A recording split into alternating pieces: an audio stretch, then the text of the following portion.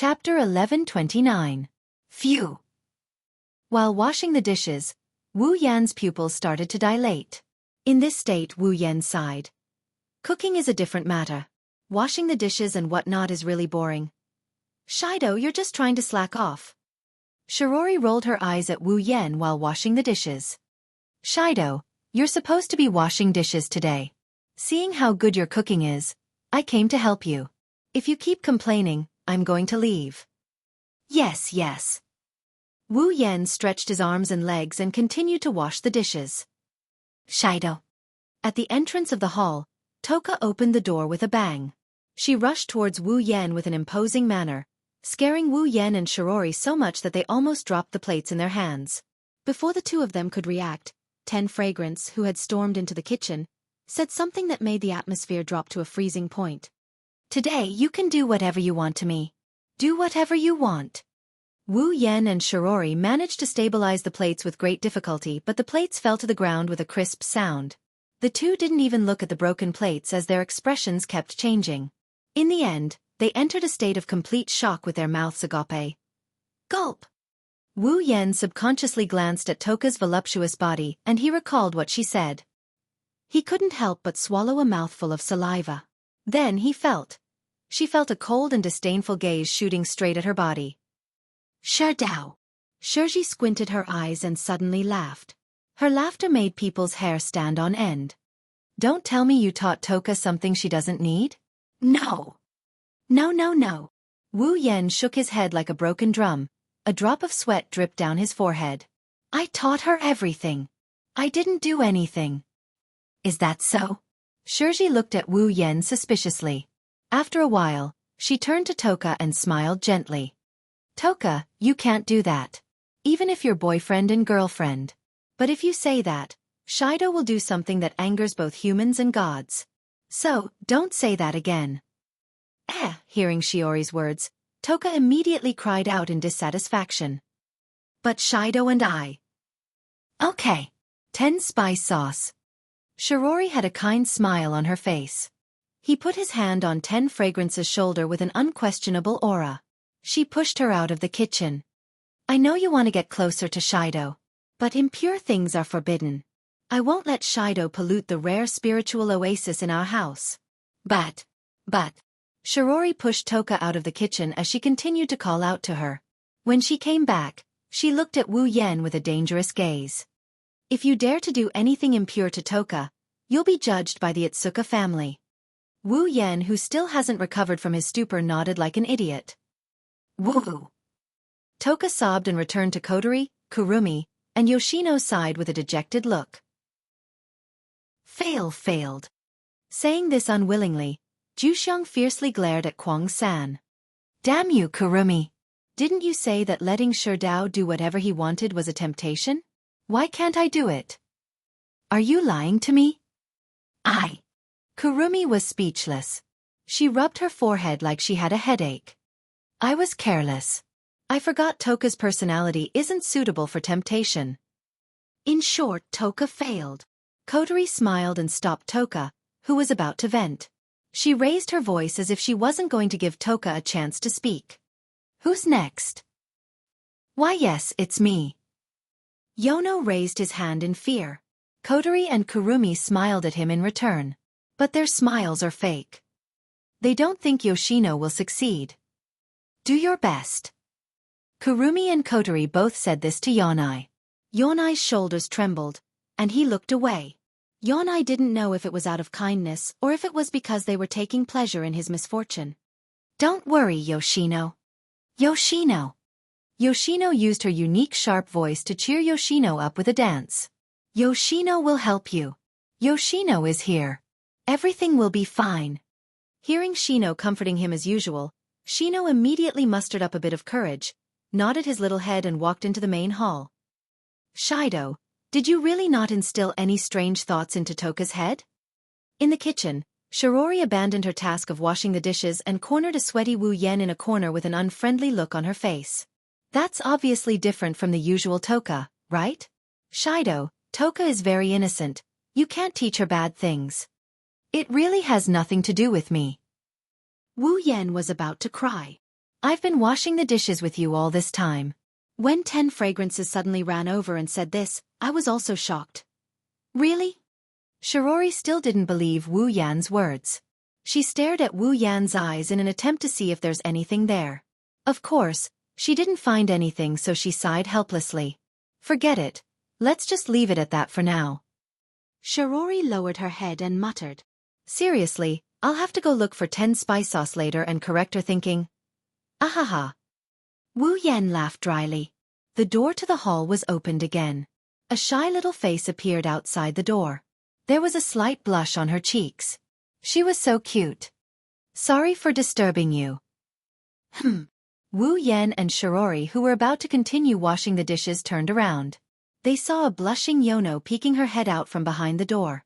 The two of them flinched for a bit. Shiori's eyes lit up with love while Wu Yan felt a bit dazed by this scene. Toka. Toka? Wu Yan rubbed the plate in his hand and laughed awkwardly. Finally, he was released from the effects of Mo Kill.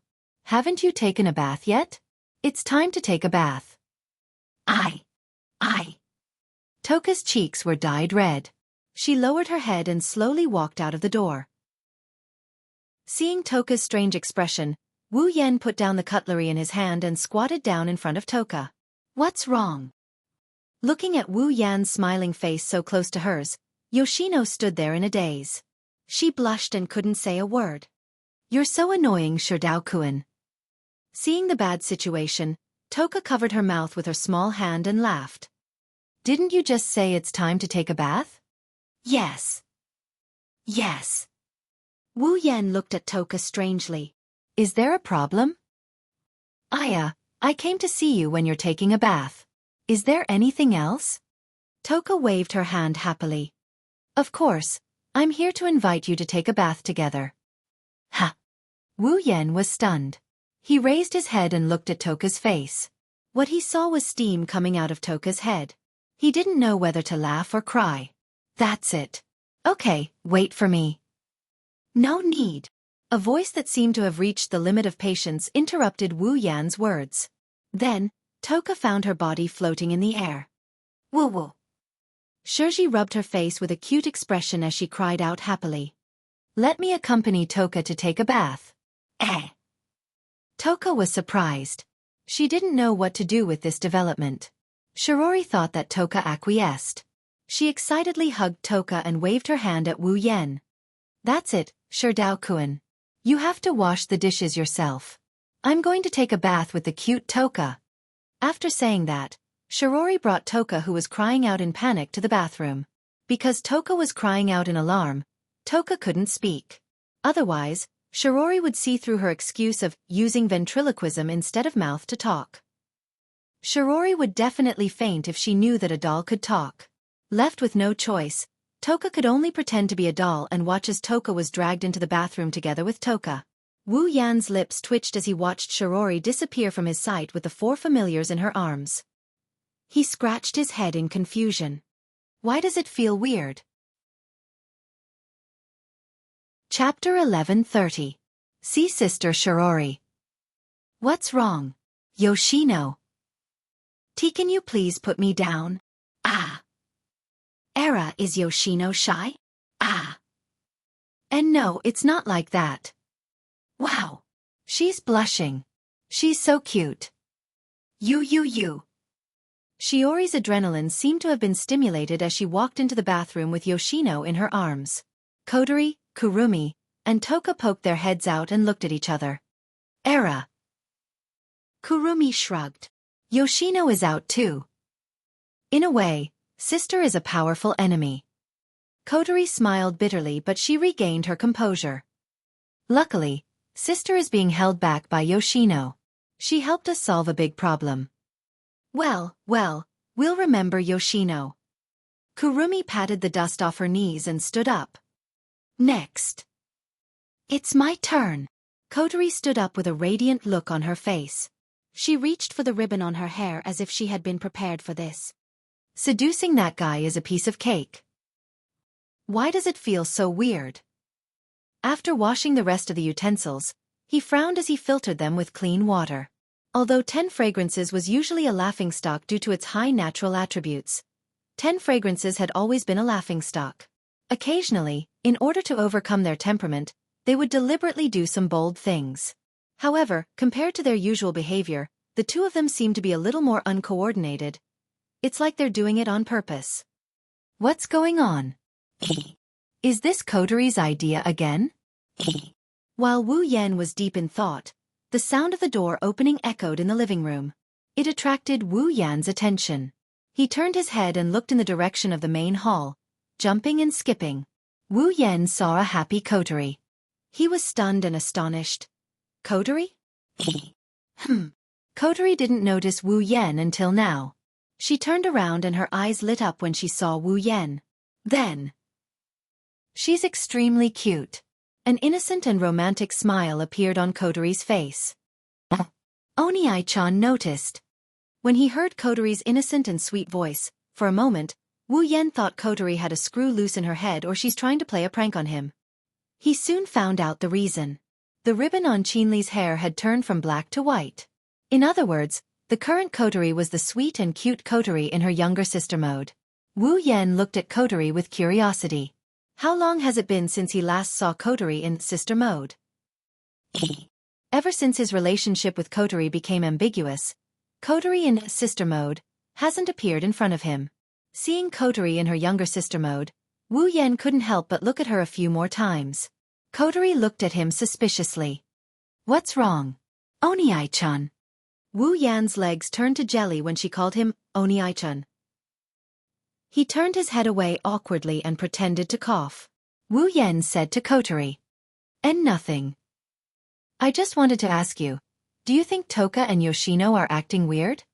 Weird. Weird? Coterie tilted her head cutely. Her big round eyes sparkled like a squirrel's. Is that so? I didn't notice anything. I see. Wu Yan scratched his face and sighed. Forget it. I have nothing to lose, so I won't pursue the matter. Onii-chan, are you upset that Yoshino was taken away by your sister? Coterie blinked her eyes and blushed. She started fidgeting with her hands. In that case, I don't mind bathing with Onii-chan. Huh. Wu Yan turned around abruptly. He looked at Coterie, who is bashful and blushing. His heart started beating faster. Bathing with sister mode, Coterie? That's fine. Wu Yan's heart started to heat up as he looked at Coterie. Coterie made a victory sign in her heart and blushed shyly. Do I really have to bathe with Onii-chan? I'm so shy. Just as Wu Yan was about to nod in agreement, he remembered something. But, didn't Shirori bathe with Yoshino? Coterie's expression stiffened.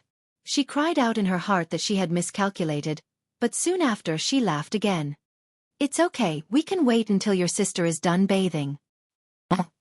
Wu Yan smiled. In that case. Halfway through his sentence, Wu Yan paused. Something doesn't seem right. Is it possible for Coterie to invite me to take a bath together? Even if it was the naive and romantic little sister mode, let alone inviting him to take a bath, she would probably blush and scream out loud after being kissed by him. Something is wrong. Could it be that Coterie is trying to trick me again for the sake of training the elves? Wu Yan's fervent gaze turned into vigilance. He put on a friendly face and he told Coterie. Okay. Let's do this. Well, I really want to bathe with you, but I'll pass today. It's Coterie's turn to be shocked. She was rejected. She was rejected by the Onii-chan, who used to push her down whenever they were alone. How? How is this possible? Why? Coterie asked. She looked up at Wu Yan with a pitiful expression. Onii-chan, do you hate bathing with Coterie? Wu Yan's heart wavered when he saw Coterie on the verge of tears. However, he was more certain. There's no way Coterie would pretend to be in sister mode, just to bathe with him. There must be something going on. How could I hate Coterie? Wu Yan rubbed Coterie's head and he continued in a serious tone. But, Onii-chan has something to do today. Coterie, let's wait until next time. Next time? Coterie shouted anxiously. It'll be too late next time. Wu Yan raised an eyebrow and a bright smile appeared on his face. Kotori covered her mouth when she realized what she just said. He didn't know what Kotori is plotting, but he is sure that there is something fishy going on here. Wu Yan refused even more firmly. Anyway, thank you for your invitation. Next time, Big Brother will accompany you to take a bath. Wu Yan rubbed Kotori's head. He didn't want to give Kotori a chance to regret her decision. He walked out of the kitchen and into the living room before heading back to his room. Wait! Kotori shouted and chased after him. Wait! Oni-chan! Era, Kotori-chan, you can't do this.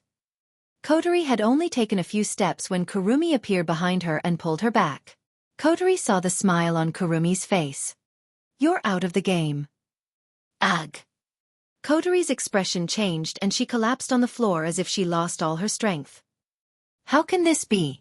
That's a perverted Oni-chan. It's my turn now. Kurumi looked down at Kotori and tilted her head with a smile. Oni-chan will be mine tomorrow during the Chishi festival. It's not like that. Kotori jumped up from the ground and puffed up her cheeks. You might fail too. If you fail, Oni-chan will have to share with everyone. Era, thanks for your concern. Kurumi grinned. She turned around and walked towards Wu Yan's room. Sigh. What a pity. Lying on his bed, Wu Yan sighed in grief. It would be great if I could do it with Kotori in her sister mode. Era, Oni-chan, you don't have to worry. Suddenly, a familiar voice and tone came from the room. Wu Yan reflexively looked at the source of the voice and what he saw made him flabbergasted. Kurumi, who is completely naked, walked up to Wu Yan with a blush on her cheeks. She maintained a graceful smile as she walked in front of Wu Yan. She reached out and caressed Wu Yan's chest with a seductive smile. Do you need me to comfort you? The fire in Wu Yan's heart finally exploded. In the hallway, Kotori and Toka looked at each other when they heard the moaning and panting coming from Wu Yan's room. They lowered their heads in dejection. Chapter 1131.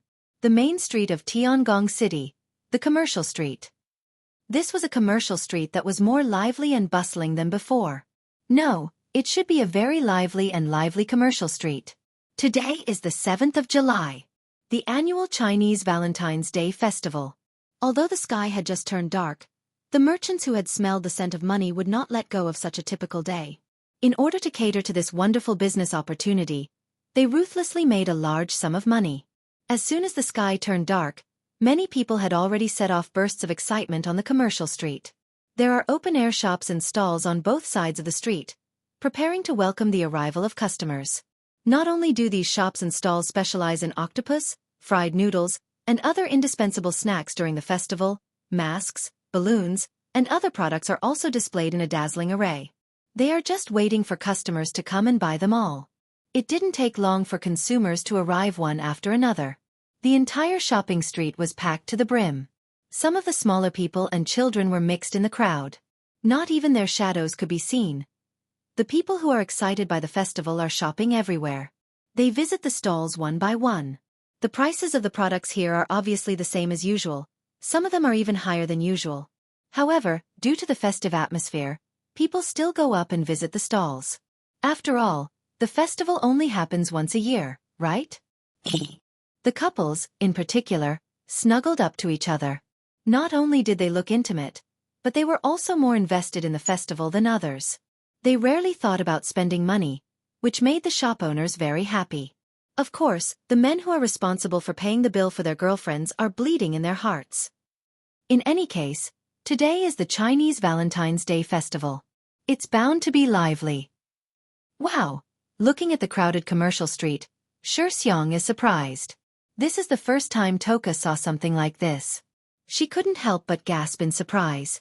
She grabbed Wu Yan's hand in excitement. Dao! Look! There are so many people. There are indeed a lot of people. Even Wu Yan is a little dazed.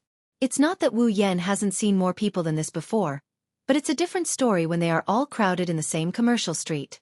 Even the festival on Itagami Island in the Blood Frenzy world. Nor was there as many people as the Chishi festival.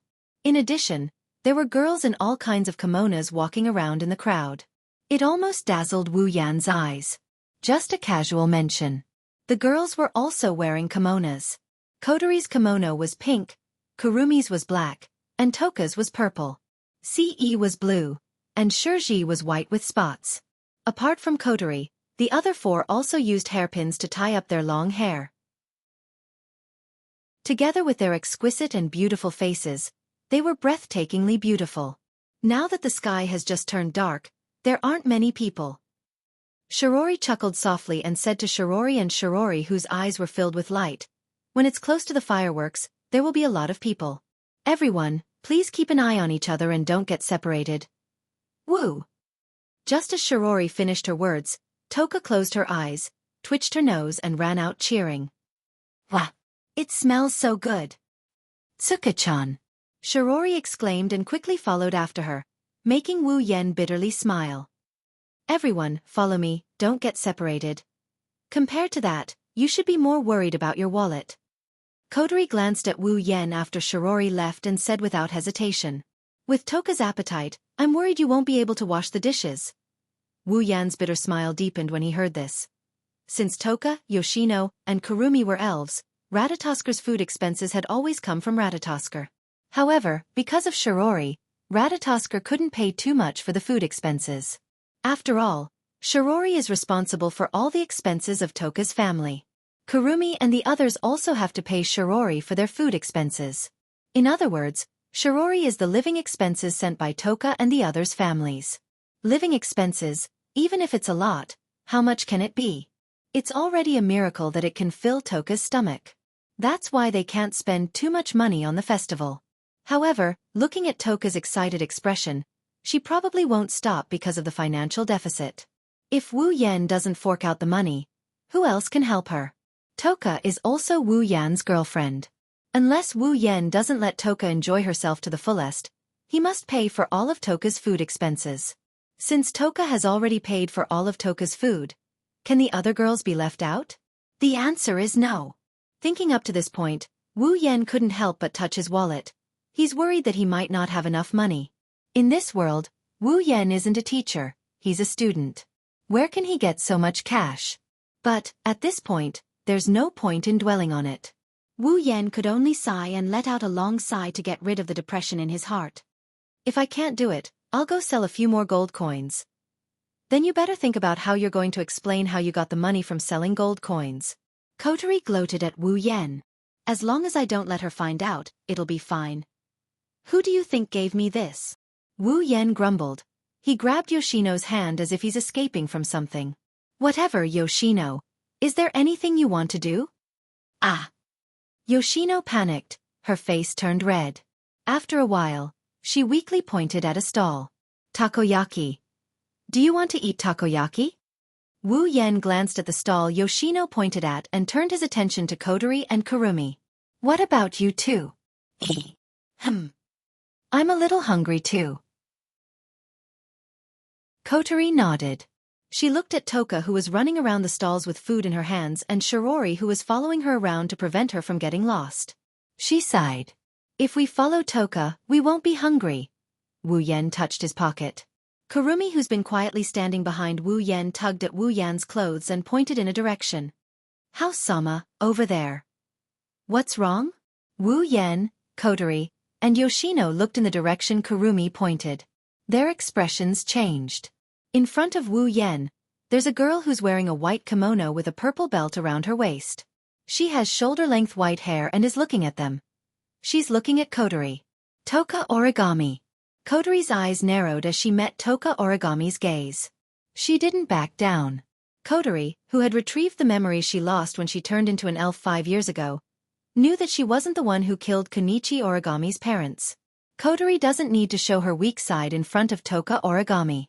She won't explain herself either. Kotori only needs to have a clear conscience. "It's Suka Kotori." Toka Origami said Kotori's name with clenched fists. It seems Toka Origami still doesn't believe Wu Yan's explanation. She's still hostile to Kotori. However, she didn't charge at them, which means she didn't deny Wu Yan's explanation. Maybe she just can't let it go. "What's wrong?"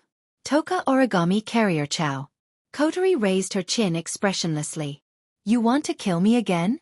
This time, I won't be merciful. That's exactly what I want. Toka Origami said coldly and glanced at Wu Yan. I want to say that, but I don't want to kill Shiori's sister before I find proof that you're the one who killed my parents. Kotori raised an eyebrow and sneered. You don't really think you can kill me, do you? Toka Origami's gaze turned cold, but her tone was calm. Maybe not before, but now, I don't think you have any fairy power. As soon as these words were spoken, the atmosphere became tense. Chapter 1132. Kotori and Tabichi Origami stared at each other in the crowd. Their eyes flickered with a sharp glint, causing the atmosphere to become tense. Shido. Oniai-san. Sensing the tense atmosphere, Yoshino shrunk back in fear and leaned on Wu Yan. Yoshino kept stroking her head to comfort her. If this had happened in the original work, the flustered Yoshino would have been able to reverse the flow of the sealed spiritual power and cause it to go berserk. As for Kwang-san, she had been standing to the side and watching all of this happen with a smile. She didn't intend to interfere or stop it. Only her wine-red eyes revealed an eager expression.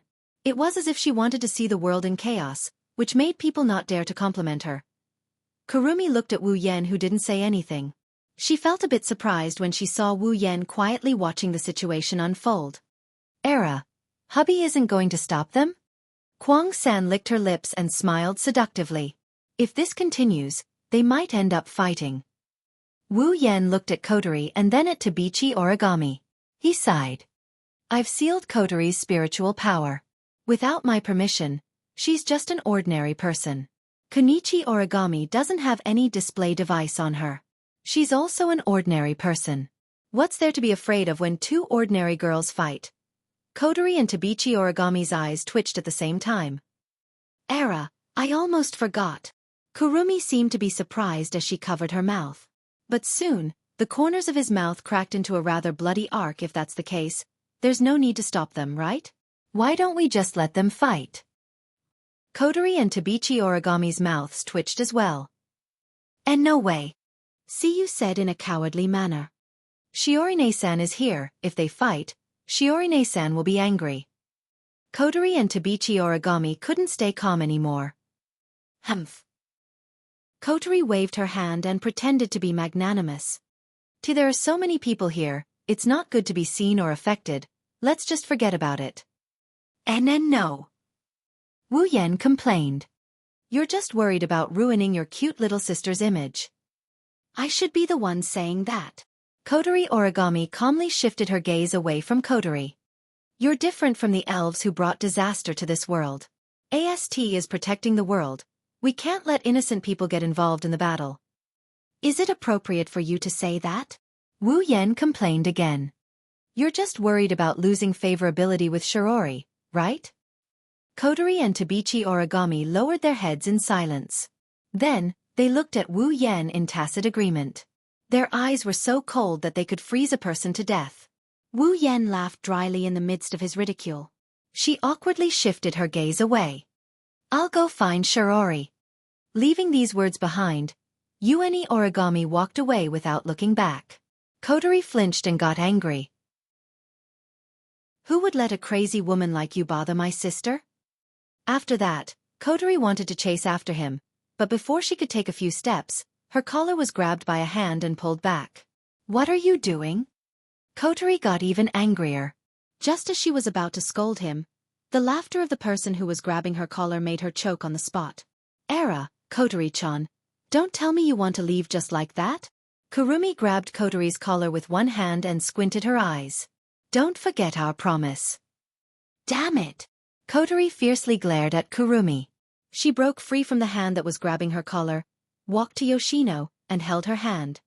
Yoshino, come with me to find my sister.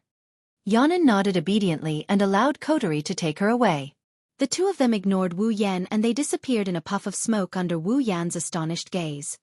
What the hell is going on? Wu Yan's mouth twitched when he realized what happened. He looked at Kurumi, who was smiling. They just left us like that? Well. It can't be helped, it can't be helped. Kurumi didn't feel a headache. Her smile got brighter and brighter. It seems the Chishi festival is coming. I guess I'll have to accompany out Susama. Ah. I guess so. Wu Yan scratched his head and looked around at the crowd. He made sure Kotori and the others weren't around and bitterly smiled.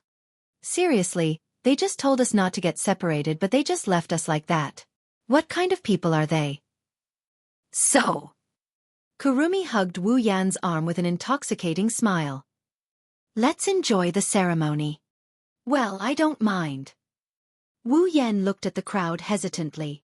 But we still have to pay for them. No need to worry. Kwang San's expression didn't change as she smiled. When Kotori left, she took out Susama's wallet with her. Ha! Wu Yan widened his eyes and he quickly checked his pockets. Of course it's empty. That damned Kotori! Wu Yan yelled. How am I supposed to walk around the festival if she took my wallet with her? Walk and chat. Ah, I also have some cash on me.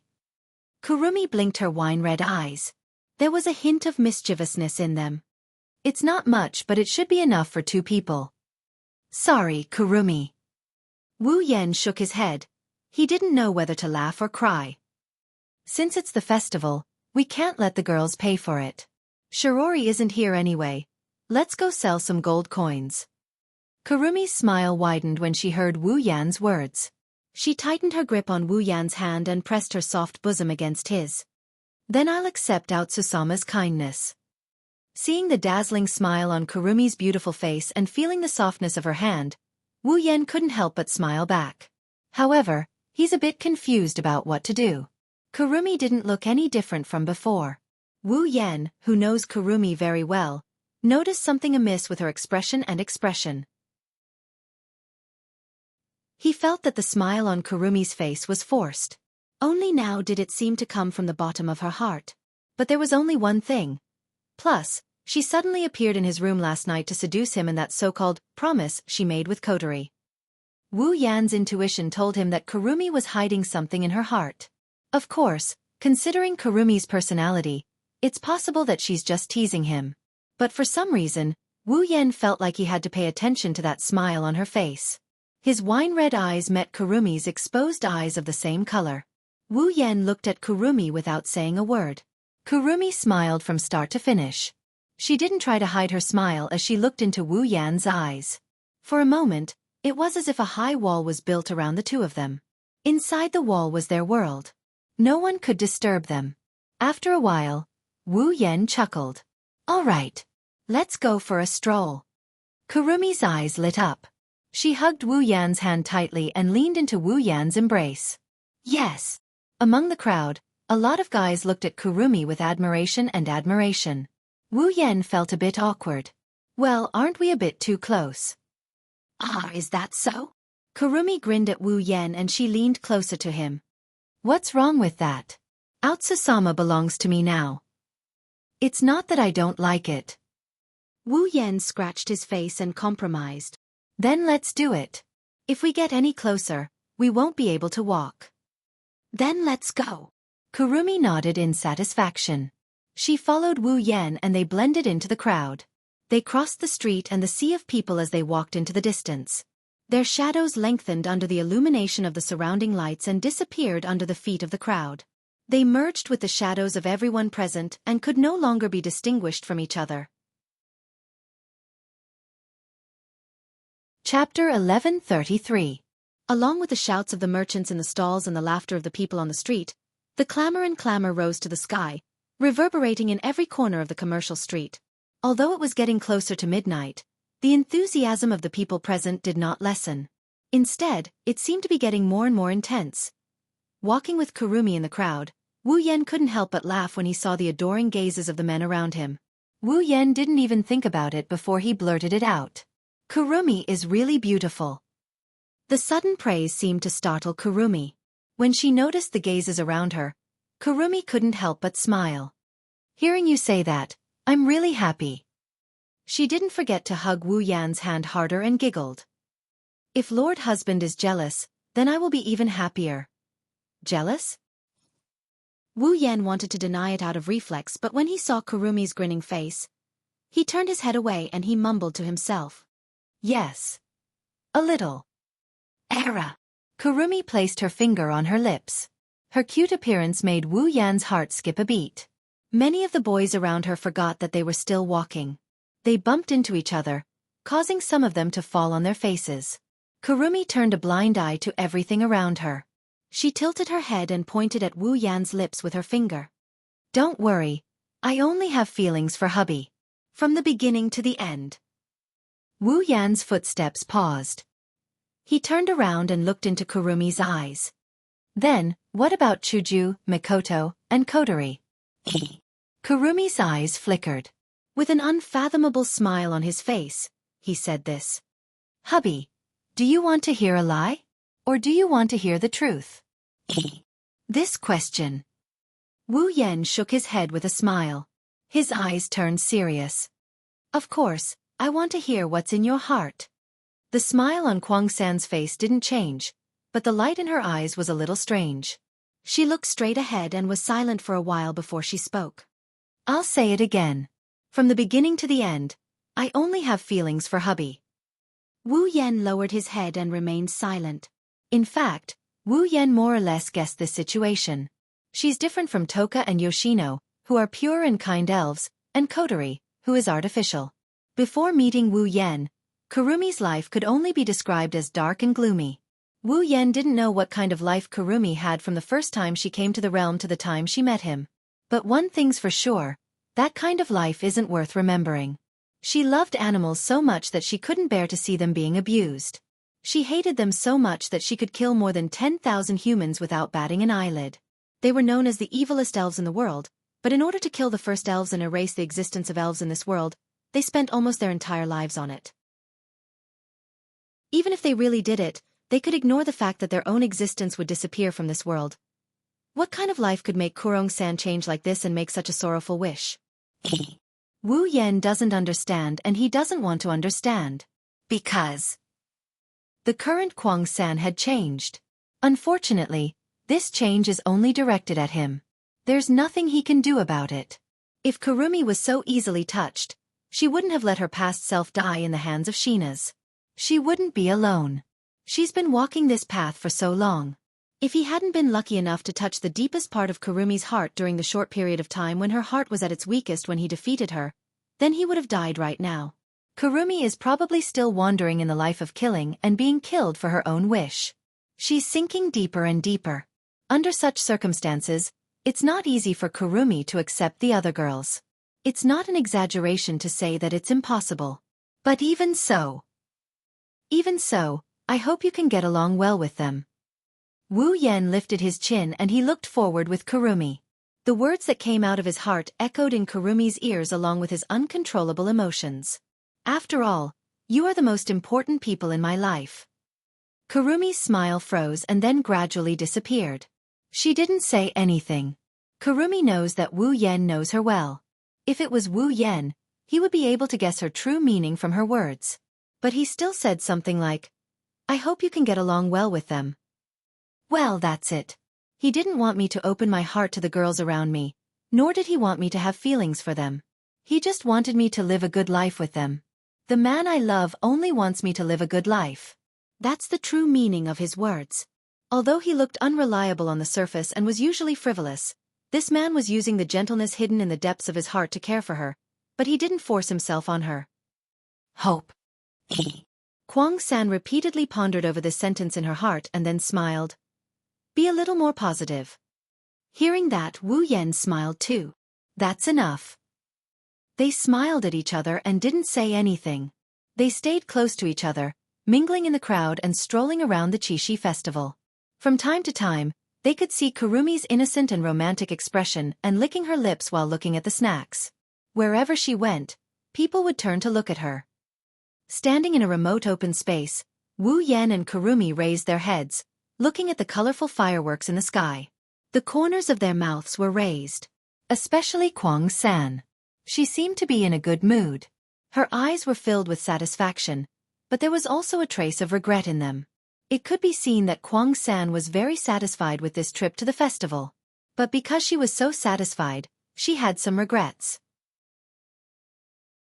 The fireworks started to bloom in the sky. It was getting closer to dawn. The lively festival was about to end. The brightly colored fireworks blossomed amidst the explosions. The colors of the night sky were reflected on Kuang San's beautiful face. At this moment, she looked exceptionally bright and moving. There was a kind of silent beauty to her. When the fireworks were about to end, Kurumi spoke like she was sleep-talking. To be honest, I'm a little confused right now. Wu Yan looked at Kurumi and didn't say anything. He quietly waited for her to continue. I got a piece of information recently. Kurumi didn't seem to notice Wu Yan's gaze as she continued talking to herself. Since the first elf appeared 30 years ago, the second elf who appeared seemed to know the identity and whereabouts of the first elf. If it was someone else who knew Kuang San, they would have been scared after hearing Kuang San's words. No matter how one listened to it, it sounded like Kurumi didn't give up on pursuing her sad wish. Wu Yan didn't react at all. Even Kurumi was surprised by his reaction. He slowly nodded and he spoke in a warm voice. Do you want to search? Kurumi lowered her head. Her eyes were a little dim. I don't know. That's why I'm confused. I see. Wu Yan pondered for a moment. Then he said something shocking. If that's the case, then let's search. Kurumi raised her head and looked at Wu Yan in shock. Only Wu Yan's gentle voice could be heard. If you're feeling lost, it means you haven't let it go yet. If that's the case, why don't you try taking action? Maybe you'll get an answer in the process. Wu Yan held Kurumi's hand and he looked into her beautiful eyes. You only need to know that I hope you can always stay by my side. Don't disappear. Looking at Wu Yan's gentle smile and gentle eyes, Kurumi couldn't help but feel a little absent-minded. Then she laughed. Aren't you afraid that I'll cause trouble again? Don't go too far. The rest is none of my business.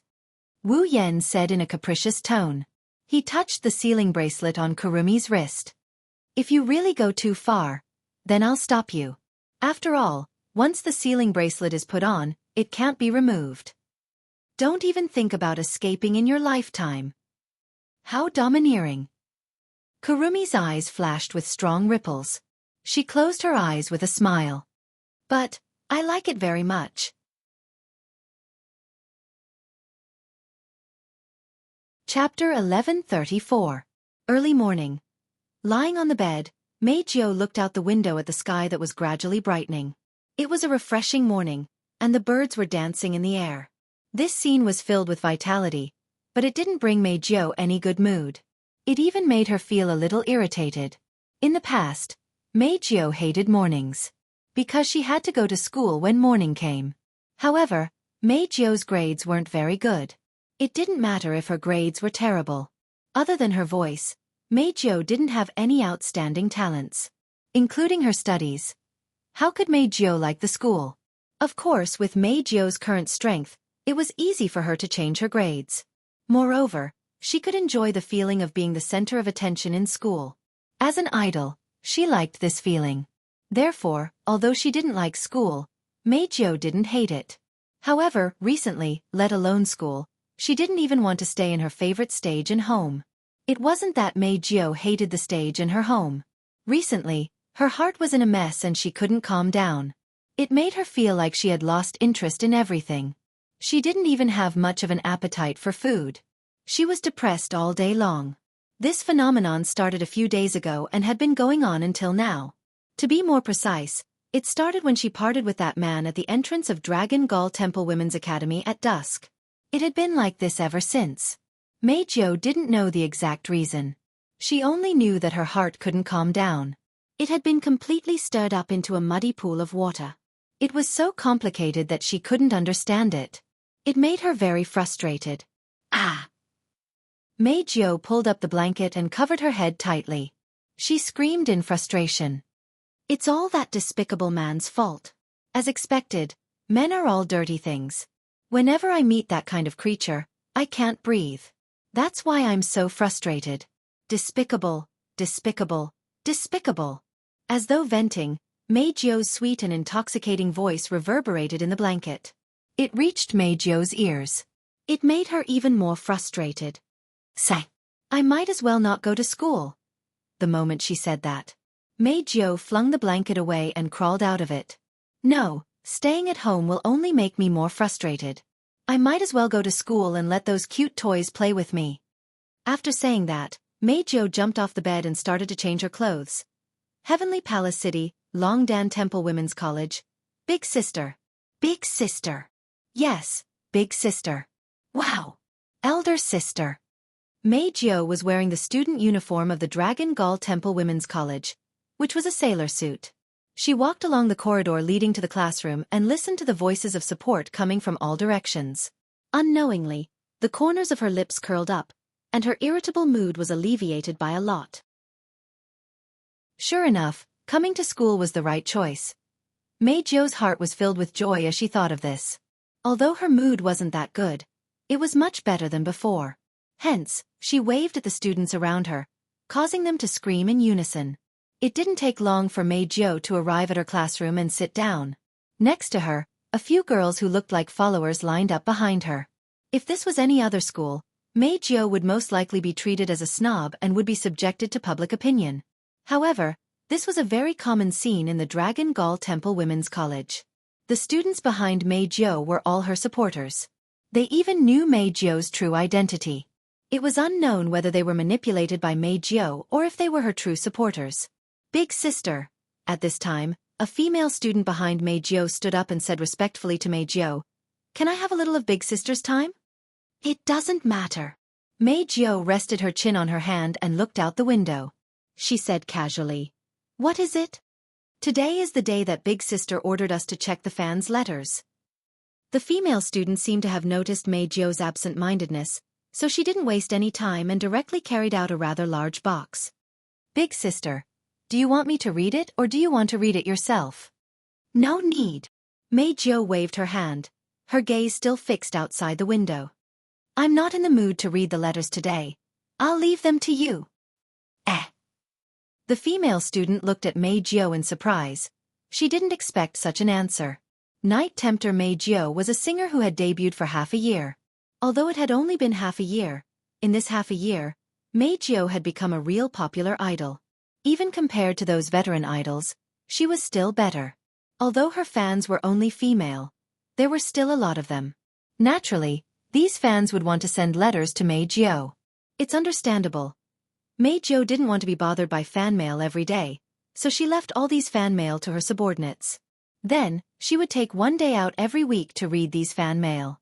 She didn't stop once. This was the first time she said she wasn't in the mood to read the letters. How could people not be surprised? "Elder sister."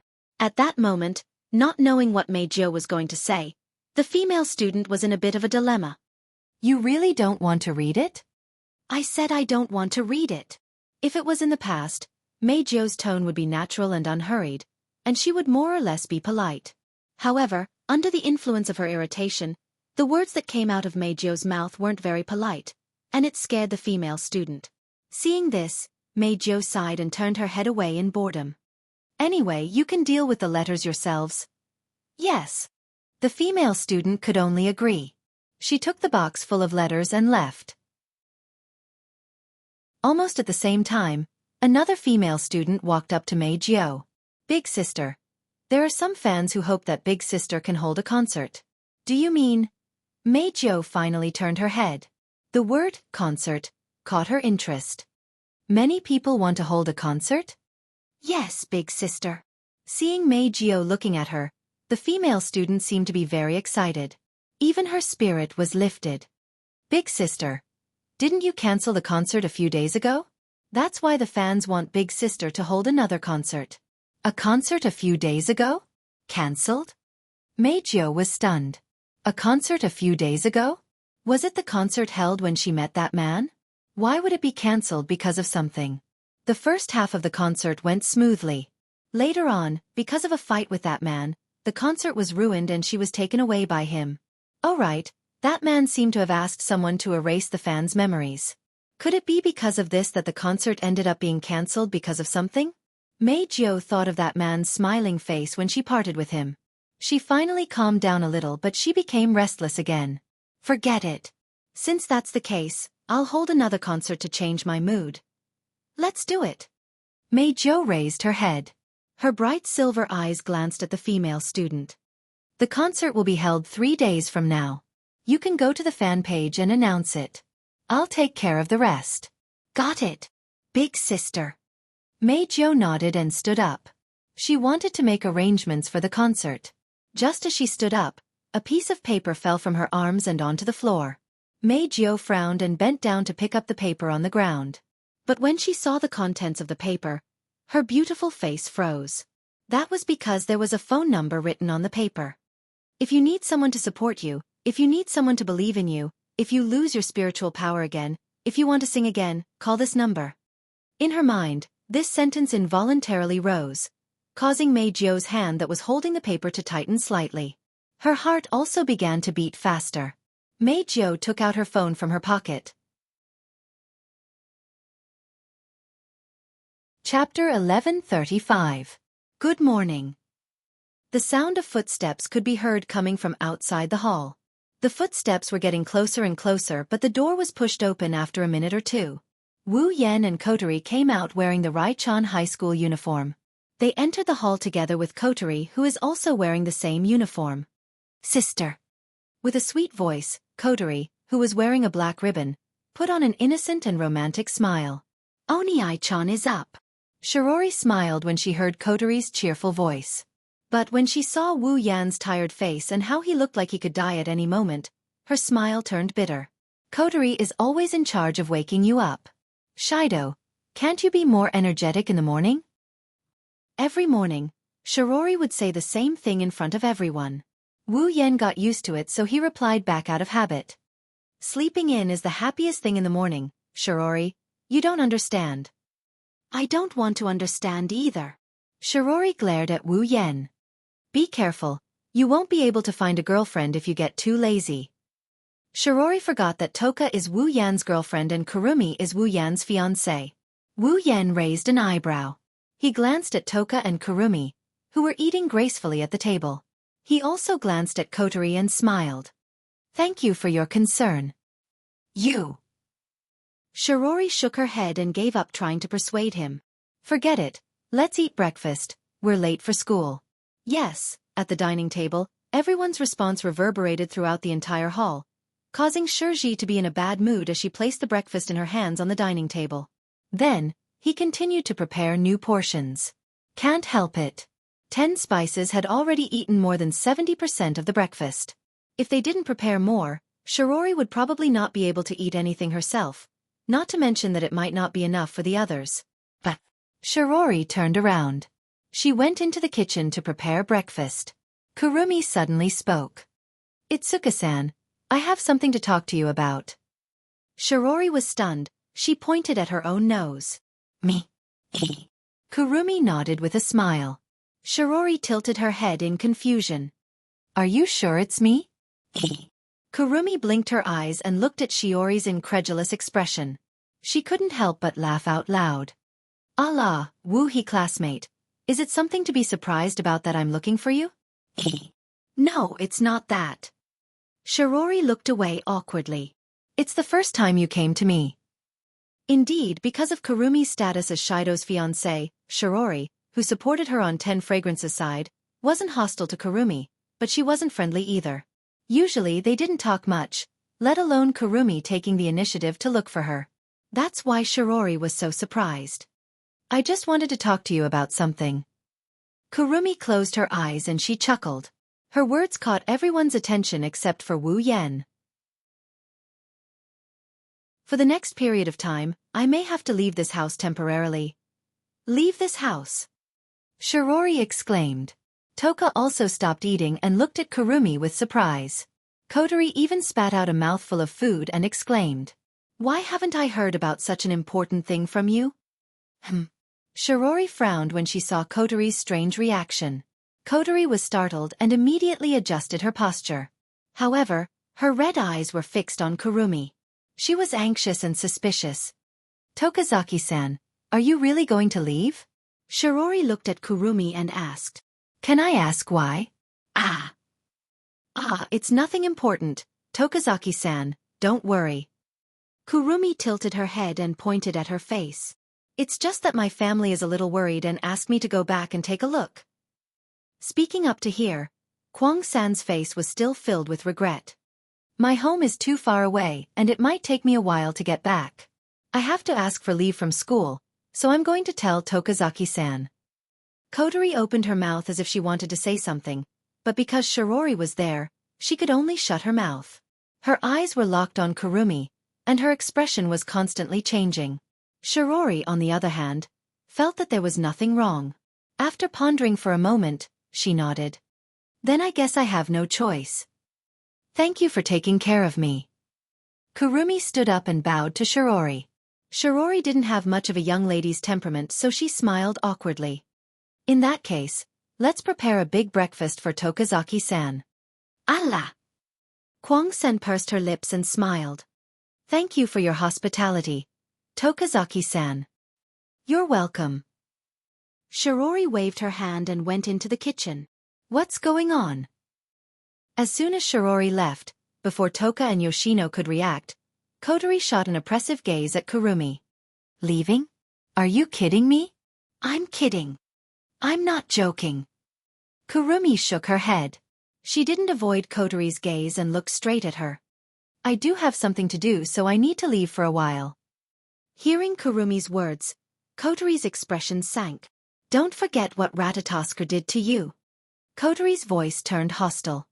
Because you are an elf, your situation is special. Ratatosker punished you by sending you into exile and monitoring you.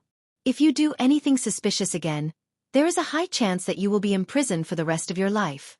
Kurumi's expression didn't change in the slightest, but she didn't say anything.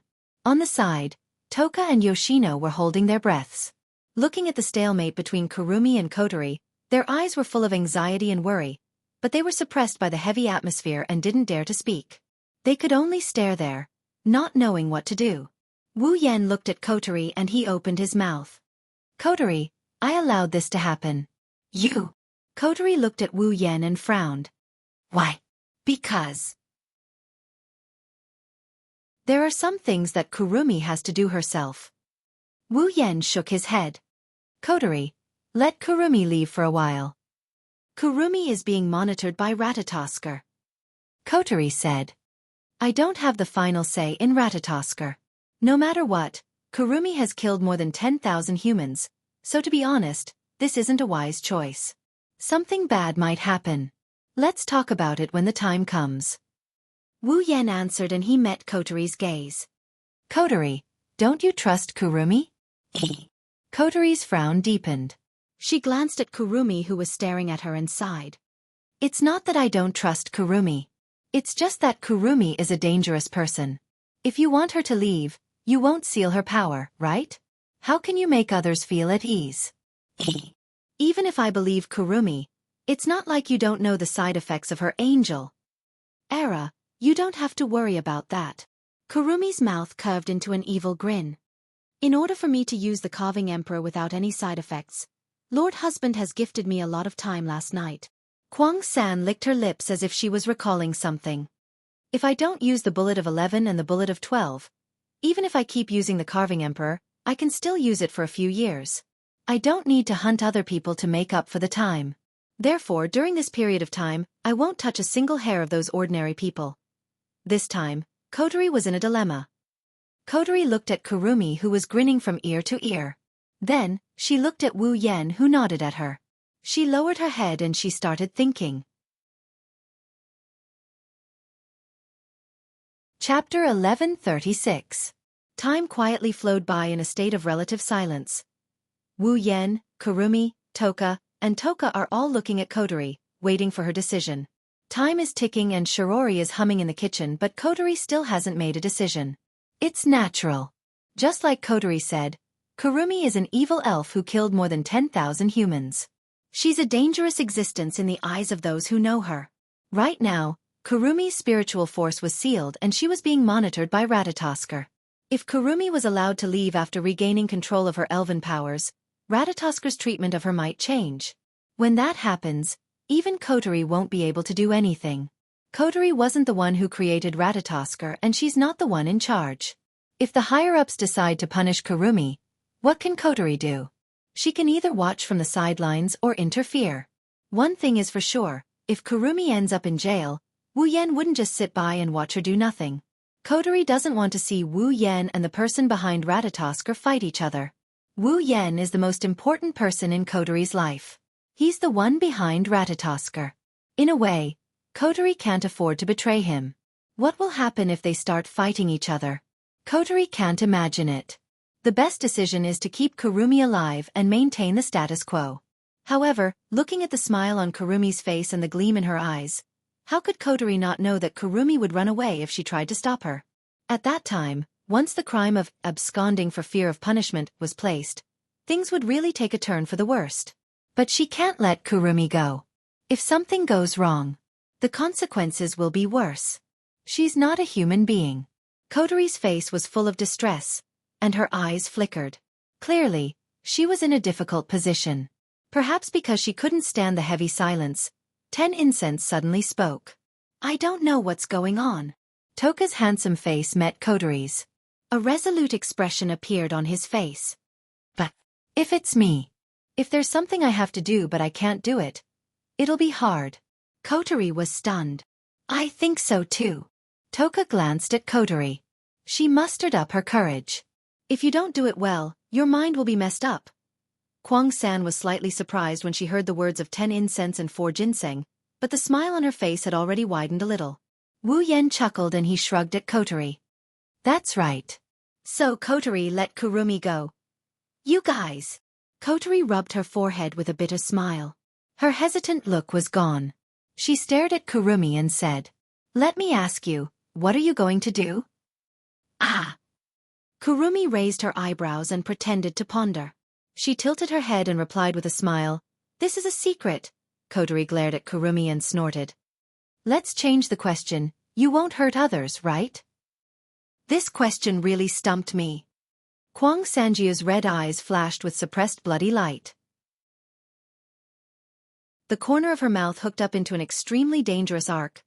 Well, at least I won't cause trouble for others, but if I'm in a bad mood, I'll leave a permanent mark on those who make me unhappy. How can I let you go like this? Kotori wanted to slap the table, but that would attract Shiori's attention. She suppressed her anger and glared at Wu Yan. Is this your decision? This is Kurumi's decision. Wu Yan answered without hesitation. I'm just saying that I support her. The bloodlust in Kurumi's eyes quickly melted away, replaced by an unprecedented gentleness. Kotori couldn't bear to watch anymore and covered her forehead. She couldn't bear to watch any longer, so she turned her head away in despair. Do whatever you want. I won't help you if something happens. That's more than enough. Kurumi's delicate face relaxed a little. It doesn't matter if Kotori agrees or not because Kurumi has already decided to look for the second elf even if Kotori doesn't agree. She has Wu Yan's support, right? For Kwang-san, this was already enough. As for whether she'll ask the second elf about the original elf's whereabouts or something else, she'll have to wait and see. After all, even Kurumi herself doesn't know what to do. She can only do as Wu Yan said, she'll try first. Following Kotori's agreement, the heavy atmosphere in the room dissipated, allowing Toka and Yoshino to heave a sigh of relief and smile. Toka leaned forward and asked Kurumi. Then Kurumi, when are you leaving? Well, Kurumi thought for a bit. I'll go to the school to say goodbye to the teachers and then I'll leave. So soon? Toka wrinkled her nose. When are you coming back? I don't know. Kurumi shook her head and glanced at Wu Yan with a smile. Maybe I'll be back soon. Maybe I'll wait until Aotsusama leaves this world. But no matter what, I'll be back. That's good. 10 Incense clapped her hands and greeted Kurumi. Hurry up and eat. Shirori said that you'll have the strength to do things when you're full. Yes. Kurumi chuckled and responded with a crisp voice. She sat down and began to enjoy her breakfast. What a troublemaker. Kotori sighed. She was still a little annoyed. What a troublemaker. Looks like I'll be busy from now on. Not only do I have to report to Ratatosker's members, but I also have to prepare for your psychic wave. Wu Yan scratched his cheek and asked Kotori. Do you want to report this to your superiors? Yes. Of course. Kotori said snappily, even though it'll be troublesome, it's still better than hiding it and causing trouble. We still have to apply for a display device from the higher-ups. If something happens at this juncture, we'll have no choice but to snatch the display device from AST and DEM. Wu Yan smiled awkwardly and shrugged at Kurumi, Toka, and Yoshino. The three elven girls giggled. At that moment, a light melody came from Wu Yan's pocket along with the vibration of something. Phone. Wu Yan blanked out for a bit before taking out his phone from his pocket. Looking at the unfamiliar number on the display, he picked it up in confusion. Hello. For a split second, Wu Yan heard sounds of panic and chaos coming from the other side of the phone. Then, a somewhat stiff and nervous voice came from the other side of the phone. It's me. Wu Yan furrowed his brows when he heard this. Then, he finally recalled the face of the owner of this beautiful voice in his mind and he exclaimed in surprise. Seducing Meijio? The air froze. The four girls looked at Wu Yan at the same time. Toka and Yoshino looked at him suspiciously. Kurumi smiled and Kotori looked at him inquisitively. Wu Yan didn't have the time to think about this. He's still in a state of shock that Meijio would call him. You actually called me. Didn't you ask me to call you? On the other side of the phone, Meijio sounded a bit nervous. She's completely different from her previous arrogant self when she attacked him. Wu Yan was confused but he still asked her with a smile. Then why are you calling me? Meijio went silent for a while before speaking again. Didn't you want to hear me sing? The smile on Wu Yan's face slowly receded and turned into a serious expression. Do you want to use your own voice? Meijio opened her mouth and her voice trembled. She didn't want to use her own voice to sing. I won't go. Wu Yan refused. I don't want to listen to a song sung by that fake voice at all. Wu Yan hung up the phone without giving Meijio a chance to respond. Hearing the busy tone from the phone, Meijio's bright silver eyes gradually dimmed. She laughed at herself. What a self-righteous man. Without this voice, who would listen to me sing? Chapter 1137. One or two will only cause me trouble. Walking alone in the dark corridor, Kotori grumbled to herself with a bitter smile on her face. Kotori has changed out of her school uniform and replaced it with the crimson military uniform she wore in Ratatoskr. Upon closer inspection, one would notice that even though Kotori was wearing a dark red military uniform, she didn't drape her coat over her shoulders as usual. Instead, she was dressed very formally, and it wouldn't be an exaggeration to call it a formal attire. On top of that, the precious pearl that was always in his mouth was gone as well. Compared to her usual frivolous appearance, she looks a lot more formal. Kotori's appearance made one think of an unruly little princess with an erratic personality forcing herself to be polite in order to attend an important banquet. Right now, Kotori was giving off such an atmosphere. Of course, if you ignore the impatient and helpless expression on Kotori's face from time to time. Kotori's footsteps and mutterings could be heard clearly in the silent corridor. She could even hear her heartbeat.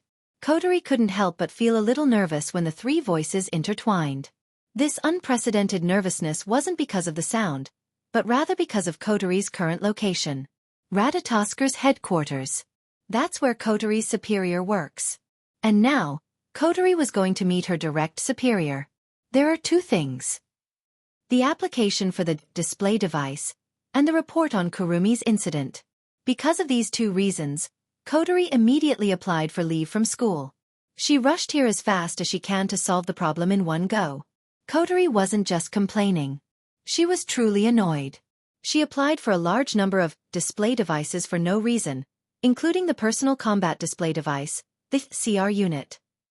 How can her superior just give it to her without asking for the reason? After all, Ratatoskr only has a small number of members and almost none of them are qualified to equip the CR unit. Why would they apply for a large number of display devices for no reason? Without asking for the reason. There was no way Yasgate Electronics would make a display just because Kotori said so. Kotori had to give him a reasonable reason to obtain these devices. And Kurong-san's matter was also a troublesome matter. In order to prevent the person most important to her from opposing her benefactor, Kotori has to try her best to convince her superior to prevent the worst from happening. Plus, she had a chance to seduce Meijio. However, she was mercilessly rejected by her brother. If Shirori wasn't there, she would have been furious. Kotori wanted to give Wu Yan a good round of cannons. Even though Kotori's spiritual power is still in Wu Yan's hands. Seriously, Nothing can stop me from worrying. Kotori rubbed her forehead and adjusted her state of mind. She walked to the end of the corridor and stopped in front of a door. Kotori took a deep breath and hesitated. Then, she knocked on the door unhurriedly. Kotori! Reporting for duty! His voice was not loud, but it echoed in the corridor. It was only after 4 or 5 seconds that it gradually calmed down. Almost at the same time, a voice sounded from the other side of the door. Come in. Hearing this, Kotori took another deep breath, pushed open the door and walked in. It wasn't a spacious office behind the door, but an ordinary study room. The 4 walls of the study were filled with bookshelves filled with books. Behind a desk in the innermost part of the study, an old man in his 50s with white hair and a long beard was sitting on a swivel chair. He crossed his arms and supported his chin with the back of his hand. He gazed at Kotori, who walked into the room with a peaceful smile on his face like an amiable old man. As soon as Kotori saw the elderly man, her expression turned solemn and her eyes revealed a look of respect. This old man is the founder of Ratatosker, Elliot Baldwin. Baldwin? Woodman. He's also Kotori's benefactor. Woodman-sama. Kotori stopped 2 to 3 meters away from the desk and bowed deeply. Seeing Kotori's respectful look, Woodman's smile widened, and he looked more and more peaceful. Long time no see, Commander Wuha. I'm relieved to see you in such good spirits. Thank you for your concern, Lord. Kotori nodded. She seemed to really respect Woodman. Woodman was gratified, but at the same time, he felt a little helpless. It's not time for the annual round table conference yet, right? Commander Wuha. Woodman straightened his back when he saw Kotori standing in front of him. The round table conference hasn't started yet and you're already here. If I'm not mistaken, you're here to apply for the display device, right? Kotori held her breath and nodded. That's part of the reason. There's another thing I need to report. Then let's talk about the display device. Woodman smiled and picked up an application form signed by Itsuka Kotori from the table. There was a lot of information written on it. If other people were to see the information recorded on it, they would definitely be shocked. That was because what was recorded on the application form were all display devices that had a wide range of uses and extraordinary performance. Other than the display devices for other purposes, just the display devices for personal combat, these CR units alone numbered in the tens of thousands. Furthermore, all of them were the latest and most powerful. When I first received this application form, even I was shocked. Woodman smiled bitterly. If all the display devices on this application form are really manufactured, then Xianxia Electronics Company might even go bankrupt. I can't believe that this application form was personally submitted by you, Commander Five River. Woodman paused for a moment before he added in a playful tone. Don't tell me this is a prank from you, Commander Wuha? Even Kotori, who respected Woodman greatly, couldn't help but smile bitterly. If Woodman said it was a prank, one can only imagine how ridiculous the display device Kotori applied for is. These display devices would all be used to equip the base in the giant beast's forest. The CR unit would also be used by the 20,000 sisters. It was equivalent to creating an organization bigger than the AST. How could Woodman not be surprised, or even shocked? Kotori had already predicted the reaction she would get from submitting this application form. Woodman was probably the only one who saw this application form. If the rest of the higher-ups saw it, Kotori would be drowned in saliva by now. But it couldn't be helped. This batch of display devices had to be obtained. Therefore, even though Kotori knew her words might cause a huge commotion, she still replied seriously with a tense expression. Commander Woodman, it's true. The smile on Woodman's face slowly disappeared. Looking at Kotori's serious expression, he frowned deeply. Commander Wuha, you should know how unrealistic your request is, right? Woodman looked at the application form in his hand and closed his eyes as if he couldn't bear to look at it. Even if Xianxia Electronics has the ability to create the display device above, the budget spent on it is definitely an extremely huge amount. If it is really implemented, Xianxia Electronics will definitely be emptied and will only exist in name. Woodman looked straight at Kotori. Commander Wuha, do you understand how unreasonable this request is? Yes. Yes. Under Woodman's gaze, Kotori didn't seem to notice anything. Her expression didn't even change, but she said something that made Woodman's expression change. Therefore, I will be responsible for the cost of creating the display devices. Chapter 1138. Therefore, I will take full responsibility for the cost of the device. Woodman's expression changed when he heard Kotori's serious words. In this world, there were only two organizations that had the ability to create display devices: At Electronics Company and DEM. As the only two organizations in the world that have the technology to create the device, they might not be the richest in the world, but they are definitely one of the wealthiest organizations. Under such circumstances, Xianxia Electronics would face the danger of losing all of its funds to manufacture the display device Kotori requested. It wasn't hard to imagine how much funds Kotori needed to manufacture the display device. However, Kotori said she will take full responsibility for the cost. Apart from her identity as the commander of Ratatoskr, Kotori is just a little girl from an ordinary family.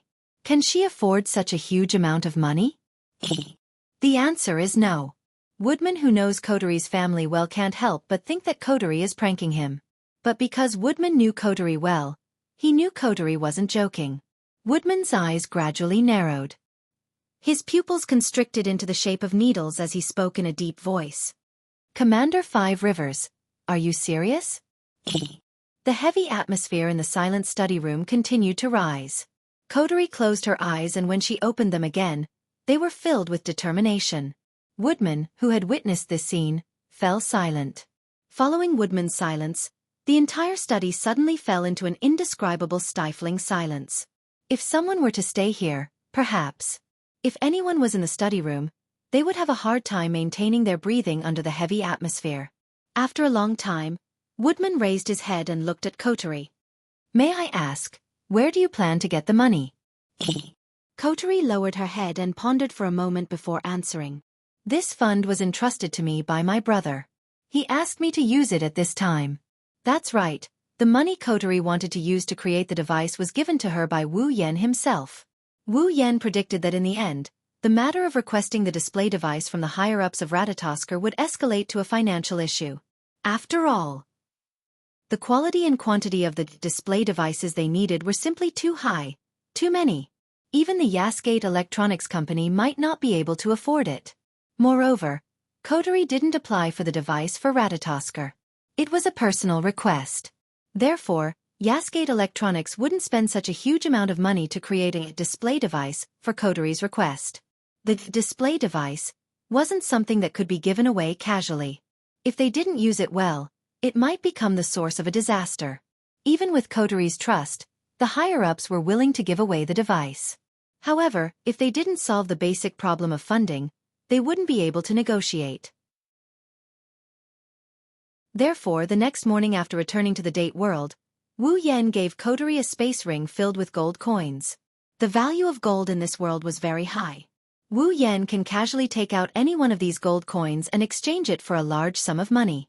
If he were to take out all the gold coins in the ring of gold, then the sum of all the wealth in the world wouldn't even amount to 1/10,000th of the gold coins in the ring of gold. Wu Yan only needed to take out a drop in the ocean of gold from the ring of gold, and he could use it to create these devices. This would make the base in the giant beast forest more secure and the 20,000 Misaka sisters more powerful. Why wouldn't he do it? If it wasn't for the gold coins, Kotori wouldn't have dared to submit the application. Upon hearing Kotori's words, Woodman was taken aback. Shortly after, he recalled something. He suddenly thought of something and his expression turned serious. You must be referring to the mysterious person who isn't an elf or a magician but has power comparable to an elf, right? Kotori nodded slowly. Woodman fell into deep thought. Woodman had already noticed Wu Yan when he first arrived in this world with the spacequake. Both AST and DEM thought Wu Yan is a spirit, but Kotori's connection made it clear to Woodman that Wu Yan isn't a spirit. Of course, Woodman didn't know Wu Yan's true identity. Kotori didn't report the fact that Wu Yan is a vampire to the higher-ups. Before becoming Wu Yan's summon, Kotori didn't even know where Wu Yan came from. How could she report that? Thus, in the eyes of Woodman and the other Ratatoskr members, Wu Yan is shrouded in mystery. There's nothing about him that isn't a mystery. Now, this enigmatic existence took out a large amount of money to create a large number of display devices. Fifth River Commander. Woodman looked at Coterie with a meaningful gaze. Don't tell me that the display devices you applied for is what your brother needs? Coterie narrowed her eyes for a moment before she relaxed and answered truthfully. Yes, Lord Woodman. Just as you guessed, it was my brother who requested the display devices. Woodman pursed his lips, and a look of dissatisfaction appeared in his eyes. Fifth River Commander, the display devices aren't something that can be given away. If someone uses them for evil purposes, do you know what will happen to this world that's already facing a disaster? Lord Woodman, I understand your concern. Coterie looked up with a bitter smile. But I think that your concerns are unnecessary. Woodman's interest was piqued by Coterie's words. Why? The reason is simple. Coterie took a deep breath. Her red eyes flashed. If my brother wants to destroy this world, no one can stop him. He doesn't need the display devices at all. Woodman's expression changed drastically as overwhelming waves surged in his heart. Even his hands were clenched into fists. His shrewd eyes rippled with waves that were difficult to suppress. No one can stop it? Woodman closed his eyes as if he didn't want others to see him lose his composure. The corner of his mouth curled up into a smile, but that smile seemed forced no matter how one looked at it. Looks like the real danger in this world isn't the elves but this mysterious existence. Seeing how Woodman was trying his best to suppress something, Coterie felt a little apologetic, but that was the truth. If Wu Yan really wants to destroy this world, all he needs to do is release a vassal beast and have it run around the world. Then the world will enter the Stone Age. The only way to deal with familiars was to use mana to neutralize them. However, in this world, mana wasn't real mana. It was just a form of energy that powered the display device. It couldn't deal with familiars at all. Coterie was only speaking the truth. All right. The application for the display devices is approved. Woodman looked at Coterie and said in a deep voice, but I hope that existence will always be on our side. Coterie finally let out a sigh of relief and respectfully agreed. Don't worry, my brother has unimaginable power but he doesn't have much ambition. As long as there are no accidents, he won't do anything. That's good. Woodman nodded with a kind smile on his face. I will be in charge of the display devices. Make them as soon as possible. Of course, you'll have to fork out the funds yourselves. At Electronics can't afford it. Yes. Coterie bowed and hesitated for a moment. One more thing, Tokisaki Kurumi has left the Atsuka family. Tokisaki Kurumi left. Woodman furrowed his brows and said with uncertainty. Is it your brother's idea again? Yes. A little. This. Woodman smiled bitterly. He's pretty much certain that the most dangerous existence in this world is Wu Yan. They have a way to deal with the elves but they don't have a way to deal with Wu Yan.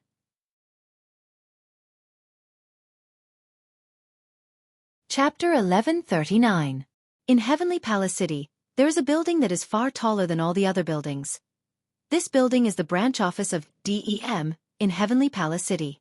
Because Heavenly Palace City is the place where space tremors happen the most frequently in recent years, it is also the place where elves appear the most frequently.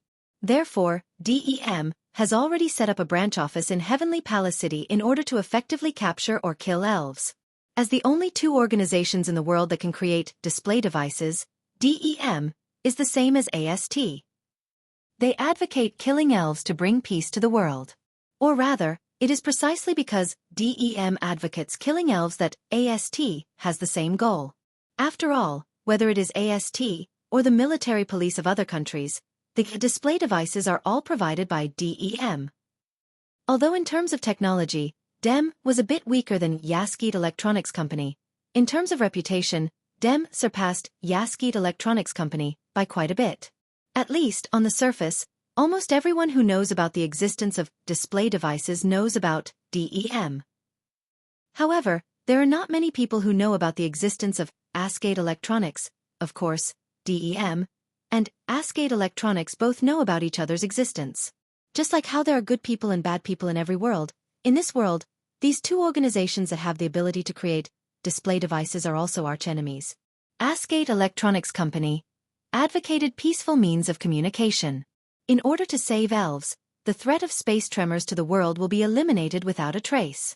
DEM advocates using force to suppress and destroy elves to bring peace to the world. How can two organizations with completely opposite natures not become archenemies? Of course, this is only on the surface.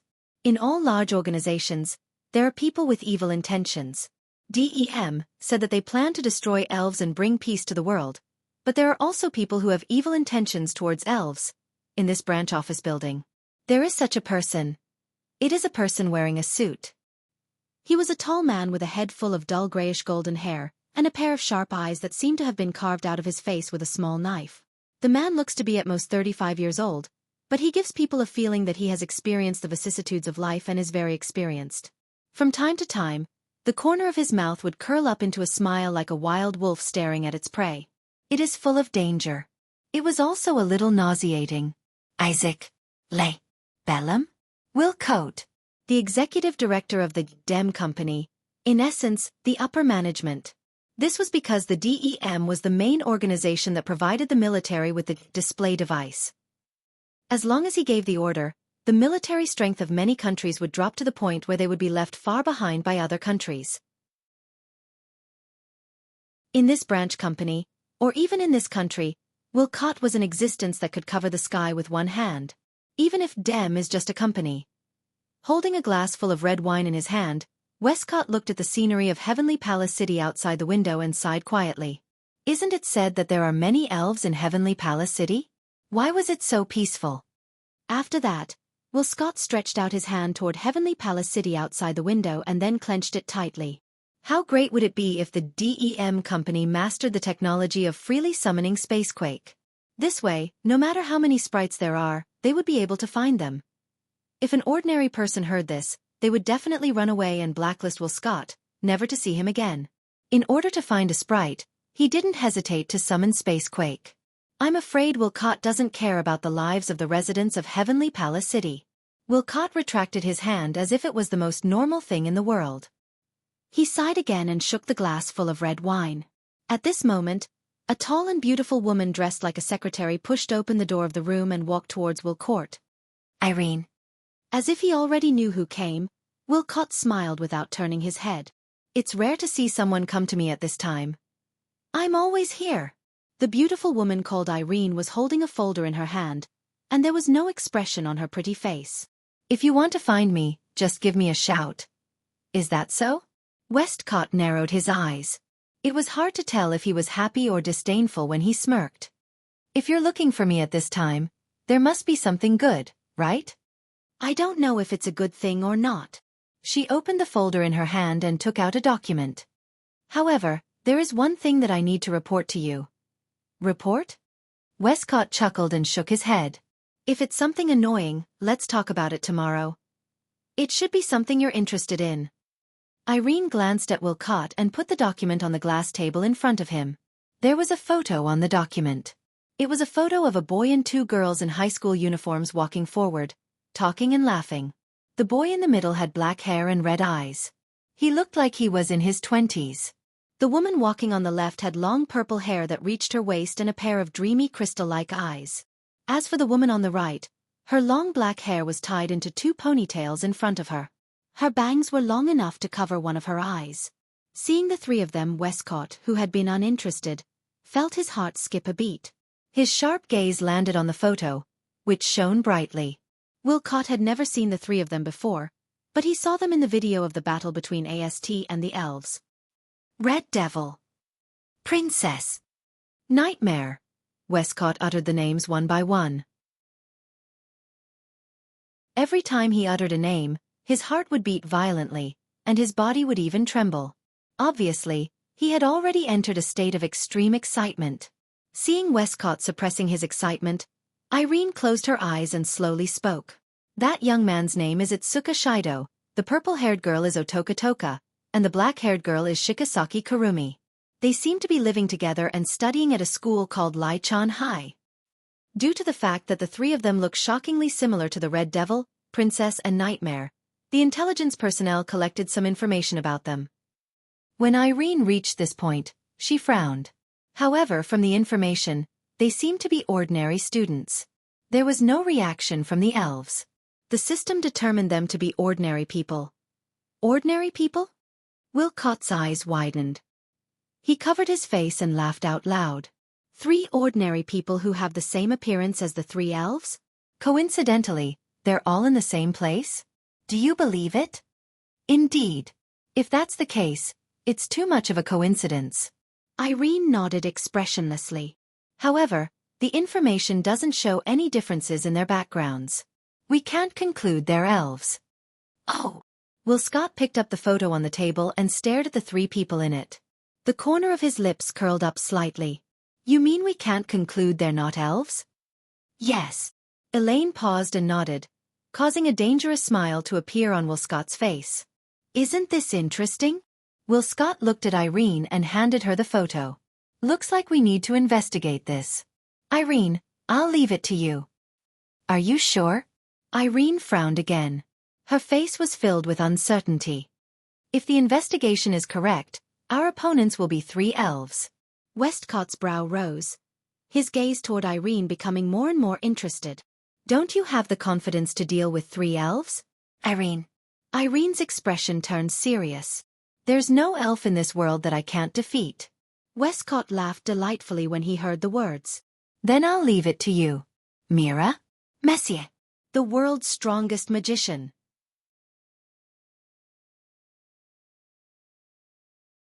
Chapter 1140. Tiangong City, Lichon High School, Teacher's Office. Tokisaki classmate, are you sure you want to take such a long leave? A petite teacher who had the face of a high school student or even a junior high school student, said regretfully to Kurumi, who was standing in front of her and exuding an elegant aura. We're going to have a trip soon. If you take such a long leave, you won't be able to go. Kurumi was slightly startled, then her face was full of regret. Is that so? That's a pity. If possible, Kurumi really wanted to go on a trip with Wu Yan. It's really unfortunate that she chose to leave at this time. Kwang Sen forced a smile in his heart. But my family is already urging me, so. Then, there's no other way. The child-faced teacher lowered her head. She looked like a primary school student who was about to cry after being bullied. Even Kurumi couldn't help but doubt in her heart at this time. In front of her, is the teacher with a child-faced big boobs really almost 30 years old? Then, Tokisaki classmate, I hope you can come back soon. The teacher tilted her head and smiled. Even if you can't go on the trip, there will be a large-scale cultural festival held by 10 high schools in Tiangong City. It's an annual event. Tokisaki classmate, if you miss this, it will be a real regret. Tiangang Festival. Kurumi blinked her eyes and a charming smile appeared on her face. That's really exciting. I'll solve my problem as soon as possible. That's good. Okamoto nodded with satisfaction. Coming out of the teacher's office, Kurumi slowly put away the smile on her face and sighed as if she was tired. Next, Kurumi will go to find the whereabouts of the second elf and temporarily leave here for a while. Thinking that she was about to leave here, Kurumi's heart was more or less worried. It's not that she didn't want to come to Lichon High School. It's also not that she didn't want to leave her classmates. From the beginning to the end, there was only one person who could make her feel reluctant. Her wine-red eyes flickered a few times. Kurumi couldn't help but look in the direction of the classroom. She wanted to see Wu Yan. At least she wanted to say goodbye. But she was afraid. After meeting Wu Yan, she would be reluctant to leave. Standing at the door of the teacher's office, Kurumi's beautiful eyes were filled with hesitation. In the end, she gave up. Anyway, it's not like we won't meet again. Regardless of whether she found the second sprite or not, or whether she resolved the confusion in her heart, she would still come back. After all, Kwang San's life had long since merged with the only man who could move her heart. For the time being, I have to go back to my old self. Kurumi muttered. She then lifted her feet and walked towards the school gate. Walking on the sparsely populated street, Kurong 3 entered a small alley. She didn't stop until she reached the end of the alley where there wasn't a single trace of light. Then, she turned around and walked back. Era, are you not going to come out? The light and agile voice wantonly fluctuated in the narrow alley, spreading far and wide. Not long after, it stopped and returned to silence. But Kurumi kept a smile on her face. She stared straight ahead as if someone was standing right in front of her. In fact, that's the truth. Not far in front of Kurumi, there's a figure standing there. No, figure isn't the right word. To be more precise, it's a blurry image. If Kotori was here, she would recognize it. Because it's the shadow that gave Kotori the spirit crystal 5 years ago, turning her into a sprite. Phantom. Squinting his eyes, Kwang San's smile rose again, looking ferocious and bloodthirsty.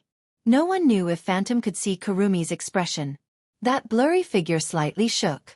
Then, a strange voice reverberated in the air. It was hard to tell whether it was a man or a woman, high or low. It had an inconceivable feeling. It was impossible to tell if the voice belonged to a man or a woman, high or low. When did you find out? Kurumi raised an eyebrow, her only exposed eye curved into a crescent moon shape. The moment I came out of the office. Hearing Kwang San's words, the Phantom's blurry figure shook a few more times and spoke noisily. Then, why didn't you inform your husband Sama? I wanted to, but you would have left by then, right? Kurumi shrugged her shoulders. She looked at the Phantom with a bloody glint in her eyes. But, I admire your courage. You know he's in Lai Chan High, yet you still came here. Do you think you're a match for him? I don't know if I'm a match for him, the Phantom said. But I know you need me. Kwang San's eyes narrowed. His body emitted a strong light that disappeared in a flash. When the light dimmed, a black and red spiritual equipment appeared on his body. Kurumi raised the gun in her hand and aimed at Phantom. Her golden eyes locked onto Phantom, as she sneered. You don't think I'll betray him, do you? You won't. The Phantom paused for a moment. Someone as depraved as you will open your heart and accept someone? He. Kwang San giggled strangely. Her laughter made people's hair stand on end. You don't understand his gentleness at all. How would you know how important he is to me? Phantom fell silent when she heard that. Seeing Phantom go silent, Kurumi was bored. She put away the gun in her hand and turned around. Just as she was about to leave, Phantom opened her mouth to speak. You've gained enough time from him to achieve your goal, right? Kwang San's footsteps abruptly stopped. He froze on the spot and lowered his head. Every number on the Angel of Kurumi, the engraving emperor, contained the ability to manipulate time. These abilities would consume Kurumi's time every time they were used. Only the bullet of 11 and the bullet of 12 were slightly different. These two bullets would consume the same amount of time as an elf's life. That was why Kurumi needed to absorb the time of humans to replenish her life.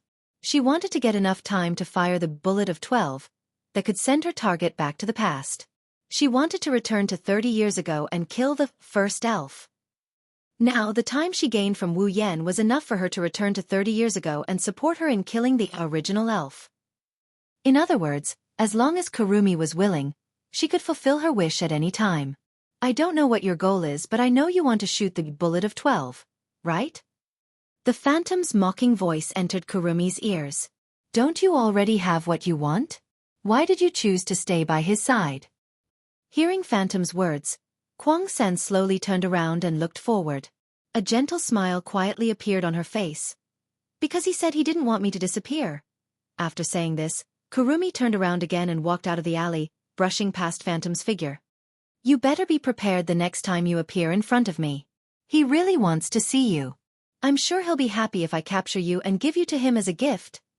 Phantom seemed to have turned around as well. Her blurry figure flashed, and she looked at Kurumi, who was walking away, and suddenly said, You're right. The second elf was imprisoned by the Dem. Also, the Dem has his eyes on the person in your heart. Kurumi turned around and looked at the Phantom.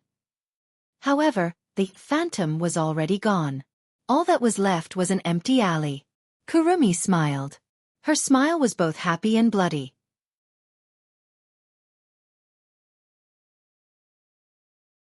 Chapter 1141. Not coming back? Wu Yan frowned as he listened to Kotori's voice on the other end of the line. What's wrong? Is there a problem with the negotiation? No, there's no problem with the negotiation. The display device and Kurumi's matter have been solved perfectly. They've already agreed to make the display device we need. They've also turned a blind eye to Kurumi's matter. It's going very smoothly. That's good to hear. Wu Yan felt a weight lifted off his shoulders. The main reason he returned to the Date Battle World was to obtain the display device that he planned to use to strengthen the Misaka sisters' CR unit. If he couldn't complete this task, it would be a real headache. As for Kurumi, she already got enough time from him, so she doesn't need to attack anyone else. She shouldn't be able to cause any trouble, so Wu Yan isn't too worried about that. Since everything is going well, why aren't you coming back? Wu Yan tilted his head in confusion. Don't tell me there's something troublesome and you want to take it all on yourself? It's a pity. Although I did plan to do so in the beginning, it was too late. But he didn't give me a chance. Kotori sighed with a hint of displeasure. It's just that it's almost time for the annual round table conference to be held again. Instead of rushing back in a hurry, why don't we just finish the round table conference here before going back? The so-called round table conference was, in fact, a group formed by the high-ranking officers who founded Ratatosker. The chairman of the round table conference was Woodman. Kotori was also a member of the round table conference and was appointed as the commander of Ratatosker. As for the rest of the council members, some of them were higher-ups of Yasgate Electronics. Some are supporters who share the same goal as the Round Table Conference. Their true identity is only known to the other members of the Round Table Conference. However, to say that they had the same aspirations was nothing more than words. Kotori's displeasure could be heard from her tone. Some of the people in the Round Table Conference. In fact, she really hated it. This proves that some of the people in the Round Table Conference have bad intentions. However, on the surface, they were indeed supporting Ratatosker's operation. In Ratatosker, whether it was the display device needed for the elves or the operating funds, Ratatosker didn't have much money. Kotori, as the commander of Ratatosker, couldn't ignore the round table even if she hated this kind of person. Furthermore, while there were some who harbored evil intentions in the Round Table Conference, there were also some who truly advocated for saving the elves. No matter what, Kotori has to participate in the annual Round Table Conference. Wu Yan admired his sister. She was only a 15-year-old girl, yet she was able to become a council member and the commander of Ratatosker at such a young age. In a way, Kotori was even better than Shokuhu Misaki. At the very least, Shokuhu Misaki's wisdom is mostly due to her ability to control others' minds. Kotori, on the other hand, relied on her own ability to walk down this path, so how could she not be admired? I understand. I'll use the excuse that you're going to stay at your friend's house for a few days. Wu Yan nodded. In a few days, it's time to go on a study trip. Shirori is also worried about leaving you and Yoshino at home. Let Yoshino stay in Fraxinus for a few days. I'll tell Shirori that you brought Yoshino to your classmate's house. Aha, let's do that. Kotori nodded in agreement. Then, she remembered something and said, I've put Shinzuki in charge of Ratatosker. Contact him if you need anything. Shinzuki. Wu Yan scratched his cheeks. Can he do it? Don't worry.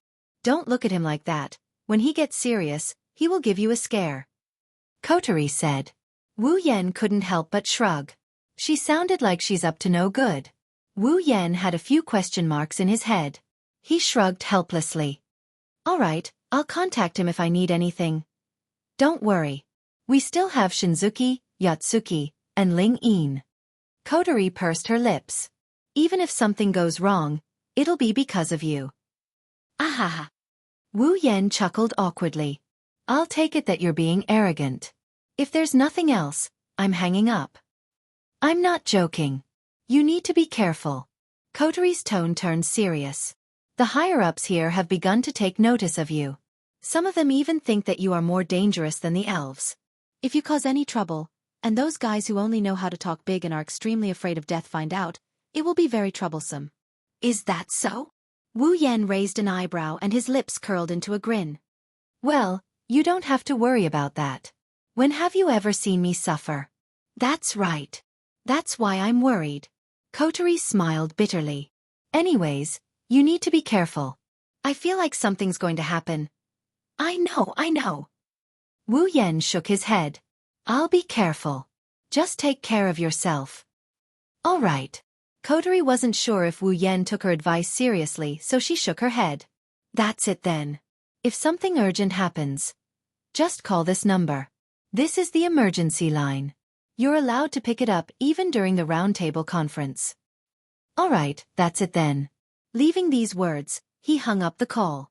Looking at the phone in his hand, he narrowed his eyes as if deep in thought. Something's going to happen? Not sure if he thought of something good or not, Wu Yan had a playful look in his eyes. Something is going to happen. Shrugging his shoulders, he turned around and walked into the classroom. The moment he entered the classroom, a voice filled with excitement rang out. Shido! Toka sprinted towards Wu Yan and she started waving her arms and legs while yelling at Wu Yan.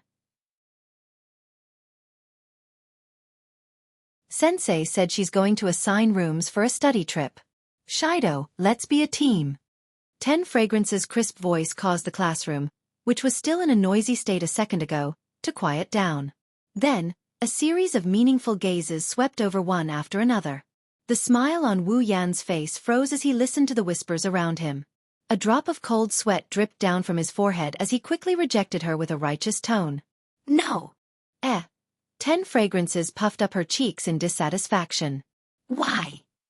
This. Wu Yan wiped the cold sweat off his forehead and smiled. Look, if you're in the same room as me, what about Shirori? She'll want to be in the same room as you. I see. Toka nodded in realization. Then, she heard a calm voice. Don't worry. Tashiichi Origami stood up from her seat and hugged Shirori, who was beside her. I'll be in the same group as Shirori. Sigh. This time, it was Shiori's turn to have a drop of sweat on his forehead. Shiori's face turned pale when she thought of the tragedy that happened when she went shopping with Tashiichi Origami. I can't be alone with Origami. As such a thought flashed through her mind, Shirji called out to him. Then Toka, you can come too. It's decided then. Before Toka and Tashiichi Origami could say anything, Wu Yan made the decision. At this moment, Teacher Xiaozhu, who was standing on the podium, seemed to have thought of something and took out a piece of paper. All right, I almost forgot to tell everyone. The destination of this trip has changed. Ha! All of a sudden, the entire class's bewildered voices overlapped perfectly, reverberating in the air. There were only a few days left before the trip. If the destination was changed now, wouldn't all the preparation be wasted? Shori-sensei smiled as if she expected this. Don't worry, the destination is Homie Island. It's very close, so we don't need to prepare much. Hearing this, the classroom became noisy once again. No one noticed that Wu Yan, who was standing at the back of the classroom, had a small grin on his face.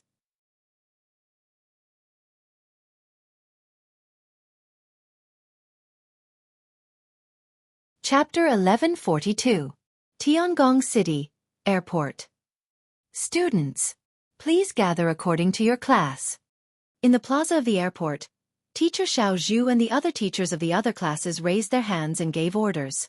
They let the students who came to Zen High School to participate in the study trip line up according to their classes and get ready to board the plane at any time to set off for Hiroshima. Shirori pulled Toka, who kept looking around curiously towards the queue. Wu Yan carried a travel bag full of clothes and daily necessities as he walked behind the two of them. He looked around the airport and tapped on his unknown earpiece. Is it really okay? Ask Fraxinus to follow them to Arami Island. That's necessary. Ling Yin's tired voice rang out softly in the earpiece. After all, the travel agency that supports your study trip this time has a background that makes me a little worried. Oh? Wu Yan stopped and he grinned at Ling Yin. Did you guys notice it? Ling Yin, who was talking to Wu Yan in Fraxinus' command room, flinched when she heard this. So you already knew? Well, vaguely. Wu Yan pursed his lips and continued to follow Toka and Shirori. Is it Dem? Dem. At this time, Shina's voice came from the earpiece. Her voice was full of surprise and confusion. Could it be that this study trip has something to do with Dem? I can't tell if it's related to Dem or not. Wu Yan shrugged. However, when I went to ask Teacher Little Zhu why the destination of the trip was changed, she said that a travel agency called Cross had contacted the school. They said that they wanted to promote their company's tourism business and provided the expenses and location of the trip for free on the condition that the photos used in the promotional brochure were taken. Free. Yu Yu's voice came from the command room. This is really generous. You can go on a study trip for free just by taking a few photos. No wonder Xianxia changed their destination. But there was not the slightest bit of relief in Zhan's voice. She spoke again. What does this have to do with Dem? Don't you know? Is that really? Wu Yan said in surprise. That travel agency called Cross or something is a subsidiary of Dem. A subsidiary of Dem? Zhan Na and Yeyue both froze at the same time. It's already suspicious enough to provide the cost and location of the study trip for free, but it's still more or less reasonable. However, since the target is the property of that Dem, then if it's to promote tourism, wouldn't it be better to choose a more famous place? I don't think Lichon High is a famous school. As the target of the tourism promotion, it's not very likely that they would choose to come to Zen High School. Wu Yan added in a joking manner. Of course, it's also possible that there are other factors or it's a random selection. Maybe Lichon High School just happened to be selected. However, since it's a company under DEM, it's always necessary to be a little vigilant. You're right.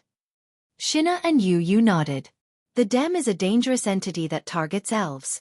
To Ratatosker, the Dem is an archenemy. Coincidentally, Toka is also in Lichon High School. Wu Yan was mistaken for an elf until now. Now that the Dem has a hand in some of Lichon High School's affairs, it's necessary to be on high alert. But I don't think we need Fraxinus to go with us to Japan, do we? Wu Yan said helplessly. Wouldn't that be making a big deal out of nothing? Just in case. Just in case. If something urgent happens, we can go there immediately. Ling Yin explained calmly. She muttered in dissatisfaction. Initially, I wanted to act as Ratatosker's contact person as a teacher, but the commander's sister has seen me before when she was traveling to the hot spring. If I follow her, it'll definitely arouse suspicion. If that happens, it'll be hard for me to explain to the commander. All right, don't worry too much. If there's an emergency, even if I can't handle it, you guys can't handle it either. Wu Yan shook his head. All in all, please pay attention to your surroundings. If you notice anything suspicious, you can decide what to do. As for the matters on the ground, I'll take care of them. Understood. Ling Yin replied. If it's not necessary, please don't remove Toka's seal. It'll be troublesome if Toka's psychic waves are detected. I don't think that's necessary. Wu Yan scratched his cheeks in an uncertain manner. I'll take care of it. Shina, Yu Yu, wait for orders in Fraxinus. Yes, sir. Shina and Yu Yu answered in a strong voice. Wu Yan nodded in satisfaction. Then, he remembered something. Oh right, didn't Kodori say that Shinzuki is in charge of Ratatosker? Why didn't I hear his voice? He's lying on the commander's seat right now, Ling Yin said in an emotionless voice. He said he wants to use his body temperature to retain the commander's precious scent and warmth. All right, pretend I didn't ask. 10 minutes later, the students of Lichon High School were all lined up neatly with bags in their hands. They were waiting to board the plane and head to the destination of their study trip, Hashima. All right, students, please be quiet. Teacher Xiao Zhu stepped forward and clapped her hands, attracting the attention of the group of students who were discussing their study trip. Then she smiled and stepped aside. Let me introduce you to someone. As Soju-sensei stepped aside, a tall girl appeared in front of everyone. She has light blonde hair that fluttered in the wind. The rest of her hair was tied up behind her head. She's wearing a reporter's outfit with a camera hanging around her neck. Her facial features are different from Asians. Her skin is snow white as if she came from a foreign country. She exudes an aura that doesn't fit in but doesn't give off a sense of distance. Only the sharper ones like Toka and Tokichi Origami noticed that this girl has a unique aura. Wu Yan's wine-red eyes flashed with a peculiar glint when he saw the girl. He looked at her with a playful and contemptuous gaze. This is the photographer sent by the travel agency. Soju-sensei introduced the photographer to the students.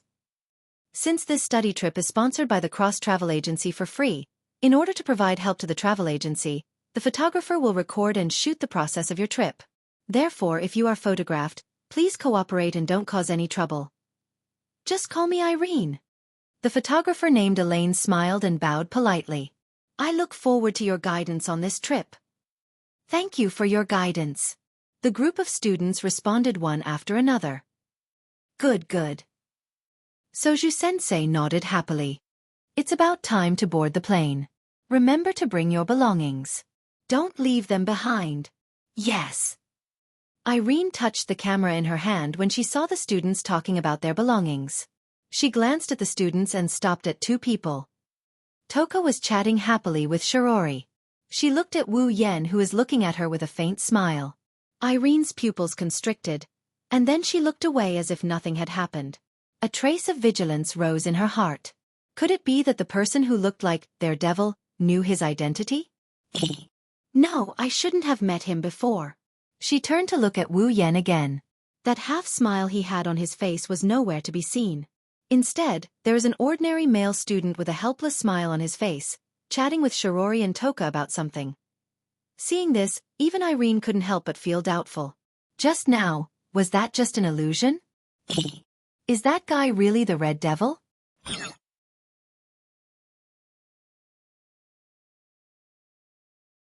Chapter 1143. High up in the sky, in a plane flying at high speed. Wow!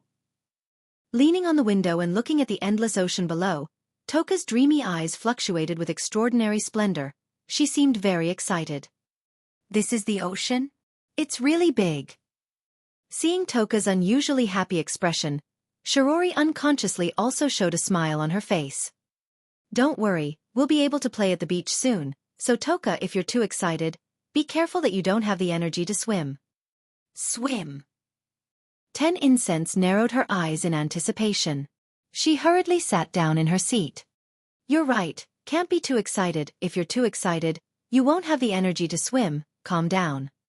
She muttered to herself to calm down, and she did indeed calm down. However, because she was too calm, her squinted eyes began to blink tiredly. Not long after, she closed her eyes. Her head also tilted to the side and she fell into a deep slumber. Really? Shirori helplessly shook her head. Her eyes couldn't help but show a doting expression. She flicked Toka's bangs and softly muttered, "Good night."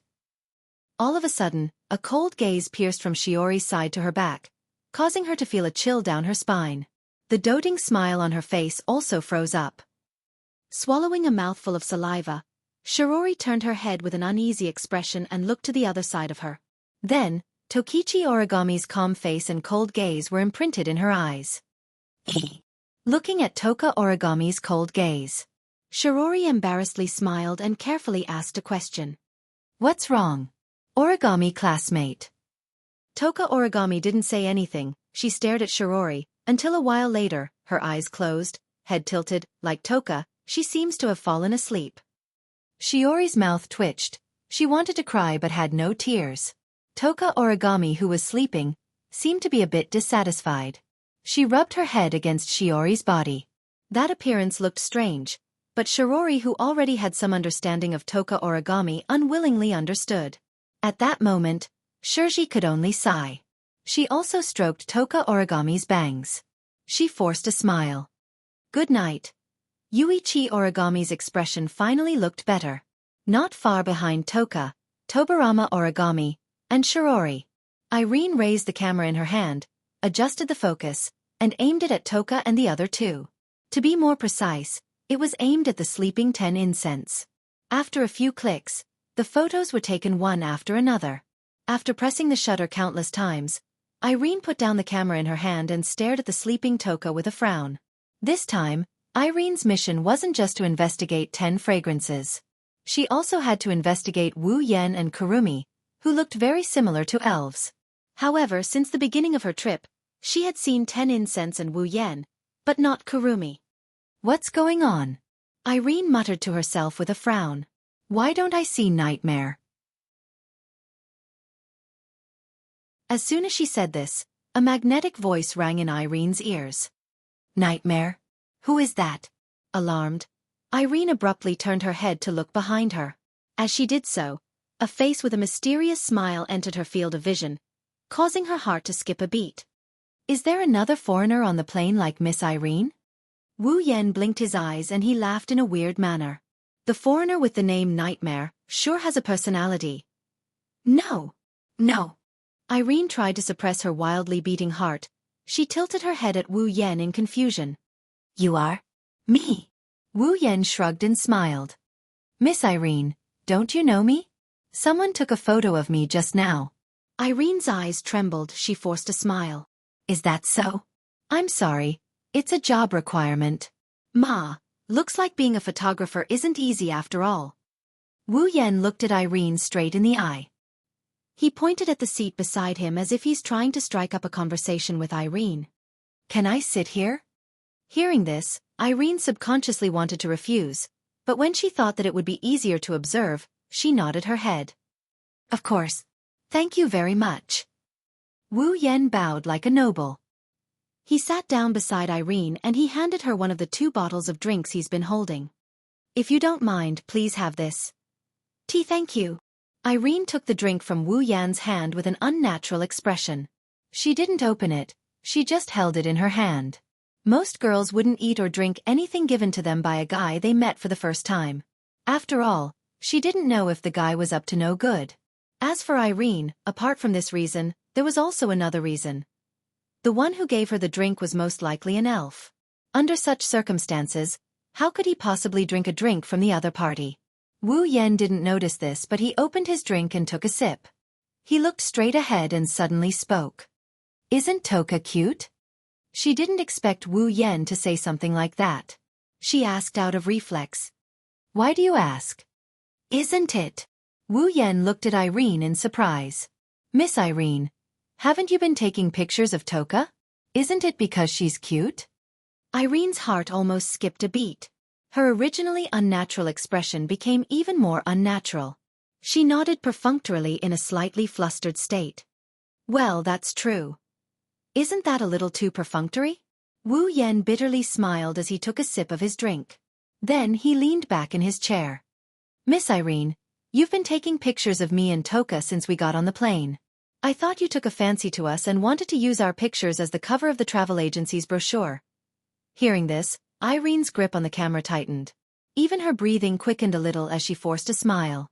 I'm sorry. You and that lady have a unique temperament, so I couldn't help but take a few more pictures. Did I cause you trouble? Trouble. What a nuisance. Wu Yan tapped the cold surface of the can with his finger and chuckled. Of course it's not troublesome to take pictures now. But if you take them back, we'll be in trouble. Irene's eyes wavered. Her smile became more and more feeble. It's just for the travel agency's brochure. It won't cause you any trouble. Is that so? Wu Yan glanced at Irene. Irene thought she was hallucinating. Wu Yan grinned at her with a smile that didn't look like a smile on his face. I hope that's the case. After all, Miss Irene seems to be very smart, but it's easy for her to make some mistakes. Confused? Irene looked at herself in confusion. Wu Yan raised an eyebrow. Don't you know? Wu Yan tapped his ear with a faint smile. For example, women usually wear headphones. If they don't want people to see them, they'll cover their ears with their hair. Miss Irene, you didn't notice. What? Irene immediately touched her ear. When she touched her wireless headset, her heart beat faster again. This is the wireless headset she used to keep in touch with the team that came with her. And Miss Irene. Wu Yan narrowed his eyes as if he didn't see Irene's panicked expression. In the beginning, although I said, 10 fragrances is very cute, I didn't tell you who 10 fragrances is. The blood drained from Irene's face, and she became abnormally pale. Haha, Miss Irene is surprisingly easy to bully. Wu Yan smiled and stood up. No, before Miss Irene hates me, it seems like I have to retreat as soon as possible. Wu Yan waved at Irene and walked away with the can in his hand. Irene held the camera in her hand and looked at Wu Yan's back with uncertainty.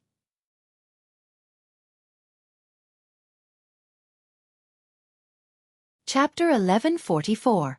Between the Aizu archipelago and the Ogasawara archipelago, there is an island with a total area of about 70 square kilometers.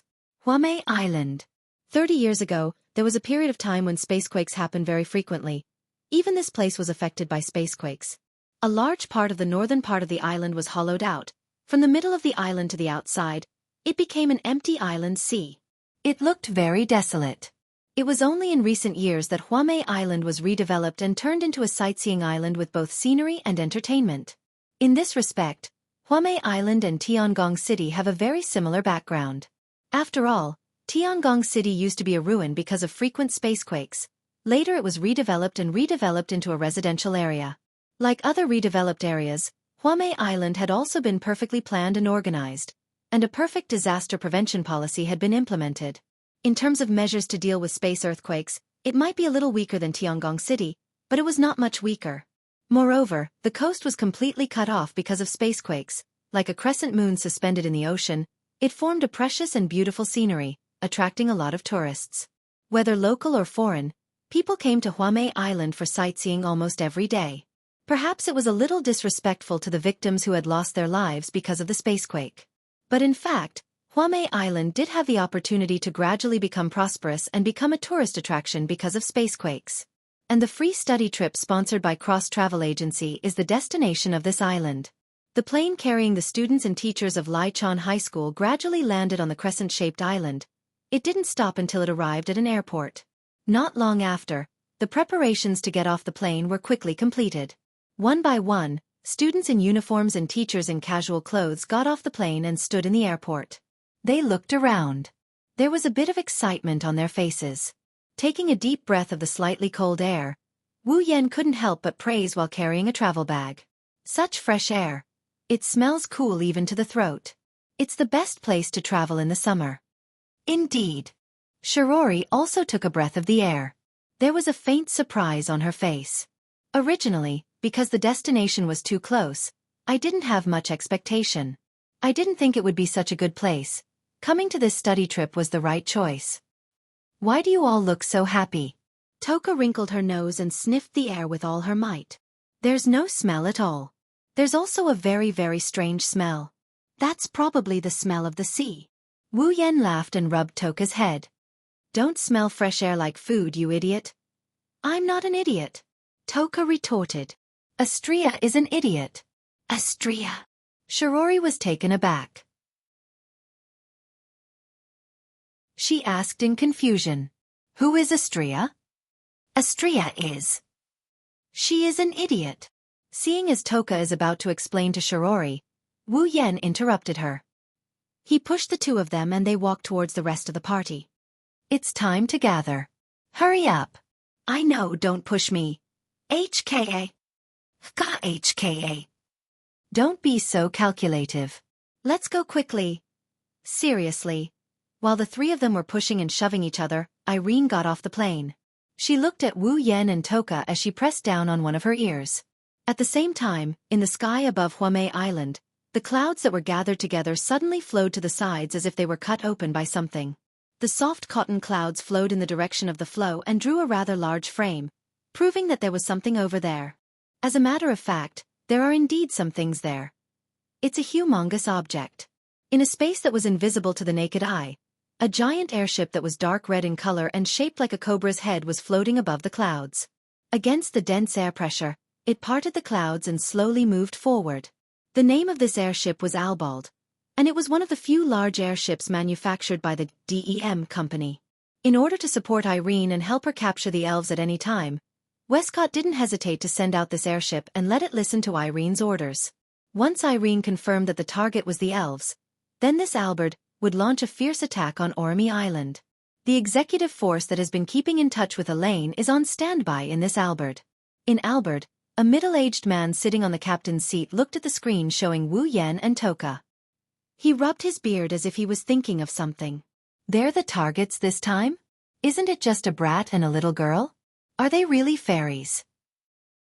If fairies can be judged by their appearance, we wouldn't have to work so hard. The moment the middle-aged man, who seemed to be the captain, finished his words, a loudspeaker sounded in the surroundings. It's the voice of DEM's second executive department head, Irene. Fairies have all kinds of strange abilities. They can hide their psychic waves and maintain a certain degree of appearance. It's stupid to use psychic wave detectors to identify fairies. Hearing Irene's blunt and impolite words, The captain of Albald chuckled and shrugged. Is that so? Thank you for your reminder, Executive Department Head. Hearing the captain's indifferent tone from the headset, Irene frowned slightly, and her voice became cold. Anyway, stay alert. Don't lose sight of those two. The captain's eyes turned vicious. He looked at Irene's image on the screen and felt displeased. As the world's strongest magician, Irene's strength is unimaginable. However, the captain is very displeased with Irene. He hasn't seen Irene's strength with his own eyes. Just the fact that he has to obey the orders of a little girl who is old enough to be his daughter is enough to make him feel displeased. That's why he's always treated Irene's orders with a perfunctory attitude. Of course, to avoid being punished for failing the mission, the captain won't let his emotions control him. He'll still carry out the orders he needs to carry out. For example now. Then what should we do? Yes. That's right. Irene pondered for a moment before issuing the order. First, cut off the radio signal on Homie Island. At least make sure no one can stop us. Understood. The captain nodded expressionlessly. He waved at the crew below. Activate the hindrance domain. Cut off the radio signal. Yes, sir. A series of overlapping responses echoed in the air. Then, below the captain's seat, a group of Albert's crew members began to operate the computer. After a while, a thin layer of fog-like barrier shrouded the entire island. It was hidden in the void, and no one could see it. Island's overall area is 70 square kilometers. It's able to activate the domain on the entire island. The scale alone is incomparable to AST.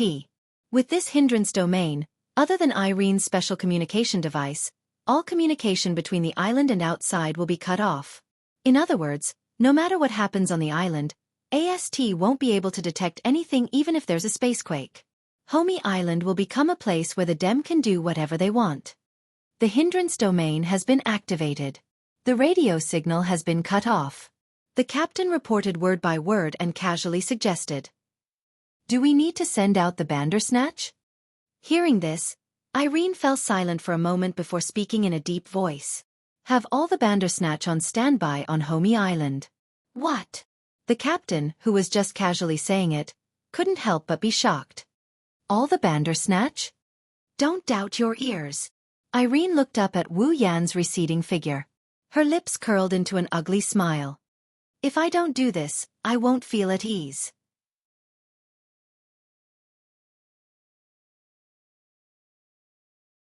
Chapter 1145. Fraxinus is in the sky above Komei Island. Captain. Captain. Standing on the edge of the command platform, Xianxia kept shouting into the communication device in front of him. This scene had been going on for more than 10 minutes.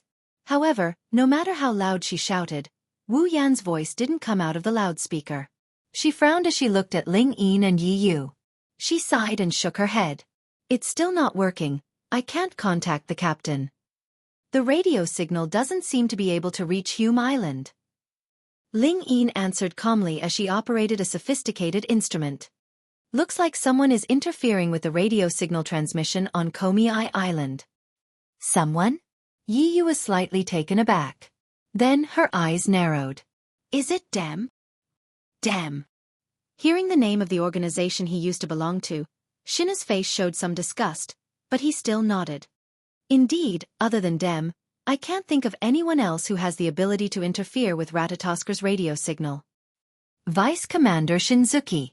Night Moon turned around and looked at Kyuhei, who was still rubbing his head against the commander's desk. She hesitated for a moment and asked, What should we do? Well, if it's the commander's brother, then we'll be fine. Even without our support, they would still be more active and safe than anyone else. Konazuki Kyuhei said nonchalantly. Many of Ratatosker's members were speechless. Shinna, Yu, and Ling Yin were the only ones who noticed that Shinzuki Kyuhei's careless and unreliable words were the most accurate analysis of the situation. The three of them looked at each other. Yu asked Shinzuki Kyuhei again. Are we just going to wait here? Well. Shinzuki Kyuhei rubbed his chin and muttered. The commander's brother is strong. He doesn't need our support. However, the commander's sister and Toka are still on Huamei Island. No matter how strong the commander's brother is, the two of them might be exposed to danger. Hearing this, the three of them were convinced that Konazuki Kyuhei was not someone to be judged by his appearance. As such, their faces were all tense. Deputy Commander Shen Wuye. Night Moon nodded. Please give the order. Hearing this, Shen Wuye stood up respectfully and waved his hand. It was only then that he looked like a deputy commander. Switch the mode of the radio signal. Try to bypass the signal blockage. Compress all the radio waves into one line. Target: Ito Shido's wireless circuit. Yes. Miss Koyu. After giving the order, Konazuki Kyuhei returned to his casual self. He said to Shina, just in case, please go to Hiroshima Island and secretly protect Toka and the commander's sister. That's exactly what I want. Gina smiled and jumped off the platform, running outside. Ah! Konazuki Kyuhei groaned in disgust after Shina left. He slumped on the platform and rubbed his face against Kodori's seat. Originally, I wanted to directly remove the invisible camouflage and let the dem notice us. Then we would have a big battle. This way, when the commander comes back, he will definitely punish me severely. How happy would that be? The members of Ratatosker who were impressed by Konazuki Kyuhei's quick and decisive orders were now sweating profusely. They no longer expected anything from Konazuki Kyuhei. At the same time, on Huame Island, using the surrounding buildings and trees as cover, Irene reported her whereabouts and gave some orders through her earpiece. She kept her eyes on Wu Yan, Toka, and Shirori, who were chatting and laughing as they walked away. She carefully moved her feet. At this moment, the students of Raichan High School are being guided by the teachers towards the information center of Haimajima. Maybe it's because they didn't get to go sightseeing, so the students are a bit listless. Only Toka, who is walking at the back of the group, is looking around curiously, causing Wu Yan and Shirori to be full of smiles as well. When they were about to arrive at the archive, Wu Yan, who was walking at the back of the group, suddenly stopped. He said something to Shirori and Toka. After the two girls nodded, he smiled and waved his hand. Then, he walked towards the forest. Seeing this, Irene was shocked. She glanced at Toka, who was following the group, and then looked at Wu Yan, who walked into the forest. She hesitated for a moment before speaking into her earpiece. Albald, you guys are in charge of monitoring the girl who is suspected to be Princess. I'll follow the boy who is suspected to be Red Devil. Yes. Executive Director. Irene nodded heavily. She tightened her grip on her camera and moved her feet. She followed Wu Yan from afar and walked towards the forest. In a corner of Huame Island, there was a forest that wasn't big, but it wasn't small either. It surrounded the area with the most people and was distributed in an irregular circle. This forest was one of the scenic spots on Huame Island. Although it wasn't famous, it attracted the attention of some tourists due to the rare species of trees that could occasionally be found here. As for the forest itself, it wasn't very dense. In fact, it was a little sparse. Of course, the sparse trees were only relative to other forests. For ordinary people, this forest was enough to be a good place to play hide and seek. Therefore, Irene couldn't help but boldly pull a distance away from Wu Yan. She used the surrounding trees to hide herself and followed behind Wu Yan unhurriedly. In front of her, Wu Yan passed through one tree after another. He didn't admire the rare species of trees, nor did he pay attention to the surrounding scenic spots. He walked as if he had no destination at all. Seeing this scene, Irene's heart was filled with doubts. However, she still followed closely behind Wu Yan. Just like now, there was no outsider present. It was very likely that Red Devil would reveal a circle. At that time, Irene would be able to confirm that Wu Yan was an elf. Just as Irene was thinking about this, Wu Yan suddenly stopped in front of her. The voice that disturbed Irene's mood on the plain echoed in the empty forest. I don't know how long it will take me to walk like this. Let's stop here. As if talking to himself, Wu Yan turned around. His wine-red eyes stared straight at Irene. A playful smile tugged at the corner of his mouth. Still not planning to come out? Miss Irene. I've been discovered. Hiding behind a tree, Irene's heart suddenly trembled. She saw the smile on Wu Yan's face and her palms involuntarily sweated. She took a deep breath and suppressed her emotions. She walked out and stared straight at Wu Yan. You discovered me long ago. That's why you deliberately walked into the forest, right? If you insist on an explanation. Wu Yan shrugged. Well, that's the general situation. Is that so? Irene's expression turned cold. Can I ask, how did you find me? Interesting. That's an interesting question. Wu Yan couldn't help but chuckle. Miss Irene, I was right when I said you're a little muddle-headed. Crossing his arms in front of his chest, Wu Yan laughed as he explained. I already pointed out a few of your flaws on the plane. These flaws are more than enough to prove that you're not a normal photographer. You also have other motives. Do you really think I wouldn't do something to you? Irene abruptly raised her head. What did you do to me? Well, don't be nervous.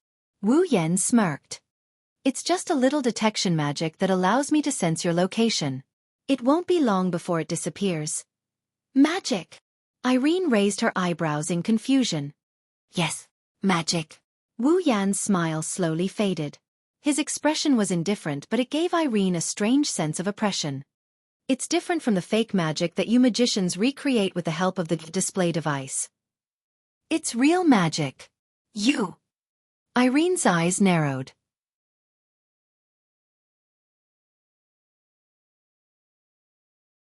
Chapter 1146. His voice echoed in her ears. She felt like she fell into an ice cave. Her body temperature dropped at an unimaginable speed. She even felt a chill in her heart. Looking at Wu Yan's nonchalant expression, Irene more or less understood what's going on. His identity had been exposed from the very beginning. The man in front of her not only has magical powers, but he also knows her identity. Otherwise, why would he say something like, magician, that belongs to the combat personnel who control the CR unit? Perhaps, he had already been exposed to them. Even secret information such as the executive director of the DEM might be known by them. Thinking of this, Irene felt that her investigation along the way was like a clown's, and her face suddenly turned ugly. You really are the elf. The Red Devil. The Red Devil? Wu Yan frowned and scratched his face. Is that my identification name? Who gave me such an ugly name? Seeing Wu Yan's nonchalant attitude, Irene's ugly face faded away. It was replaced by a cold and emotionless face. You just have to answer me. Are you an elf or not? Oh. Wu Yan raised his eyebrows and smirked. At this point in time, even if I don't admit I'm an elf, you won't believe me, right? Wu Yan shrugged. Just think of me as an elf. If that's the case, all of you who have been pursuing fairies should be very happy. Hearing this, Irene once again confirmed her guess. It seems like you already know my true identity. Irene threw the camera in her hand to the ground and narrowed her eyes. If that's the case, please give up on your futile resistance and come with me. Is this the first thing you say after coming to the conclusion that I'm an elf? Wu Yan shook his head in disappointment. I was expecting you to say some unexpected lines, Miss Elaine. How boring. So, you're not going to cooperate. Irene's eyes also turned cold. She was different from her behavior at the beginning. Now, she was emitting a sharp aura. Even the air around her became a lot thicker. Are you finally serious? Wu Yan had an amused expression when he sensed the change. He even praised her for it. As expected of the world's strongest magician. You even know that. Irene's cold expression turned gloomy. How much do you know? I know. I know everything I can. Irene said in a half-joking, half-serious tone.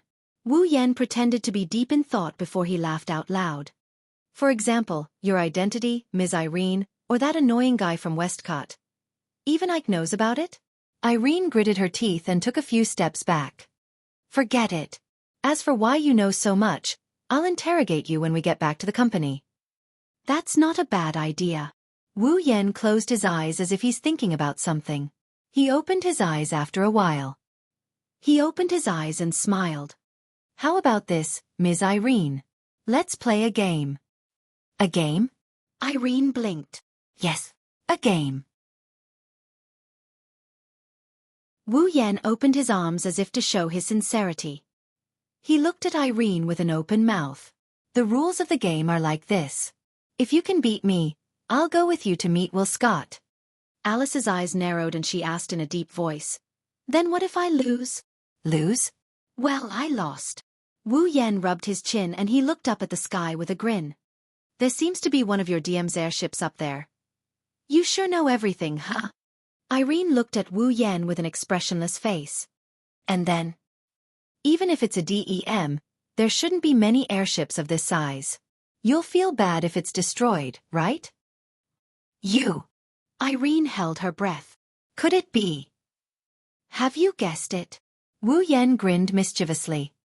He pointed at the sky with his finger.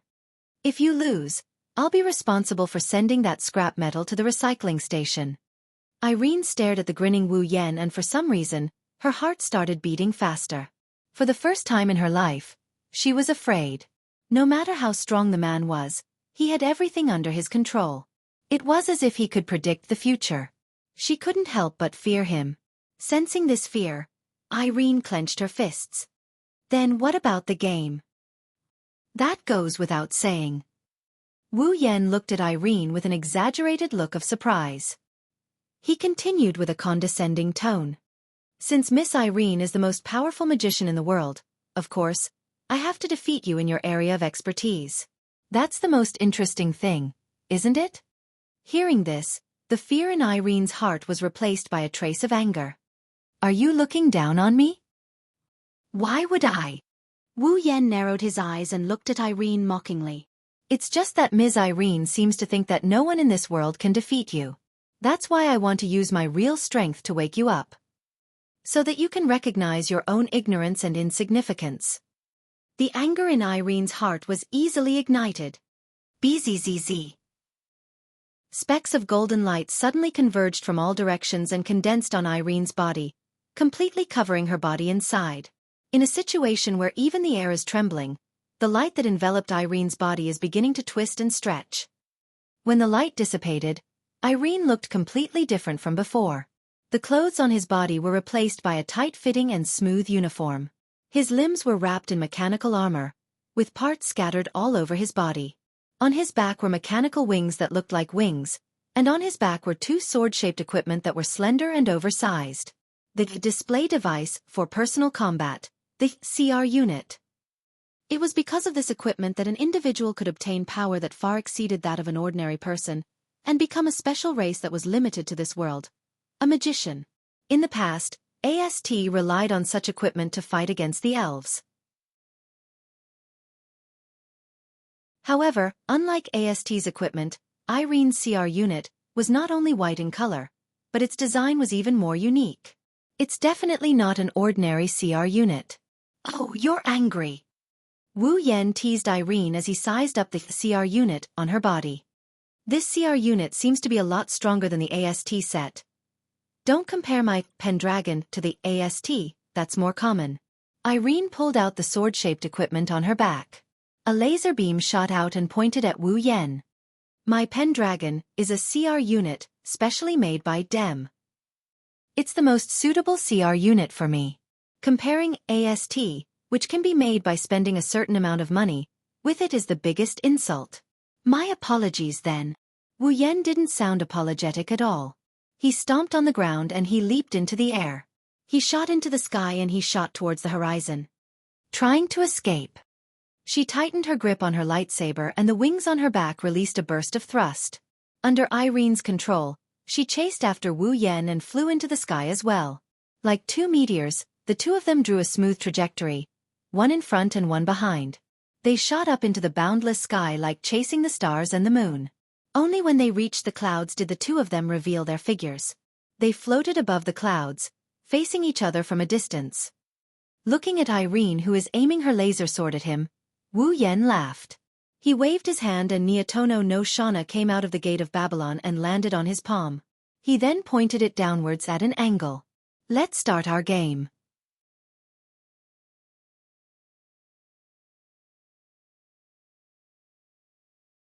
Chapter 1147. Let's begin our game. Hearing this, Irene's delicate face flashed with sharpness. No matter what kind of existence you are, in this world, no one can defeat me. Irene waved the laser sword in her hand and pulled it to her waist. She held the sword with both hands and rushed out with a push of the ejector on her back. Wherever she passed, the sky filled with clouds was torn open. In a sonic boom, she rushed to Wu Yan like a hot knife through butter. Clang! Along with the crisp sound of metal clashing, a ferocious chi burst out from the center of the collision. Instantly, the clouds within a radius of more than 10 meters were blown away. It was as if something had exploded here, leaving a hole in the sky. Quite the strength. Wu Yan held Xianxia Shana and looked up at the laser sword that was less than 10 centimeters away from his head. He gritted his teeth and swung Xianxia Shana with all his might. Clang! The nimble blade landed heavily on the laser lightsaber. Immediately after, a ferocious force that no one could match was unleashed on the laser lightsaber. In terms of body size, Xianxia Shana was the weaker one, but the laser lightsaber in Irene's hand was almost cut in half. It wasn't that Xianxia Shana didn't have the ability to cut the laser sword. Before it could be chopped apart, the laser sword, together with Irene herself, was blasted away by the force of a mountain. Irene once again tore apart the clouds in her path. It wasn't until she flew out a few hundred meters that she had the strength to adjust her body.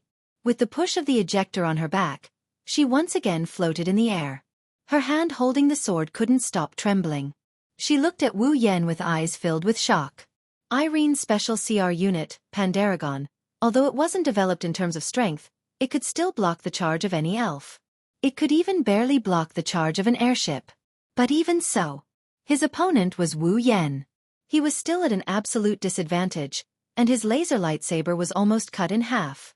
How could that elf be so strong? How could Irene know that she was a true ancestor? Wu Yan's physical strength was above that of ordinary demons. Coupled with the purification and strengthening of the magical pond water, he had already reached a level where even the beast men who excelled in physical strength could not match him. The power she had seen was but a drop in the ocean. What's wrong? Game over? Wu Yan's mocking voice echoed clearly in her ears as he looked at Irene, who was a few hundred meters away. If this is the strength of the world's most powerful magician, then I'm sure you'll be able to defeat him. That would be too disappointing. I'll make you regret saying that. Irene's face turned cold, and with a low shout, the laser lightsaber in her hand vibrated, and then, traces of golden arcs flashed like electric arcs, and in the sizzling sound, a rich and strange energy burst out. Wu Yan furrowed his brow and mumbled when he felt the vast amount of energy coming at him. That's magic power? That's right. The energy flashing on Irene's laser lightsaber was the unique energy source used to power the display device in this world, magic power. Ha! With a shout, Irene held the laser lightsaber in her hand, and her whole body was wrapped in the airflow that erupted from the ejector. With an oppressive wind, she suddenly flew out and stabbed fiercely at Wu Yan. She didn't learn to be obedient? This thought flashed through Wu Yan's mind, and then he slowly raised the Xianxia Temple Shana in his hand and blocked the path of the laser lightsaber. The next moment, the laser lightsaber and the Xianxia Temple Shana suddenly collided. Bang! In the midst of the explosion, the clouds in the sky dissipated inch by inch, blown away one by one. Ding! The tip of the laser lightsaber suddenly touched the blade of the Xianxia Temple Shana, and a violent shockwave swept out in all directions, and Irene's attack was still ineffective. But Wu Yan's expression changed slightly. That was because the golden electric arcs flashing on the laser lightsaber suddenly burst out and collided with the Xianxia Temple Shana.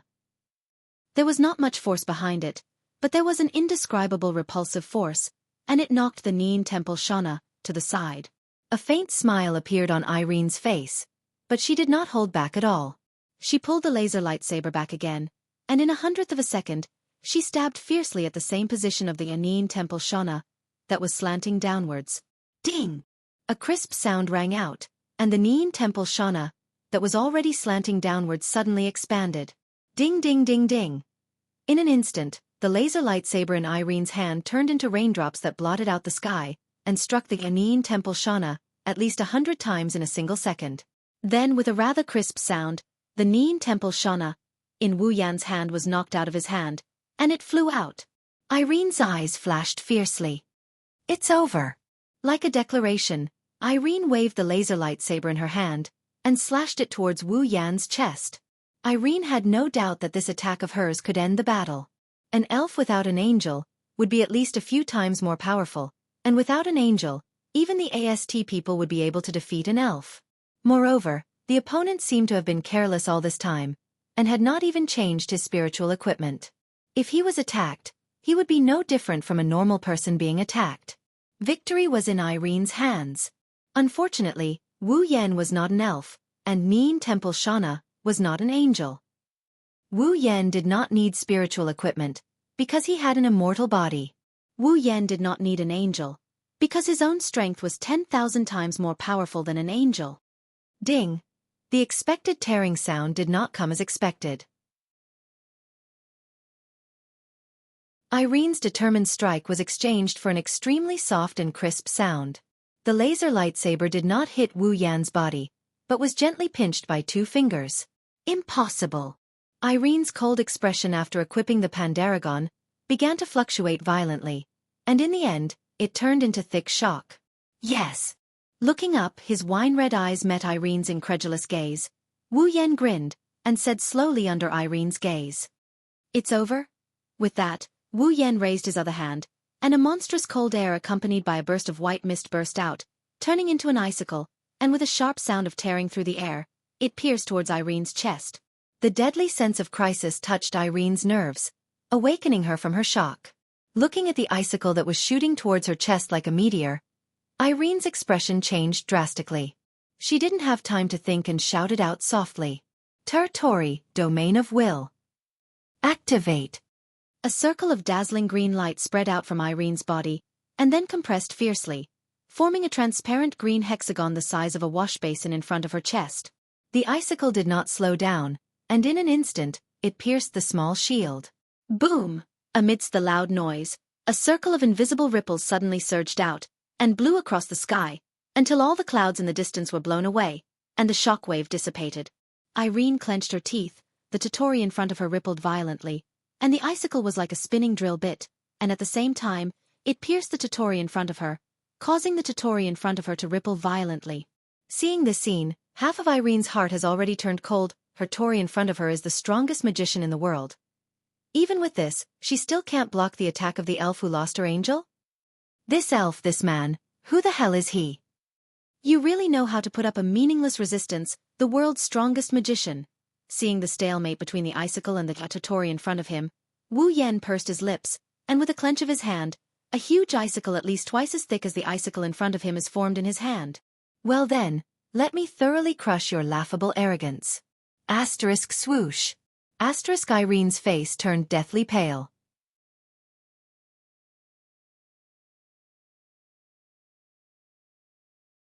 Chapter 1148. After a brief exchange, Wu Yan had a rough idea of how strong Irene's Pandaragon was.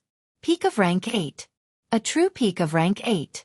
She's stronger than Kotori, Kurumi, Toka, Yoshino, and even Mei Jiao. Wu Yan finally understood why Irene was so confident in her own strength. She did have the strength to defeat and even kill an elf. If Wu Yan didn't come to this world and Kotori, Kurumi, Toka, and Yoshino didn't become Wu Yan's summons, they wouldn't be Irene's match in a one-on-one duel. The world's strongest magician? An existence that no one can defeat? Indeed, Irene has the right to have that title and the right to say those words. But that was in the past. Now, let alone Kotori and Toka who reached rank 9, even Kurumi who's also at peak rank 8 can easily defeat Irene. In terms of strength, Kurumi and Irene are on par, but Kurumi's carving emperor ability is too heaven-defying. Plus, they don't have to worry about time anymore, so defeating Irene isn't too difficult. Even the weakest of them, the 4 Bakunas after summoning an angel, would have the same strength as Irene. Because of Wu Yan, this variable, Irene. In this world, it was no longer the era where Alice was called the strongest. Of course. Maybe there's someone Wu Yan doesn't know who can defeat Irene, but at least for now, the strongest in this world is Wu Yan. Wu Yan looked at the pale-faced Irene while holding the icicle. His wine-red eyes turned cold. With a wave of his hand, the thick icicle turned into a raging steel drill. It pierced through the air with a sharp explosion and pierced into Irene's domain of will. Clang! Irene's Totori seemed to have been thrown into a giant lake. A loud sound of collision rang out as if she had stabbed into some kind of hard steel. A ripple that couldn't be controlled no matter how hard he tried. Humph! The pale-faced Irene groaned. Her delicate body trembled as if she was struck by lightning. Her originally pale face turned paler and paler until there wasn't any color left in it. Unlike the GA display device that controls the GA display device, this CR unit, used for personal combat, uses the user's brain to control the GA display device and magic power.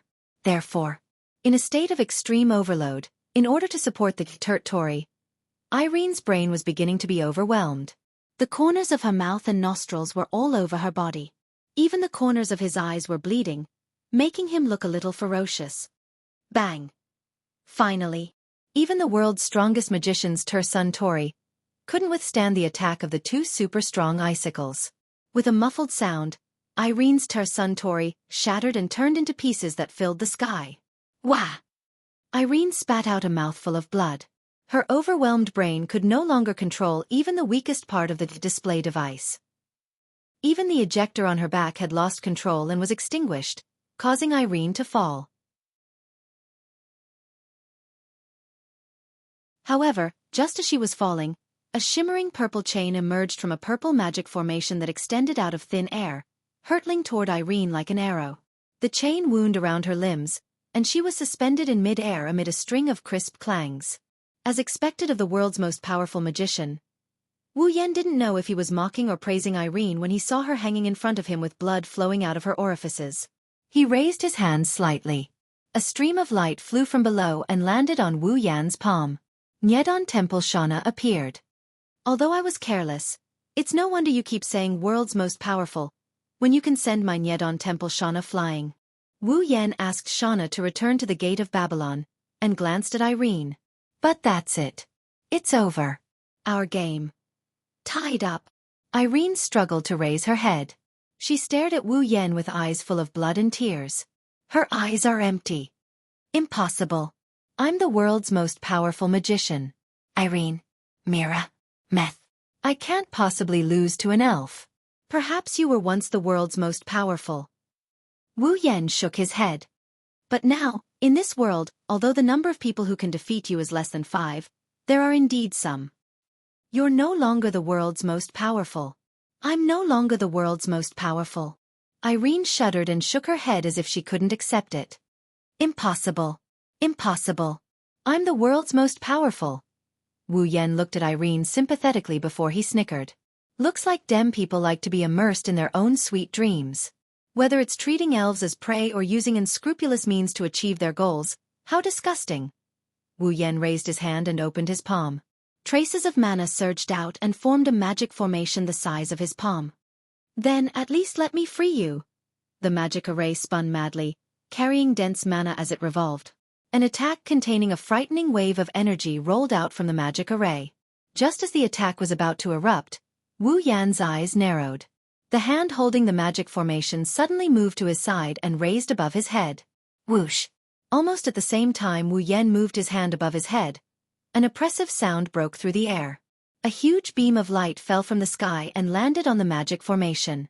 Boom! With a muffled sound, the beam of light collided with the magic array at 0 distance, instantly stirring up a violent shockwave and spark-like light spots, fiercely bursting forth. The sudden pillar of light startled Irene, who was waiting for her death. She looked up as if she recalled something. Wu Yan snorted and he tightened his grip on the magic formation. The magic formation expanded until it was as wide as the pillar of light. Then, it exploded against the pillar of light. Boom! Amidst the roar, the magic array detonated the beam of light. Both of them turned into shockwaves, sweeping out in all directions with the aftermath of the collision. If this had happened on the ground, the shockwaves would have been enough to dig out a small piece of the ground. Wu Yan raised his head and followed Irene's gaze. Then, an airship with the head of a cobra came into view. Impossible! In Albald, the captain and the crew shouted in unison.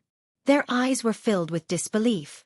The mana-condensing main cannon just now was fired using the maximum amount of mana generated by the entire airship. If the target had been changed to Kamui Island, the entire island might have been destroyed. But such an attack it was blocked by an elf, unscathed. Albald's captain took a few steps back with a blank expression. He looked at Wu Yan's figure on the big screen. His eyes were filled with fear. Is this the power of an elf? Captain, Suddenly, a crew member's horrified voice echoed throughout the airship. Because on the big screen, the elf that everyone was afraid of was facing their direction and opening her hand again. In her hand, two dark red magic formations with a diameter of about 2 meters overlapped. With the overlapped area as the center, the space around the magic formations began to crack inch by inch. In the next second, a white beam of light comparable to the mana-condensing main cannon shot out from the cracked magic formation under the watchful eyes of everyone in Albald. On the screen, all the images were filled with intense white light. Like a meteor blooming in the sky, the white beam of light cut through space and even time, hitting a crimson airship in the sky and destroying everything in its path. Boom! Under the attack of the white beam of light, the dark red airship exploded in the sky.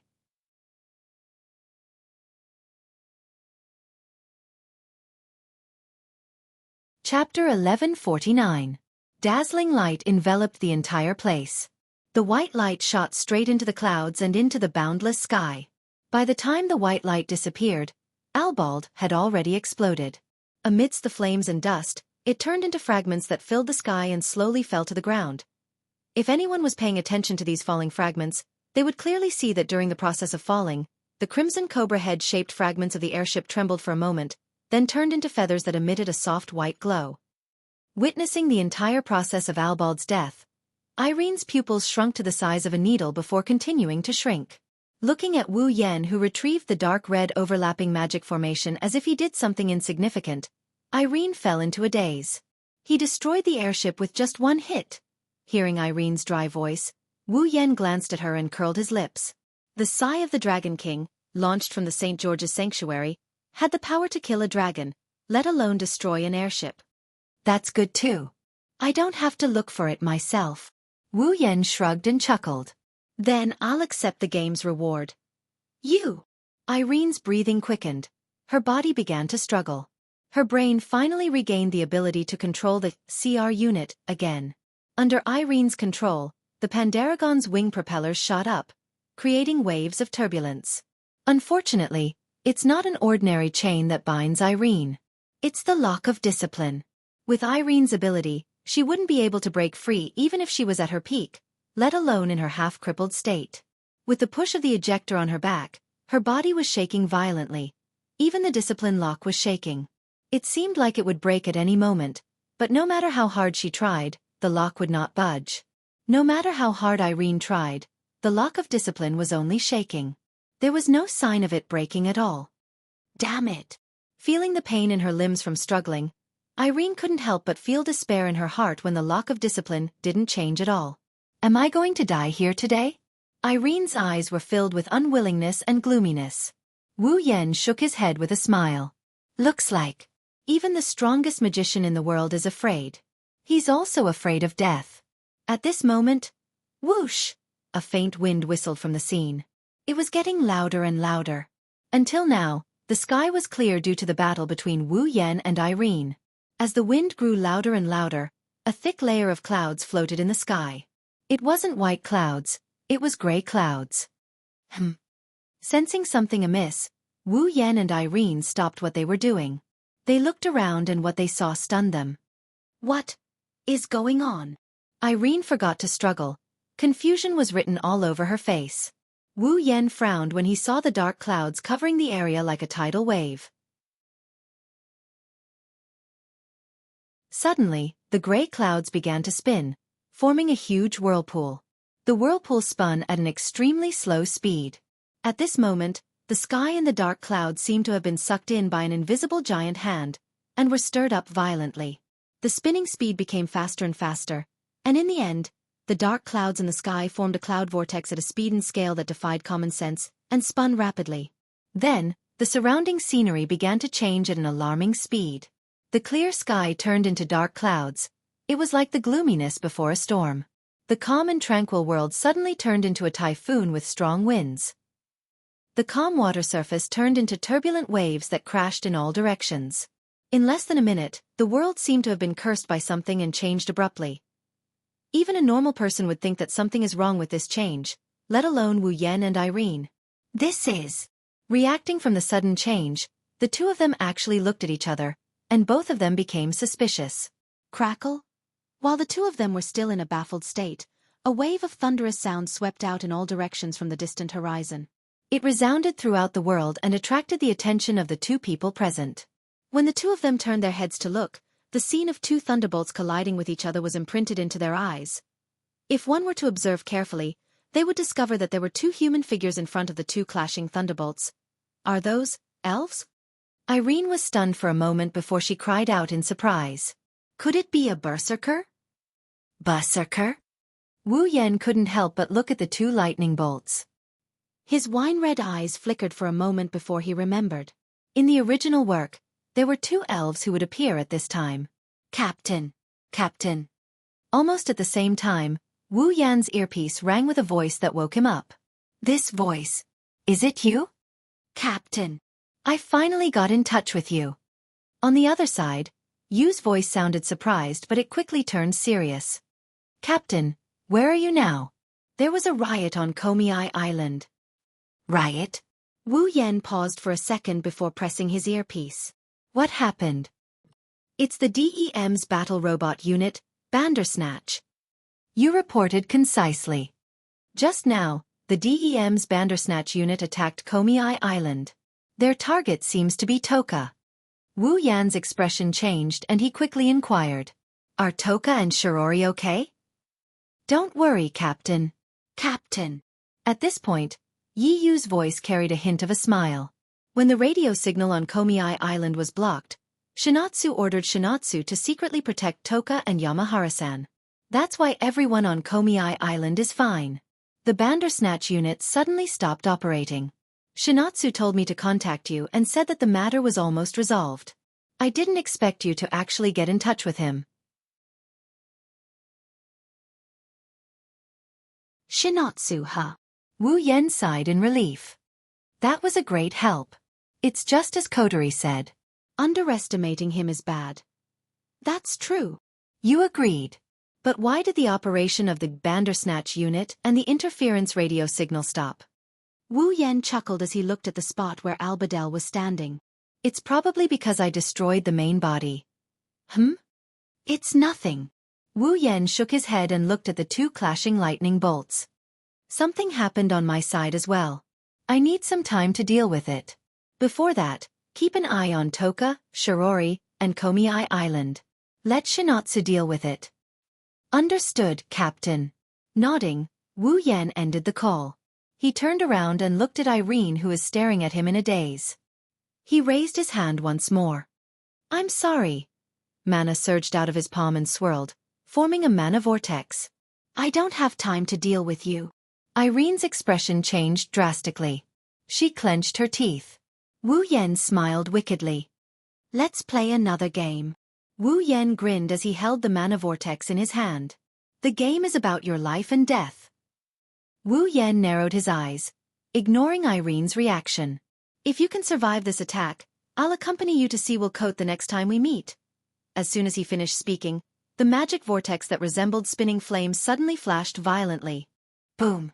The ferocious magic power struck Irene's body and engulfed her in thick smoke. Not long after, Irene fell from the smoke like a kite with a broken string. She fell into the vast sea below. Wu Yan looked at the two lightning bolts colliding with each other in the storm. He turned around and he disappeared from where he stood.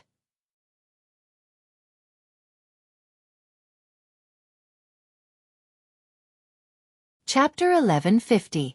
The vast sky was gradually occupied by the strange rotating dark clouds. On the ground, the forests on several islands were gradually being razed to the ground by the violent winds. The lush green branches and leaves of the trees were blown away by the strong wind pressure.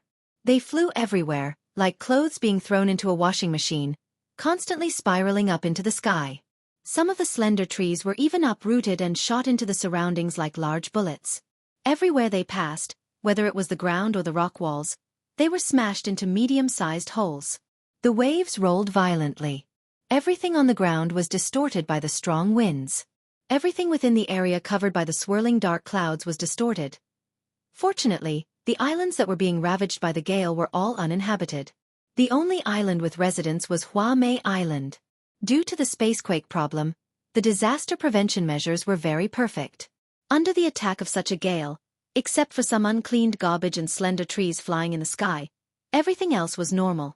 In the sky, above the clouds where the people on the ground could not see, the two thunderbolts collided fiercely once again, accompanied by an even more intense wind and shock wave. Then they separated, circled, collided again, and circled again. This repeated repeatedly. Every time the two thunderbolts collided, a violent shock wave would be created. Every time the two thunderbolts circled, a violent wind would blow. As they continued to collide and circle, the dark clouds in the sky became denser and denser. The force of the rotation was also gradually increasing. At the same time, even the surrounding storm was gradually becoming stronger, sweeping everything under the sky unscrupulously. If this continued, it wouldn't be long before the storm became so strong that even the disaster prevention measures on Hume Island couldn't withstand it. At that time, it would be a true disaster, no less than a spatial earthquake. It would descend on Hume Island. Bang! A dull thud rang out once again. This time, the collision seemed to be more violent than the previous one. The time and distance between the two thunderbolts had been extended by quite a bit, causing the surrounding storm and swirling dark clouds to stagnate slightly. Perhaps they were tired. The distance between the two thunderbolts increased. After circling in the sky for a while, they stopped. They floated in the air, facing each other from a distance, and didn't collide again. At the same time, the thunderbolts gradually dissipated, revealing two figures inside. They were two beautiful girls in their prime. They were about 16 or 17 years old, not much different from high school students. Both of them had orange hair, silver eyes, delicate facial features, and slender figures. Different from their beautiful appearances, the attire of the two girls was extremely unique. They wore dark-colored jackets, and purple-blue restraints were wrapped around their bodies like leather straps. It covered their bodies. At the same time, his hands, legs, and neck were all shackled. The shackles were even connected to broken chains. He looked like a criminal, which was very strange. The only difference was that the orange hair of the girl on the right was completely coiled up. The shackles were on her right hand, right leg, and neck. The expression on her face was very arrogant, as if she was a queen who had walked out of nowhere. She was very arrogant. The girl on the left had her long orange hair braided into 3 braids. She had the exact same appearance as the other girl, but unlike the arrogance on the other girl's face, she had a pair of listless half-closed eyes. She looked much calmer and more docile than the other girl. In terms of details, this girl was slightly different from the other girl. The style was similar, but the shackles were on the opposite side. They were on the neck, left hand, and left foot. They had the same appearance and the same outfit. Different hairstyle, different temperament. In addition to the masochistic style of hunting clothes, many men with evil intentions would be stimulated by the beautiful sisters in front of them, unable to control their testosterone. Of course, they had to ignore their calamitous might. The two of them were quite far away from each other. They looked at each other with the same silver eyes. Whirlwinds swirled around them. It was like they were the center of a typhoon. They maintained this posture. Not long after, the girl on the right raised her head. "You're quite capable." As if she was acting in a play, the proud girl put her hands on her hips and said proudly, "As for your lively performance, this queen will give you recognition, Xianxia." Denied. The listless girl with 3 braids called Xianxia spoke calmly, as if she had lost all her strength. Yi Zhu praise will only lower Xianxia's wariness and cause her combat strength to drop. It is a very low-end method. This consort disdains using such a despicable method. Yi Zhu glared at Xianxia, then abruptly pointed a finger at her. In front of this queen's unparalleled strength, there is no need to use psychological tactics against you. Refute. Xianxia spat out these words expressionlessly. Unparalleled strength is something that Yi Zhu has never possessed. How can you mortals peek at this queen's supreme fate? Yi Zhu raised his head proudly. He was almost pointing his nose at the sky. Only fairies like this queen are worthy of the title of 8th dance. Xianxia, it is time for you to give up. What a joke. Let a fairy like Yi Zhu become a true 8th dance. That is the fate that no one can peek at. Xianxia said calmly, "The only one worthy of the title of 8th dance should be Xianxia. Now is the only time you can show off, Xianxia." Yi Ju-shi put one hand on his waist and pointed at Xian with the other as he shouted. Today is the important day for this queen to become a true 8th dance. Don't worry, Xian. This queen will remember that you once had the right to compete with this queen for the title of 8th dance. This queen will make you a glorious stepping stone. Only Xian will become a true 8th dance. The two young ladies used the same appearance and the same eyes to viciously glare at each other. Soon after, the whirlwinds on their bodies suddenly swelled and violently shook in all directions. They were like sharp steel knives that cut through everything. This is... Yi Ju-shi charged at Xian with the whirlwinds around him. The last one. Answer me. Xian's eyes narrowed. Then, a gust of wind blew as he charged forward. The final victory will be Xian's. With a suspenseful tone, the two identical girls, who looked like twin sisters, broke through the surrounding clouds with a momentum that could break through the atmosphere like a hot knife through butter and rush towards each other. At the center, their gazes met face to face. Immediately after, two slender fists wrapped in strong winds were forcefully swung out. Just as the two girls' fists were about to land on each other's faces, a figure appeared between them without any warning. Both Yi Ju-shi and Xian stopped in shock. However, they could not stop their fists from flying out. They were unable to stop their fists from flying out together. Before Yi Ju-shi and Xian could react, the figure reached out with both hands. Majestic mana currents surged around his hands, dispersing the whirlwinds in the two girls' hands. Then with one in each hand, the figure grabbed onto Yi Ju-shi and Xian's fists with a crisp pop. Both Yi Juya and Xian opened their mouths in shock. Although both of them had held back in that punch just now, it was still enough to shatter a piece of rock wall. Yet, it was so easily stopped by the two of them at the same time. While the two young ladies were still in shock, the whirlwind on their bodies continued to swirl, whistling as it scraped against the figure's body, causing him to frown. With a sigh, the demonic energy in his hands that were grabbing the two young ladies' fists surged, creating a violent impact. Scatter. As he growled, the surging mana collided with the whirlwinds around Yi Jia and Xian. With a muffled boom, the mana was blasted away, turning into a gust of wind that scattered in all directions. At the same time, Yi Jia and Xian also felt a gentle yet powerful pushing force on their bodies, pushing them heavily. Amidst the cries of surprise, the two girls who looked exactly the same flew out and slid on the clouds for a distance. It wasn't until they slid a few dozen meters away that the two girls managed to stabilize themselves. They looked ahead with a shocked expression on their faces. They looked at the figure that suppressed the two girls.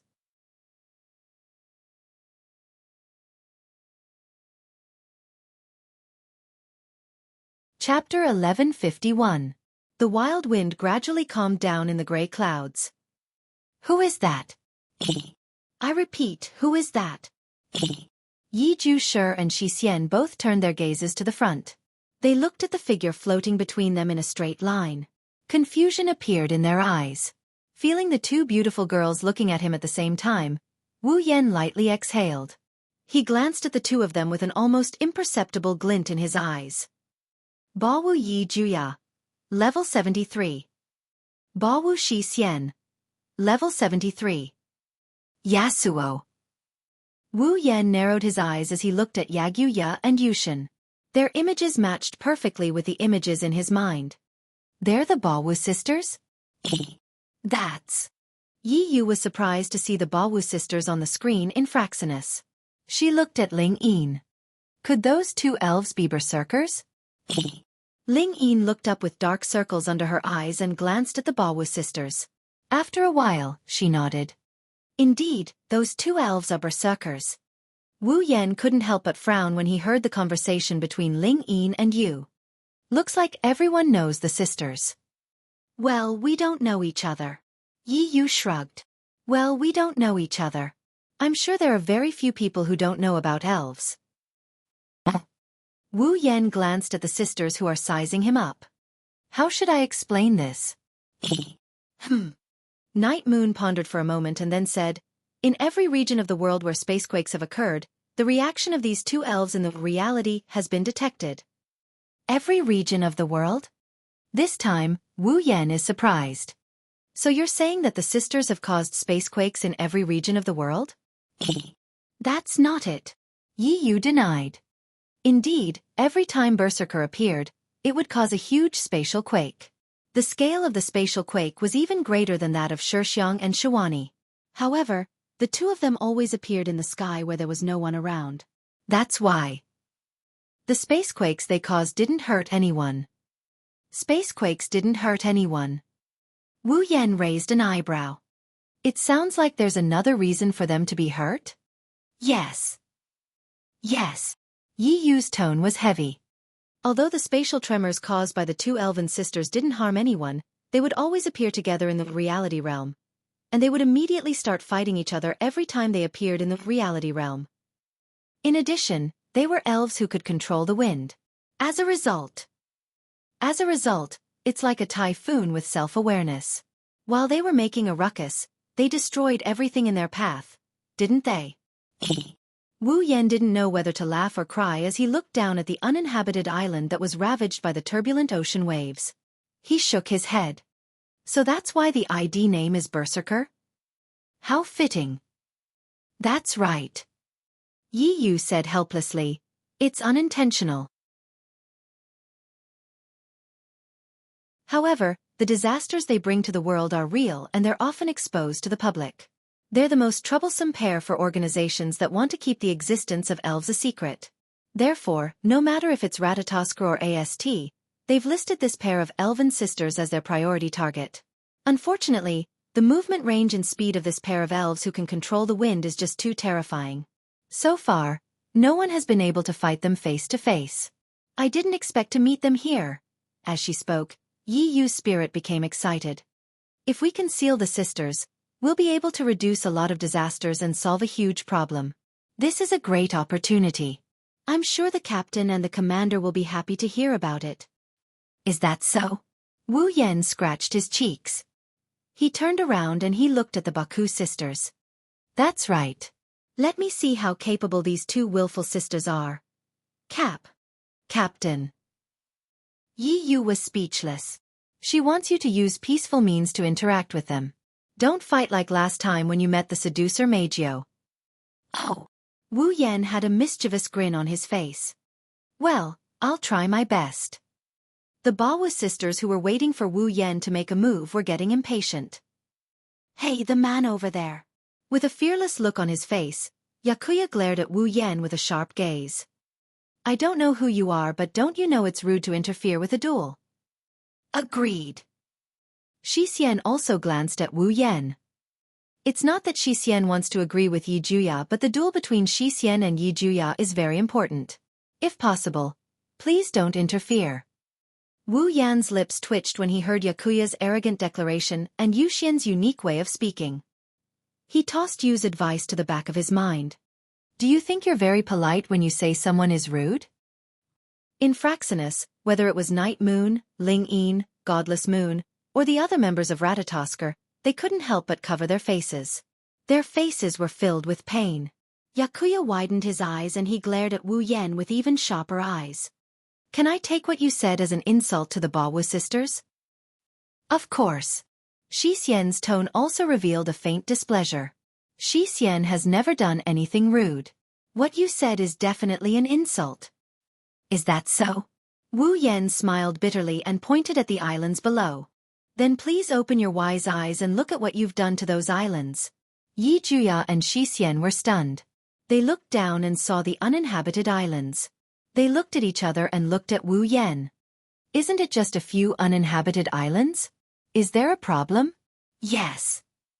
Xixian would like to know the answer too. You guys. Wu Yan crossed his arms and he pursed his lips. It's rude for others to disturb your duel, but isn't it rude for you to disturb other people's lives? Yi Juya and Xixian choked and refuted. But isn't that an uninhabited island? No, there's no one on that island. Xixian didn't disturb anyone's life. Unfortunately, I just happened to be there. Wu Yan lied without blushing. You two disturbed me, so I came over. Otherwise, who would fly up to the sky to play? Ah. Ugh. Yi Juya and Xixian were speechless. Is that so? Wu Yan smiled meaningfully when he saw that the two women were speechless. As the witch of the hurricane and the spirit of the dance, you can't deny your mistakes. Of course. Yi Juya nodded reluctantly, his expression a little resentful. Indeed, it was this consort who was rude first. Then this consort will not pursue your actions. Agreed.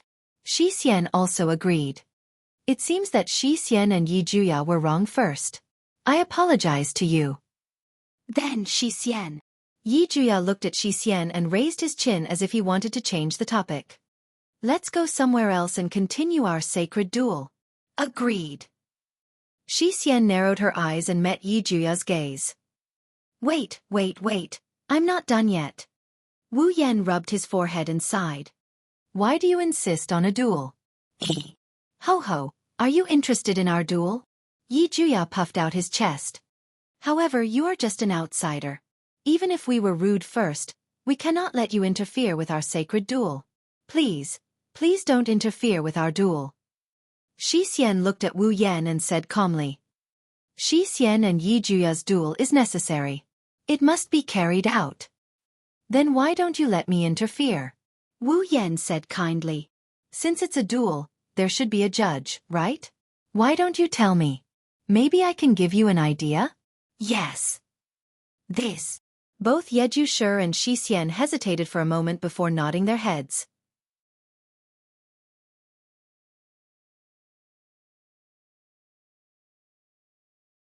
Chapter 1152. Unknowingly, the dark clouds in the sky that seemed to have been stirred up by something slowly returned to their original state. They gradually dissipated, revealing the originally clear and incomparably blue sky. The sea gradually calmed down. The wind was calm and the waves were calm. Warm sunlight poured down and covered the messy and uninhabited islands. If it weren't for the remnants of the storm on the islands, everything that happened just now would have been treated as a dream. In the boundless sky, 3 figures were floating in the air. 2 of the slender figures were saying something to the figure in the middle.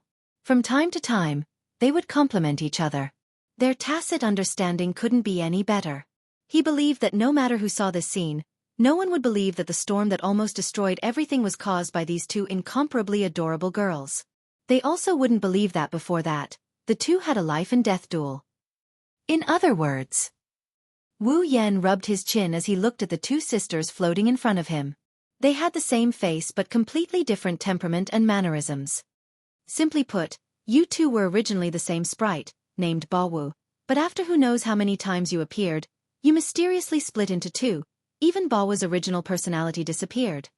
Wu Yan frowned as he combined the information he got from the Bawu sisters and his own memories of the original plot. Then, you 2 will one day return to being the same person. When that time comes, the 2 of you will have to decide on one of you as the main personality, the other will disappear unconditionally, right? Yes. As expected of the man who can stop us Bawu sisters from dueling. Yi Juya raised his chin in an exaggerated manner and crossed his arms in front of his chest. The situation is as you said. Add on. Compared to Yi Juya, Shi Xian's expression was much calmer. That's why Shi Xian and Yi Juya kept dueling to decide who will be the main personality of Bawu in the future. Is that so? Wu Yan nodded thoughtfully, but the frown on his face didn't disappear. That doesn't make sense.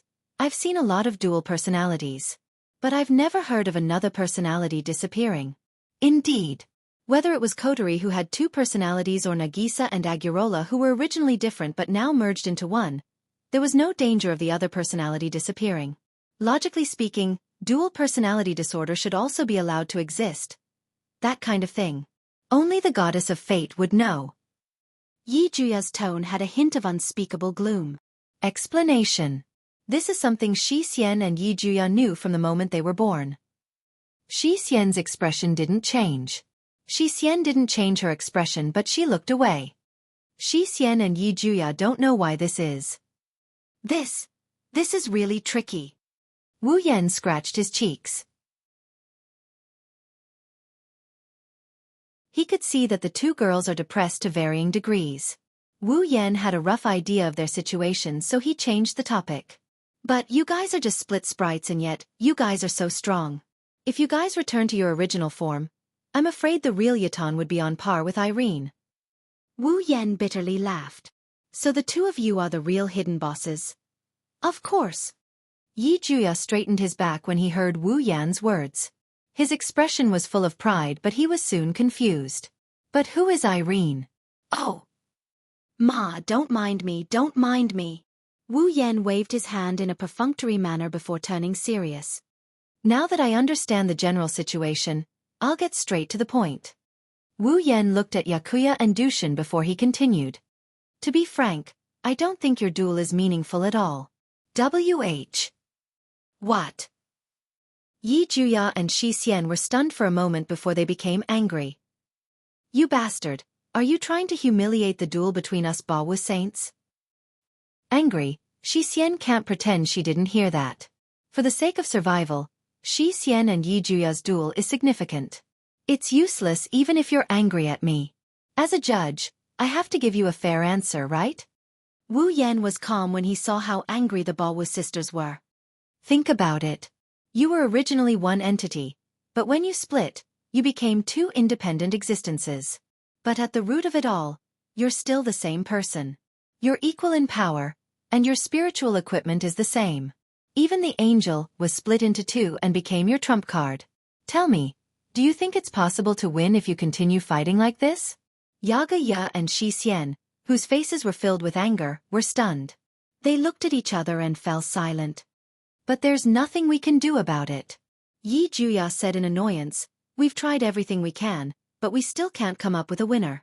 I really can't think of any other way to determine a winner. Depressing, Yukinori is the same, I can't think of a good way to duel. Yukinori slowly shook her head. She looked at Wu Yan with her listless eyes. Or do you have a better way to duel, Mr. Notary? Yagi Shur and Xianxia looked at Wu Yan at the same time. Wu Yan didn't understand the glint in their eyes, but he could roughly guess what they were looking at him with. He sighed. Even if you say that, I can't think of a better way. What? Yi Juya pursed his lips in disappointment. Then, he thought of something and his eyes lit up. He clapped his hands. I got it. His sudden shout startled Wu Yan and Xianxia. They looked at each other when they saw how excited Yokosuka was to the point that he even removed the Hongong prefix. What did you think of?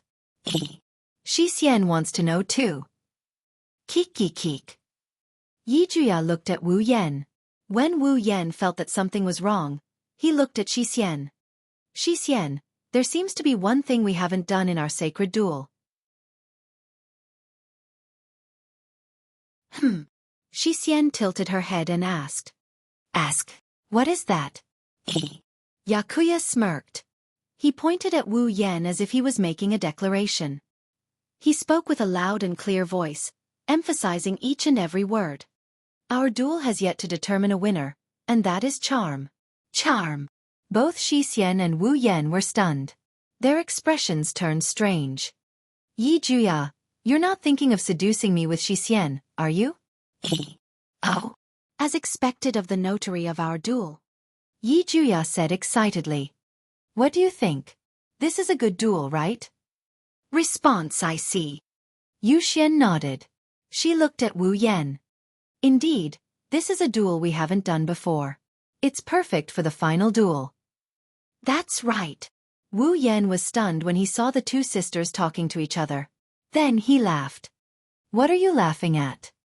Yakuya furrowed his brows and he glared at Wu Yan. Is there something strange about this consort's decision? I agree. I don't know why, but I have a bad feeling about it. Xianxia frowned and said to Wu Yan, Mr. Notary, please give me some pointers. Nope. Wu Yan laughed while waving his hands at the two girls. It's just a little weird. What's weird about it? Yi Juya stared at Wu Yan. He looked like he would pounce on him at any moment. Are you mocking my charm? Do you think I can't seduce you? Well, that's pretty much what I mean. Wu Yan shrugged and laughed. Although the two of you are very cute, there are also many cute girls around me. After being together for so long, I have already honed my extraordinary willpower. Can you really do it? The last question successfully ignited the fire in the hearts of the Bawu sisters. Hey Xianxia, it seems like we can only do it. I agree. Looking at the fiery eyes of the sisters in front of him, Wu Yan suddenly felt like he just smashed his own foot with a rock.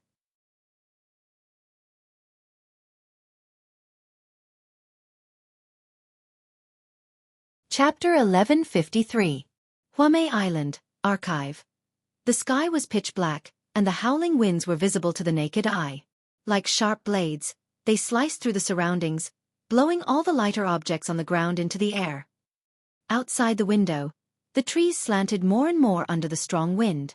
Even though there was a wall between them, the sharp sound of the wind could still be heard clearly by every student who came to Zen High School. Some of the more timid students turned pale and trembled all over. There is nothing they can do about it. Originally, they had planned to travel here happily. Who would have thought that the change in the weather would be so abnormal?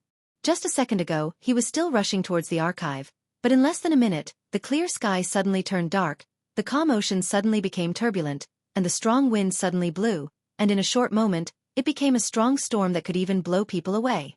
By the time the students of Chan High School followed the instructions of the teachers and arrived at the archive, the outside world had completely turned into a world of storms. Looks like it won't stop for a while. Shirori sighed as she looked at the thick glass windows that kept shaking under the strong wind, and the creaking sound that could break at any time. This weather.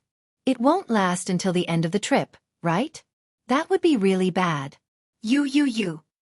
Toka's face is full of regret, but more than that, she is worried. Shido. It should be fine, right? Shirori paused for a moment before recalling the incident where Wu Yan left the team on their way to the data center. Worry surfaced on her face as well. It should be fine, right? Woo. Hearing Shiori's words, which didn't sound like an affirmative sentence, Toka couldn't help but become more worried. Her purple eyes looked at the strong wind outside the window. She gritted her teeth and rushed towards the door. I'll go find Shido. Wait. Shirori exclaimed. She grabbed Toka's hand.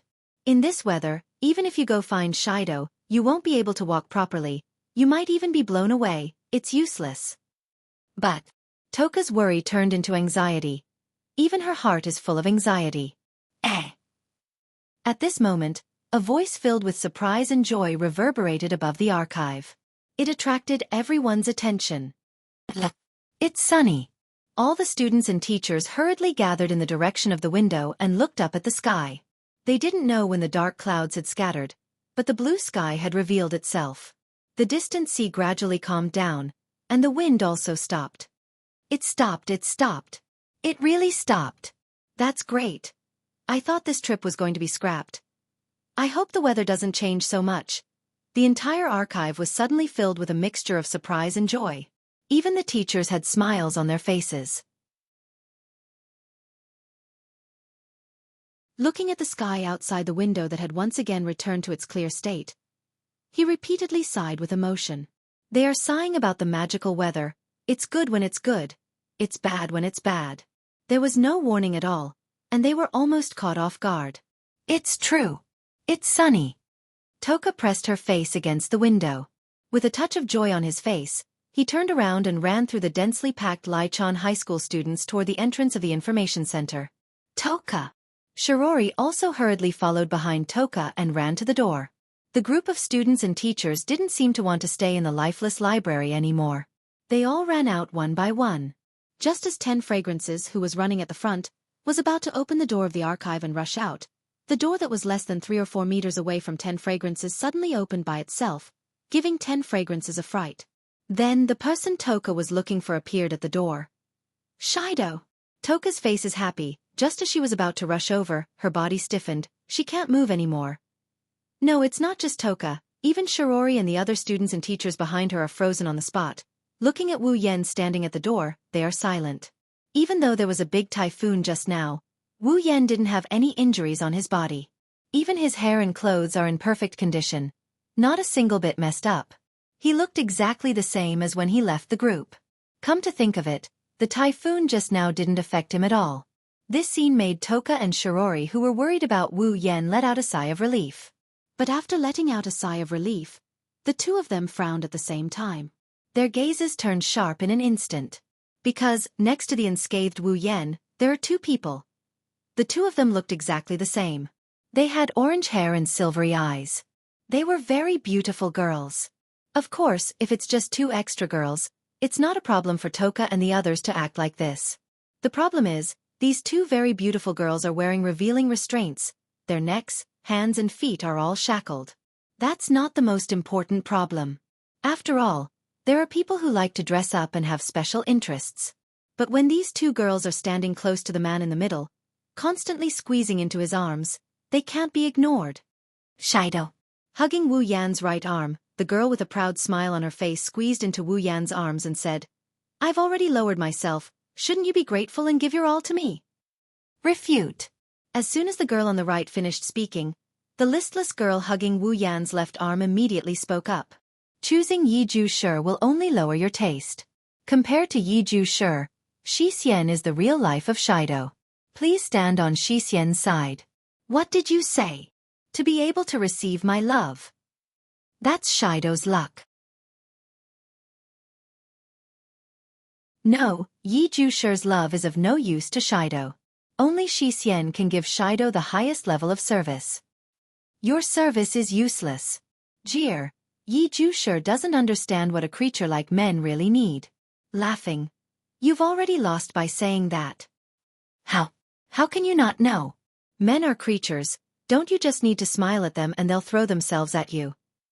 Pity, not all women can do that. Yi Ju Shi is definitely not one of them. Do you want to fight? Accept the challenge, Xian is ready at any time. Ignoring everyone present, Yi Ju Shi and Xian continued to argue with each other with a wall of flesh between them. Their scantily clad bodies kept rubbing against Wu Yan's chest. This is a scene that would make any male creature green with envy and jealousy.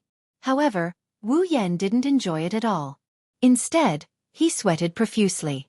He could clearly feel the more the sisters rubbed against each other, the more intense the gazes from Lichon High School's teachers and students became.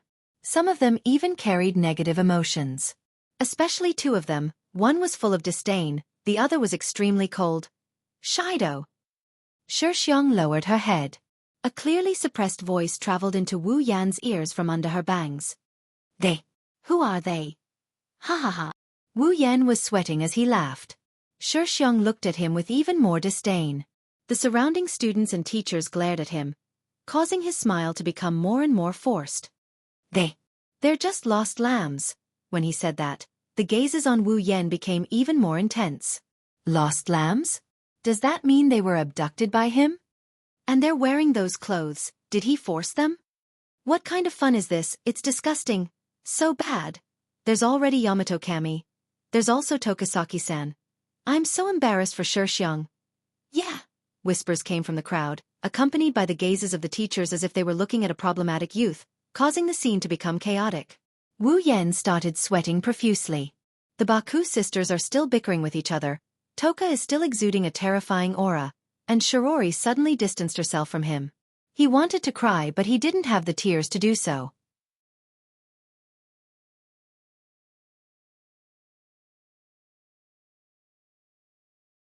Chapter 1154.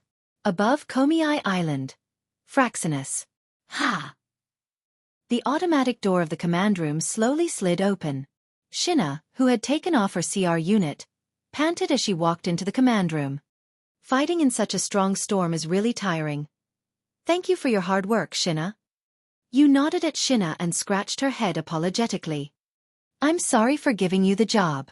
I don't have much talent in controlling CR units. I can only use some gun-type devices to attack. Otherwise, I would have been able to help you. Well, don't mind it. Shina shook her head. Her blue ponytail swayed like a puppy's tail. It's very cute. Senior Yeyue's strength is unquestionable. Back then when she fought against Nightmare, that godly shot of hers is still fresh in my memory. I only have some experience with guns. Yu shrugged. She looked at Kanushi Kuhei who was hugging his chair. It's not like there aren't any men here who are more talented than me. Shina looked at Kanushi Kuhei who was drooling and mumbling nonsense. Kanushi Kuhei had a disgusted look on his face. She was conflicted.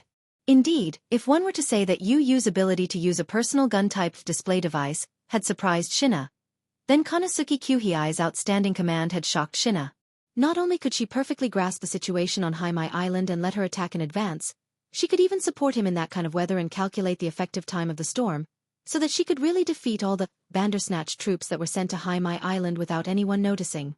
Shina sincerely felt that if she didn't have Kanushi Kuhiai's instructions, even if she could take down all the Bandersnatch troops on Komiai Island, the residents of Komiai Island would still be shocked.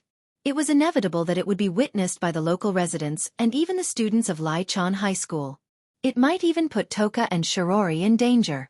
Recalling Kuhiai Kanazuki's advice on the radio during the battle with the Bandersnatch, Shinana's opinion of Kuhiai Kanazuki had changed. He had also changed his opinion of Kuhiai Kanazuki. However, Kanushi Kuhiai's performance. Shina couldn't help but lower her opinion of him. The two cancelled each other out. Even if it was true, he still felt conflicted. All in all, the Bandersnatch troops have been taken down. There shouldn't be any more problems on the island. Shaking his head, Zhan Na shook his head and looked at Yi Yu. How's the captain? Captain. Night Moon smiled bitterly and looked at the big screen. It's a bit troublesome. Why are you guys always sticking to Shido? As this consort's most loyal guard, isn't it natural for Sherdao to protect this consort? Ha! What's the meaning of this? Explain. Explanation. Yu Juya and Yu Xian are having a very important event. They need Shido to do it. I don't know what's going on, but if that's the case, I want to participate. Do you want to be my opponent? How brave of you. Opponent? This means that there can only be one winner in this meaningful event, and the winner will be the owner of Shido. Obtain Shido's ownership. I want to participate. I want to participate too. What? A mere human dares to challenge the Witch of Komiai Island. Exclusion. This is a duel between Yu Juya and Yu Xian. Outsiders are not allowed to participate. Why can you two do it but not me?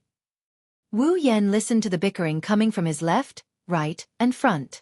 He watched as Toka, Yagia, and Yukinori clashed with each other. Wu Yen felt like he was sandwiched between the three of them. His face was filled with fatigue. For half an hour, Wu Yen was bombarded by the three elven girls. Even an immortal vampire like true ancestor Wu Yen wouldn't be able to take it. Wu Yen couldn't help but yell when he saw that the three of them were going to continue. He struggled to break free from Yu Juya and Yu Xian's hands. I say, when are you guys going to stop arguing? I'm not the one who wants to make a fuss. Toka pouted with tears in her eyes. She looked at Wu Yen with a pitiful expression. I just want them to leave your side.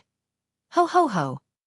Yu Juya laughed arrogantly like a queen and waved his hand at 10 Fragrance. It's too late, Shido already belongs to me. It's my spoils of war.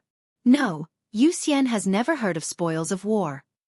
Yu Xian looked away from 10 Fragrance and towards Yu Juya. Yu Juya hasn't succeeded in seducing Shido, so Yu Xian thinks it's just Yu Juya's delusion. Humph, my half Yu Xian. I didn't expect you to have the same vision as those mortals. Yu Juya raised his chin and put his hands on his waist. He said confidently. With my charm, Shido will become mine as soon as I make a move. He won't be able to leave me. I'm just giving you a chance to show off. I doubt it. Yu Xian thinks charm is just Yu Juya's delusion. Yu Xian's face tensed up, she said bluntly. Is Yu Juya just pretending because he doesn't have the guts to fight? That kind of thing is absolutely impossible. Juya was like a cat whose tail had been stepped on. Her face was bright red. Before she could use her usual Chunibyu speech to cover up her embarrassment, Shi Xian's calm words made her swallow her words. Provocation. Yu Xian seriously doubts Yu Juya's words. Wah! Yu Juya's expression changed. He pointed at Yu Xian and shouted, Since you've said that, I'll show you my strength. He didn't even give Yu Xian and 10 Fragrance time to react. He turned around and looked at Wu Yen. His gaze was more like a tomboy looking at a chicken on the chopping board than a young girl looking at a seductive man. You! What do you want? Wu Yan's mouth twitched. He took a few steps back.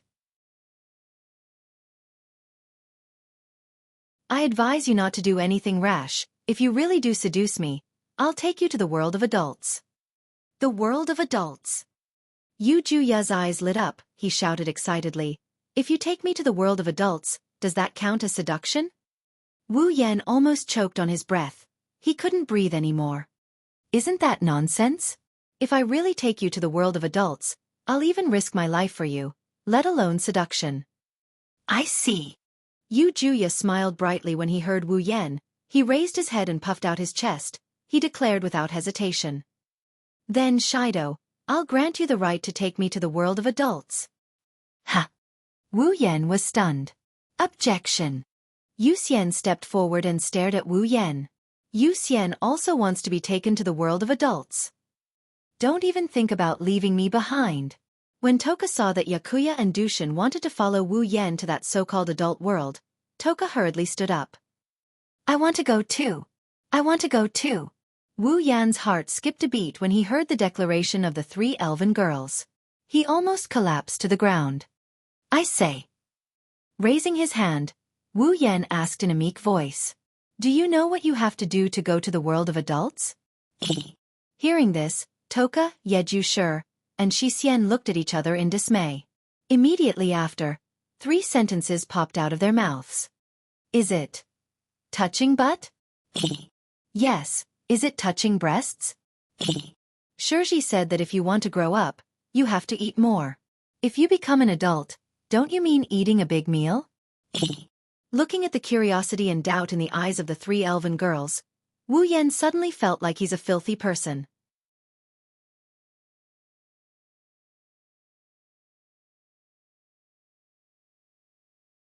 Chapter 1155. Sigh. After walking out of Teacher Xiaozhu's room and closing the door, Wu Yan let out a tired sigh and rubbed his aching forehead. In order to get a place for Yi Juya and Shi Xian to stay, he had spent a full 30 minutes brainwashing Teacher Xiaozhu. Of course, this so-called brainwashing did not refer to Wu Yan directly using a mind-controlling tactic to invade Teacher Xiaozhu's brain. Instead, he relied on his glib tongue. Using deceiving Teacher Xiaozhu, he nagged the pure, kind, and naive Teacher Xiaozhu until her head swelled. Then, when she was dizzy, he inadvertently mentioned this matter and made her nod in agreement in her dizzy state. That was the general situation. First, I spent an entire day arguing with Toka, Yakuya, and Xixian. Then, I spent an hour with the 3 elf girls inquiring about the method to enter the adult world with curious and innocent eyes. After that, I spent another half an hour chatting with Teacher Little Bead. Wu Yan was already exhausted. If I knew this would happen, I would have used the mind invasion magic directly. Wu Yan smiled bitterly. Although I feel somewhat apologetic towards Teacher Little Zhu. After saying this, Wu Yan sighed again and walked back to his room with heavy steps.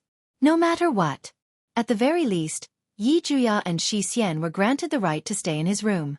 He didn't have to throw them outside or sleep on the same bed as him. This was something worth celebrating. As for regrets, Wu Yan didn't have any. Based on the habits of the Bawu sisters, who had the "will die if you don't quarrel" disease, if you really slept on the same bed with them tonight, not to mention whether you could take advantage of them, you definitely wouldn't be able to sleep. He hesitated for 0.01 seconds before seriously choosing the latter over spending a night in the gentle home of the 2 noisy girls or sleeping peacefully for the night. After all, he was so tired. In terms of spirit. However, finally, I can rest for a while. Thinking back to today's fight with Irene, then the battle, then the destruction of an airship and encountering a pair of talkative elf sisters, Wu Yan realized that he seemed to have done a lot today. At this moment, he was even more anxious to go back to his room. Unfortunately, he didn't know if the heavens were trying to help him or if they're just toying with him. Just as he was about to turn into the corridor leading to his room, 2 clear voices came from behind him. Sherdao. Repeat. Sherdao. Hearing these 2 familiar voices and the special tone and method of speaking, Wu Yan's expression stiffened and his footsteps suddenly quickened. Don't think you can escape. Pounds. Heh. Following the sound of 2 steps on the ground and 2 sounds of air breaking, Wu Yan's body, which was in a charging posture, was hit by 2 cotton balls. Under the attack of the neither light nor heavy weight, Wu Yan very cleanly fell to the ground. It's rare for this queen to be so merciful and pamper you, Sherdao. How dare you run away? This is simply disrespectful. Angry, Xixian feels that Sherdao's behavior is enough to cause a serious blow to the heart of a young girl, so please stay here obediently. Hearing this, Wu Yan, who was about to struggle up, immediately deflated. He turned his head and looked at the two identical Baowu elves, one with a proud face, the other expressionless on his back, as if all the strength in his body had been sucked out. He weakly made a posture of prostrating himself on the ground and wanted to cry, but no tears came out. You two still haven't given up? In this queen's noble life, the word give up has never existed. Maintaining the posture of riding on Wu Yan, Yijuya pursed his lips. Before I succeed in making you pledge your loyalty to me, this queen will not give up. Explain. I'm actually dissatisfied with what you said, Sherdao. Xixian narrowed her eyes and stared at Wu Yan's face. Xixian is very dissatisfied with Sherdao's suspicion that Yijuya and Xixian will not succeed in seducing you. That's my fault. I'll apologize, okay? Wu Yan's face was covered in tears. At that time, I was just casually saying it. I really do have many very cute girls around me, so when I heard you say you want to seduce me, I mentioned it to tell you that I already have experience and that it's best to change the way we duel. Humph, how can we, the spirits of the 8 dance, lose to a group of human women? Yijuya couldn't let it go. He couldn't help but increase the weight of his body to press down on Wu Yan. When you see this queen's charm, you'll know how foolish your previous thoughts were. Agreed. Xixian also pressed down on Wu Yan. Seducing a very experienced Taoist would be the perfect way for the final duel between Yeju Shi and Xixian. Why you guys? Wu Yan started trembling. He's so angry he's shaking. I admit defeat, then let's continue with your seduction duel tomorrow, okay? Wu Yan raised his hands in surrender. I'm very tired right now, very tired. When I wake up, you can seduce me however you want. I'll cooperate however you want. Are you satisfied now? No. Yijuya refused without hesitation. Our sacred duel has already been decided that you'll be the stage. There's no room for error. Of course. Xixian nodded. If we compromise now, then that kind person's help will be wasted. Kind person? Wu Yan looked at the Yamato sisters on his back with a puzzled look. What kind of kind person? Yijuya and Xixian looked at each other and smiled meaningfully. 10 minutes ago. Sherdao. Yijuya, who had already taken off his spiritual attire and put on his bathrobe, looked around and stomped his feet indignantly. Damn it, how dare you betray us? That's a capital offense. Indignant. Xixian's silver eyes were also filled with dissatisfaction. A man who abandons a woman is the worst. Just a little bit more. Yaguya shrugged dejectedly. Just a little bit more and Sherdao would have fallen to the point where he can't leave me and become my helper. No, Yijuya wasn't just a little bit off. He was so far away that even the ocean couldn't compare to him. Xixian's eyebrows twitched. Xixian will definitely go further than Yijuya on the path to Sherdao. That's not true. Sherdao will definitely belong to me. No, Yijuya won't be able to attract Sherdao. Sherdao will only choose girls like Xixian. That's not true. That's the conclusion. That's not true. Answer yes. The two sisters argued as they walked. They had long forgotten that they came out to look for Wu Yan. They were so engrossed in their argument that they didn't pay attention to their surroundings. Around the corner, a figure wearing a cloak, a hat, and sunglasses suddenly rushed in front of them. They almost didn't react in time. When the two sisters finally reacted, they thought it was an enemy and were about to attack when a low voice came from the other party's mouth. Young ladies, you seem to be very troubled. Both Yeju Shi and Xixian stopped what they were doing and frowned at the same time. Yeju Shi even yelled out. Who are you? You actually dare to block my path. Hee. A very uncomfortable laughter echoed, causing the frowns of the Baowu sisters to deepen. Just as the two sisters were about to lose their patience, the cloaked person spoke. Do you want to know how to seduce a man? I have a secret here. Secret. Hearing this, the eyes of the two elf girls shook and they started to waver. Before the Baowu sisters could react, the cloaked person continued. Actually, there are only 3 steps to seducing a man. 3 steps? The Baowu sisters held their breaths. The cloaked person nodded heavily. Strip. Strip. The Baowu sisters were stunned. Kiss him after you strip. Kiss. The Baowu sisters widened their eyes. After you kiss him, let him do all the work. The cloaked person glanced at the two girls with sunglasses. That's fine. Yejuya and Xixian looked at each other in dismay.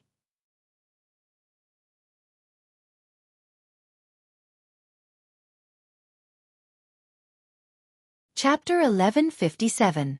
Perhaps it was because the tongues of the two elven girls were too soft and small, or perhaps it was because a certain wolf's mouth was too big for its libido, but when it sucked Yejuya and Xixian's tongues into its mouth, it fit perfectly. Woo! Perhaps they did not expect things to turn out this way. Both Yejuya and Xixian let out a whimper at the same time. Their watery silver eyes started to turn misty. Even their cheeks started to turn pink. Not long after, their consciousness started to turn blurry. Feeling three tongues sweep back and forth in their mouths, intertwining and coiling around each other, the inseparable feeling brought the man and the two girls unusual pleasure. This was especially so for Yejuya and Xixian, who were kissing for the first time. After all, they weren't just doing something intimate with a man, they were also doing it with their sisters who had been together since birth. No matter how inseparable the Bawu sisters were, no matter how similar their natures were, they would never try kissing each other. Now, they were doing something only lovers could do while seducing the same man. In addition, the two elven girls had feelings for each other that no one knew about. It was almost instantaneous. The two girls were immersed in it.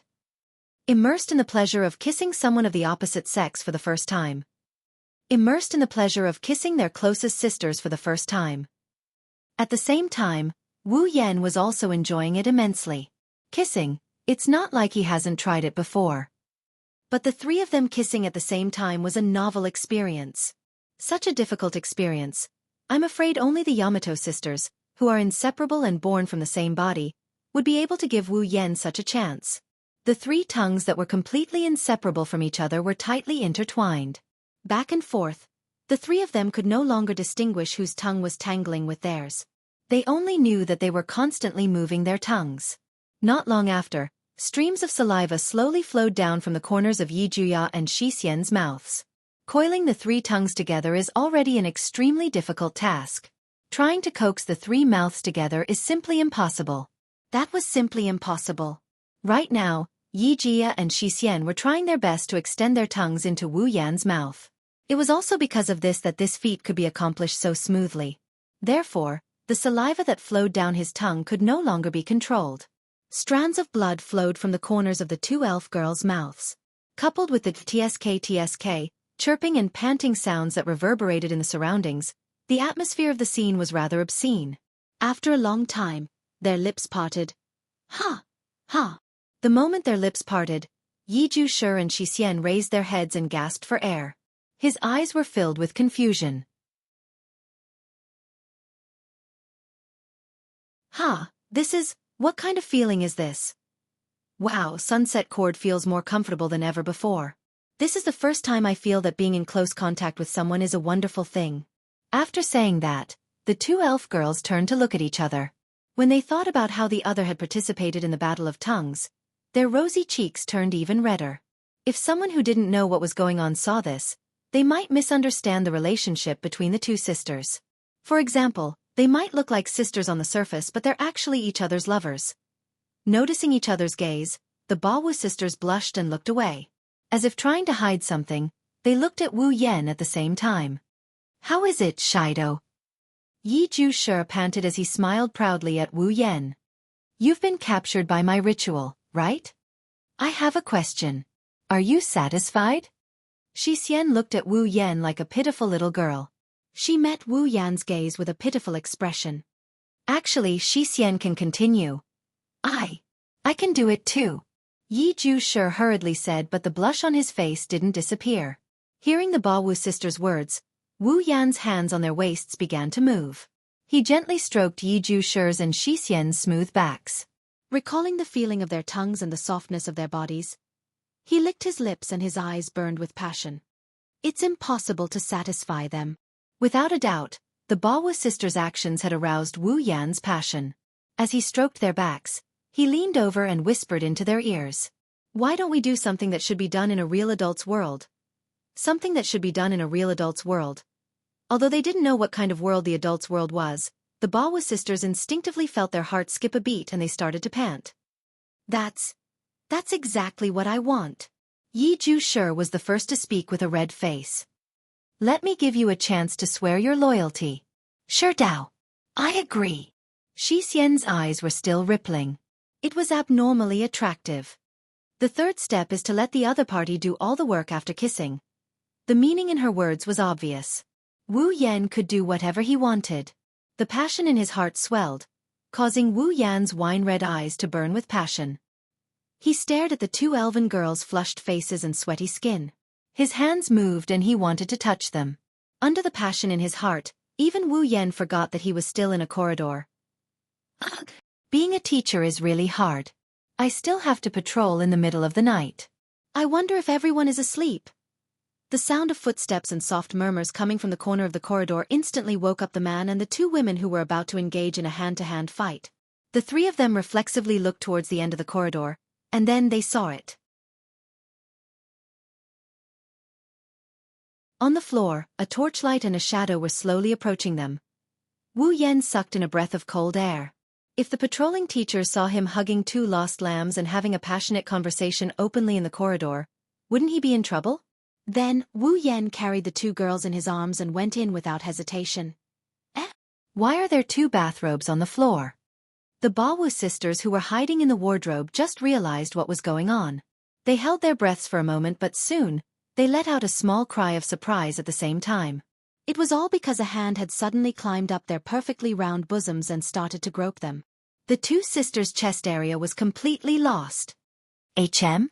Just as Yi Juya and Shi Xian were about to gasp for breath, a voice that was very close to them echoed from outside the wardrobe. It was filled with doubt. Was there a sound just now? Yi Jia and Shi Xian subconsciously pursed their lips when they heard that. They suppressed the joy that rose from the depths of their hearts. Even their delicate bodies began to tremble.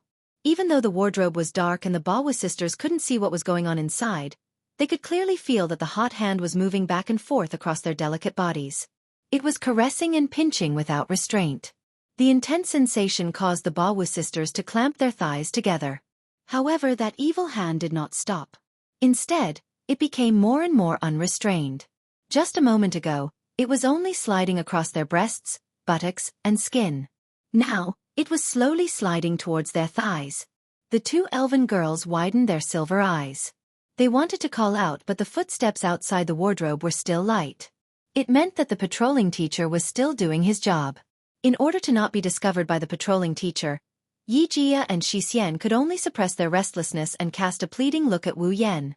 She didn't know if Wu Yan received her pleading gaze but his fiery hands didn't seem to have any intention of stopping.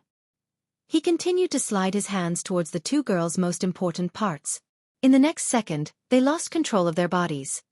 The Bawu sisters raised their heads and raised their hands to cover their mouths. They closed their eyes and completely accepted the other party's actions. The sound of soft panting echoed in the small wardrobe.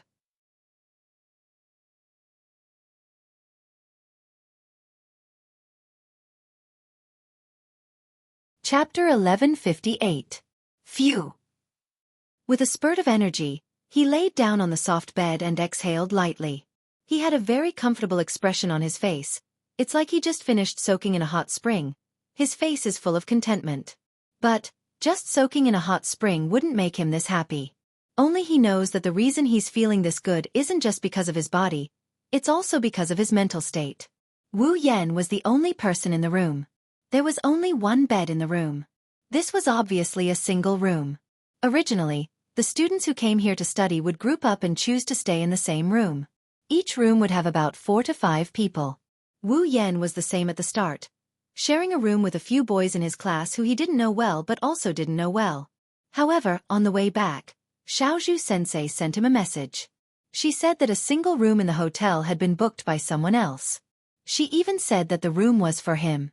A second before Wu Yan received the message, he was hiding in the closet in the hallway, having fun with Yagia and Yushin. Under such circumstances, receiving such an inexplicable message, no matter how dumb he is, he would be able to connect it to Ratatosker. Coupled with the fact that the Bawu sisters mentioned a kind-hearted person, the mystery was solved.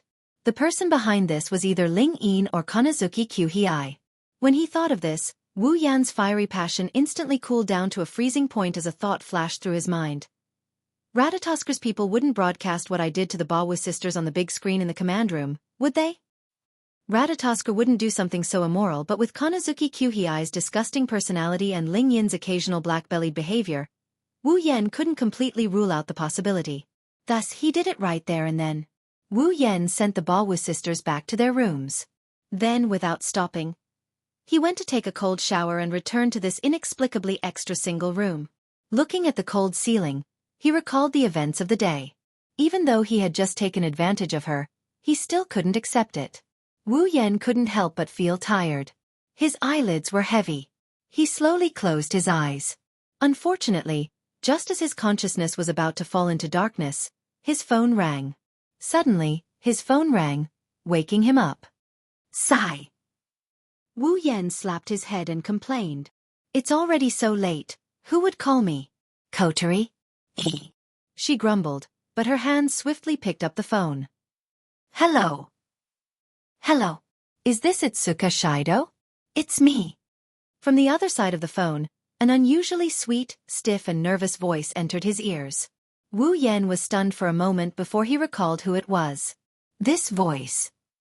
Wu Yan tried his best to regain his consciousness as he answered weakly. Is this Mei Jiao? Can you please not call my name so casually? The one who called was the elf with the ability to control voice. Temptress Mei Jiao. Mei Jiao took the initiative to call him, but she didn't hold back when she replied to him. Her attitude was as bad as usual. He didn't know if she noticed it, but when she said that, her tone sounded more like she was dissatisfied than annoyed. However, Wu Yan didn't notice the dissatisfaction in her voice. He's pretty much exhausted. Well, it's rare for you to contact me again, but I'm sorry, I'm too tired today. If there's anything, we can talk about it tomorrow. Bye. As he spoke, Wu Yan moved the phone away and pressed the hang-up button. Wait a minute. On the other end of the phone, Mei Jiao seemed to be a little surprised by Wu Yan's words, but she quickly called out. Why are you talking to yourself and trying to hang up the phone? Could it be that he was doing something shameful?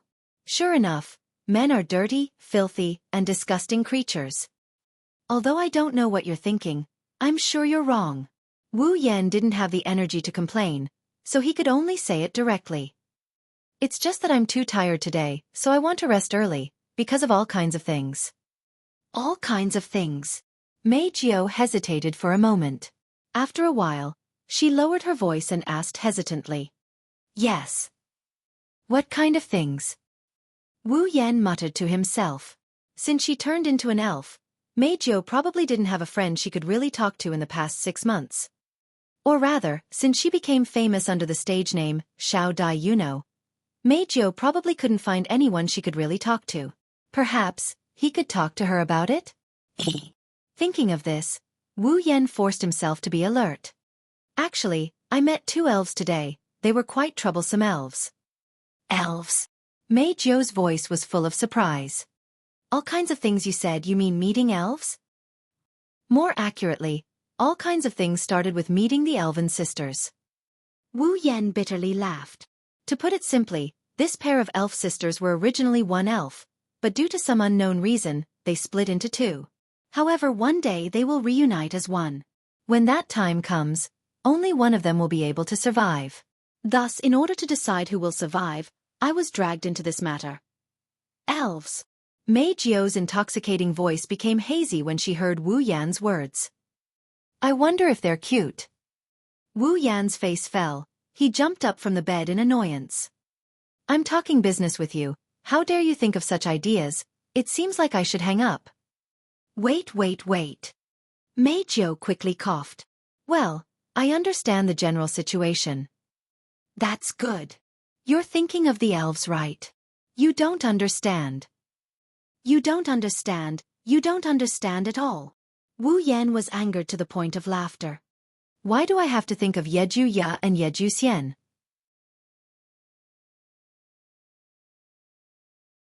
Yeju Ya and Yeju Xian, what a cute name. When she said this, Mei Jiao's voice was still full of sweetness, but the next sentence was full of malice.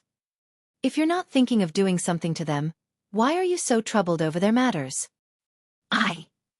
Wu Yan scratched his face. Part of it is because of Ratatasker's work, but most of it is because I feel pity for the elves.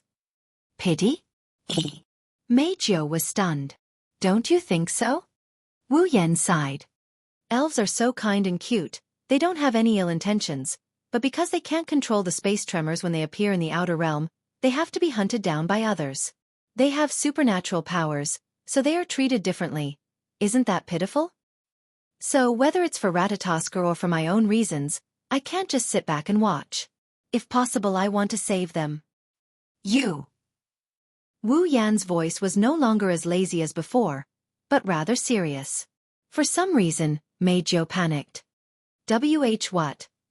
He's just a man, why are you acting cool? Isn't it because he's a man that I'm acting cool?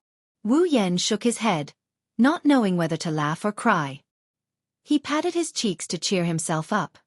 But, thank you for listening to me talk about these boring topics in the middle of the night.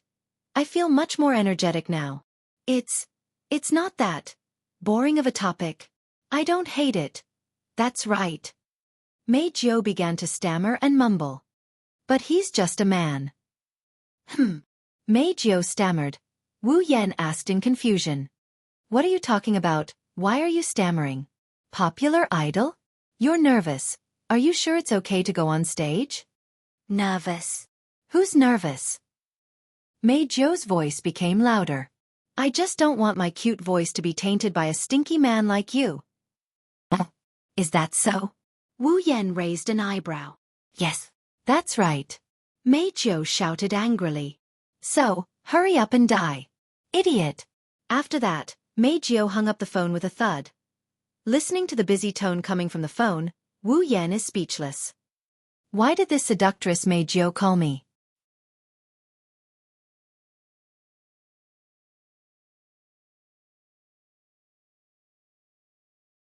Chapter 1159. The night passed, morning. The dazzling sun shone down, illuminating the beach that was cold due to the night. The beach sparkled with golden light, dazzling and dazzling. The waves of the blue ocean crashed onto the shore like an alarm clock, echoing rhythmically with the sound of splashing water.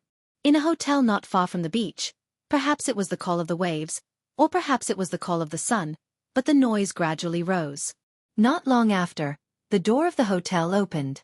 Following that, people wearing swimsuits and carrying beach balls, swimming rings, sunscreen, mats, and umbrellas ran out of the hotel one after another. They rushed to the beach with excitement on their faces. Among them, many were students and teachers of Lichon High School. Even Toka and Shirji were among them. They followed the large group of people and rushed to the beach happily. Today is the first day of the school trip. The Lichon High School students who have been looking forward to it since yesterday finally started their trip. It had to be said that the ocean was indeed a very attractive place for young people. Early in the morning, almost 90% of the tourists in the hotel had left and were all moving towards the ocean. Lichon High School was no exception. Basically, except for some old teachers, very few people would stay in the hotel. Of course, that is only the behavior of ordinary people. For a certain vampire ancestor who is a lazy person. Now is the time for real enjoyment. In one of the few single rooms in the hotel, there is one room. The temporary owner is sleeping soundly. He is not like the students of Lichon High School who went out early to play. Although he did not kick the quilt and did not drool, his comfortable sleeping face gave people a feeling of powerlessness. In the past at this time, Kotori would knock on his door and use all sorts of methods to wake him up from his slumber.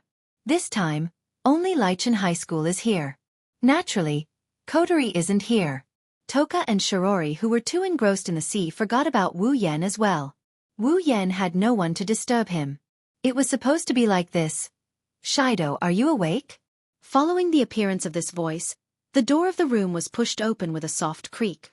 Immediately, a young lady with long orange hair and watery silver eyes poked her head out of the door. She looked inside the room. His beautiful eyes quickly scanned the room. When he saw that there was no one else in the room except for the bed, he let out a sigh of relief. I am coming in, Yijuya said cautiously as he walked into the room. Whether it was the way he spoke or his behavior, it was very different from the usual Chunibyu. However, Yi Juya wasn't trying to hide it. But at this moment, this Yi Ju Shi was the real Yi Ju Shi. His chunibu behavior in the past was because he felt like he had to be more dignified, so he forced himself to put on a facade. Now, there was no one else in the room except for a sleeping man. Even Xianxia, who had always been by his side, wasn't there. Naturally, Yi Juya wouldn't waste his energy to maintain a fake image. After closing the door, Yakuya lifted his chin and he raised an eyebrow at Wu Yan, who is still snoring away. Everyone is awake, but this guy is still sleeping. Isn't he too lazy? While grumbling, Yakuya came to Wu Yan's side and he shook his body a little. Shido, get up. Ugh.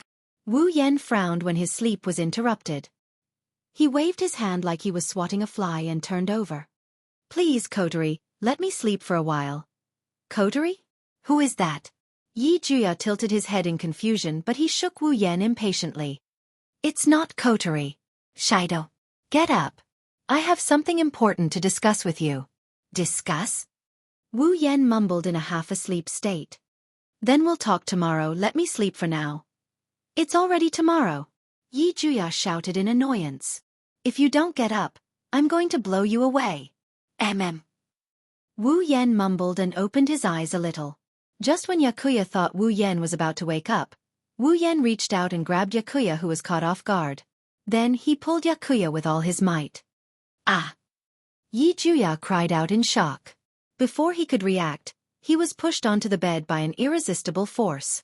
Wu Yan turned around and hugged Yi Juya tightly. He buried his head in Yi Juya's ear. Why don't you sleep with me too? Ugh!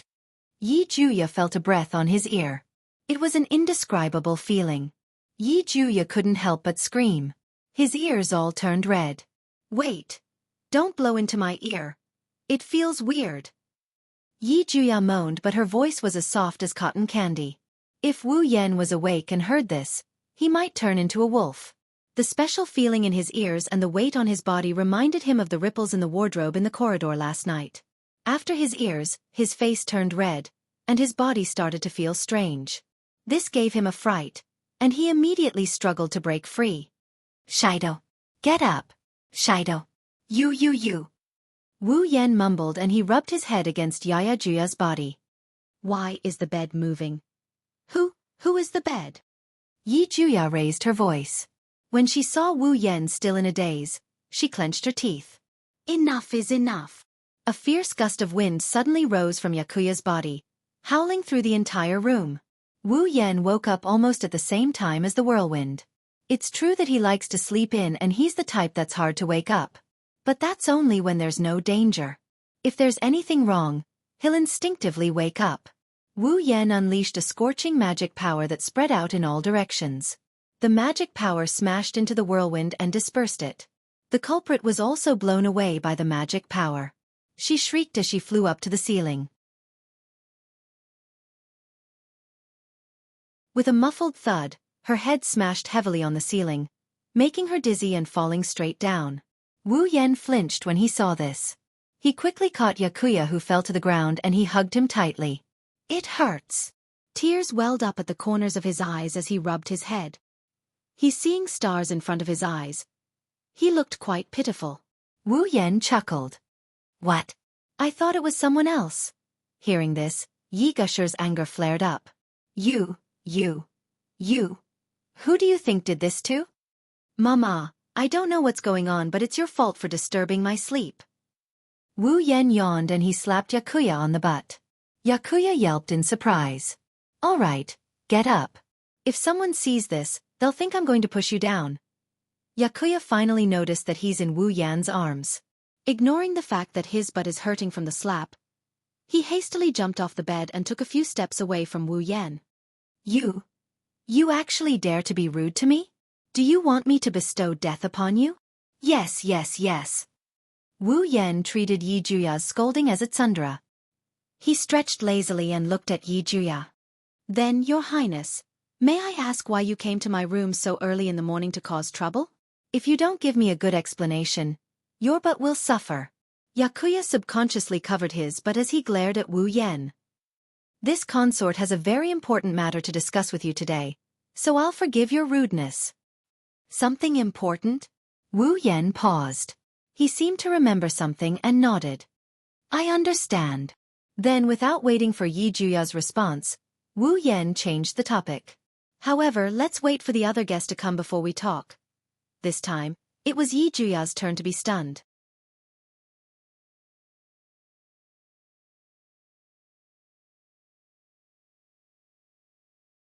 Chapter 1160. In the hallway, Xianxia was walking in a certain direction. Most of the rooms in the hotel were provided to Lichon High School. Now that the people from Lichon High School went out to play, there were not many people left in the hotel except for the staff. That was why Xianxia was relieved. After all, she chose to come out at this time when Yi Juya was still asleep. She did not go out with Yi Juya because she could not know what was going to happen next. Even if there was a small chance that Yi Juya would find out, Xianxia was not willing to take the risk. There were not many people in the hotel at this time. This gave Xianxia a chance to avoid being noticed. Xianxia's destination was Wu Yan's room.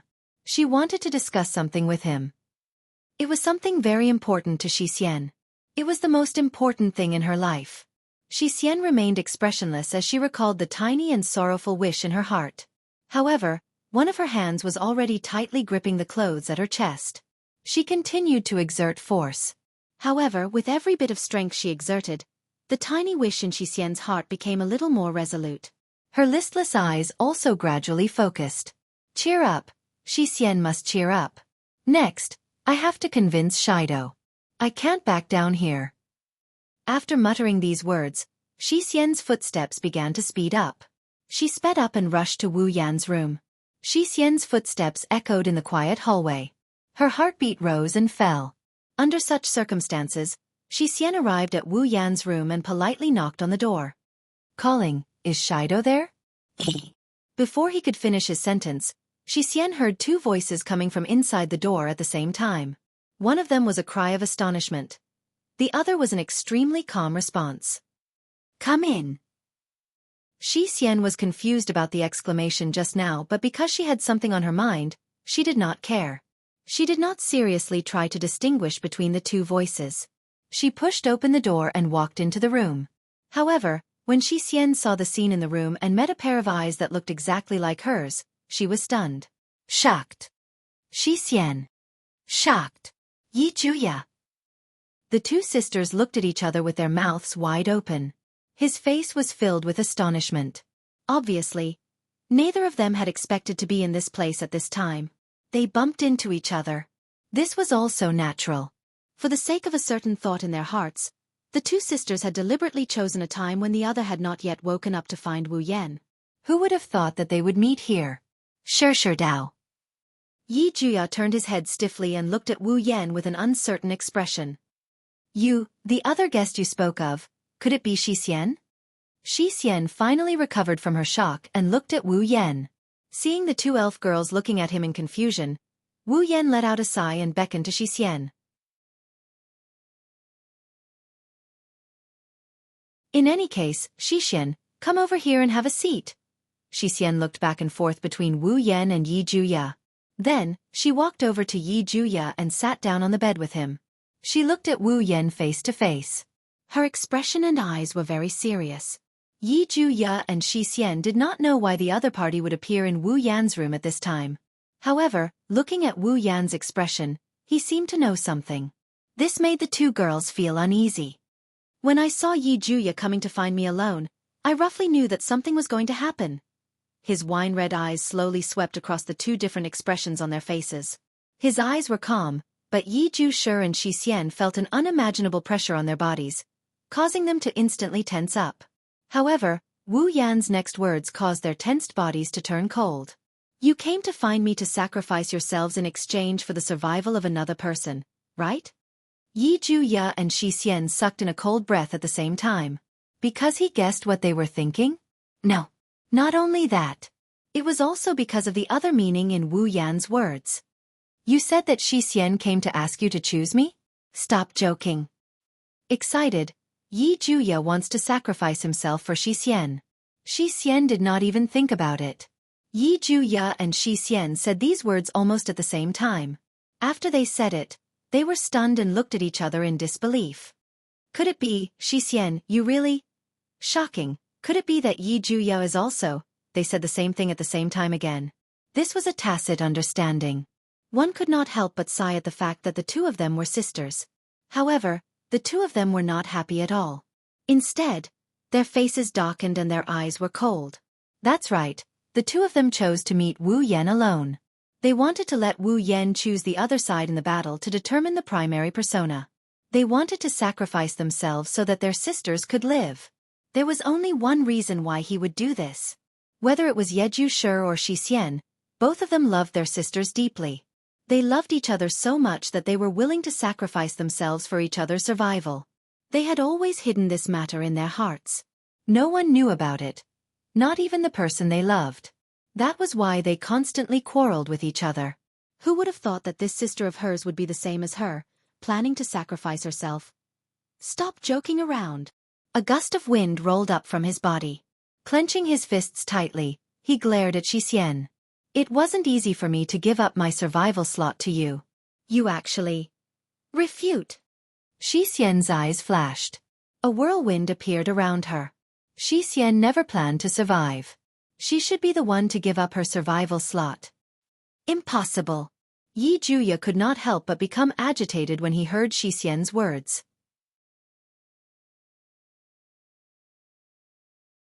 The real 8 dances must be held by the outstanding party, and only Xixian is qualified to hold the title of 8 dances, isn't that so? Refute. Xixian was expressionless, but her words were heavy and powerful. Yi Juya is the one who is truly qualified to be the Ba Wu. Xixian cannot compare to Yi Juya. You. Do you know how much effort I've put into losing to you in the past matches without leaving a trace? I'm so angry. Xixian is the one who put in all her effort. In order to lose the competition, she has been enduring. I didn't expect Yi Juya to do such a stupid thing. You are the one who is stupid. Refute. The stupid one is Yi Juya, not Xixian. As the two elven girls quarreled, a strong gust of wind blew in all directions with the two girls as the center. The wind grew stronger and stronger, gradually blowing some of the small furniture into the air.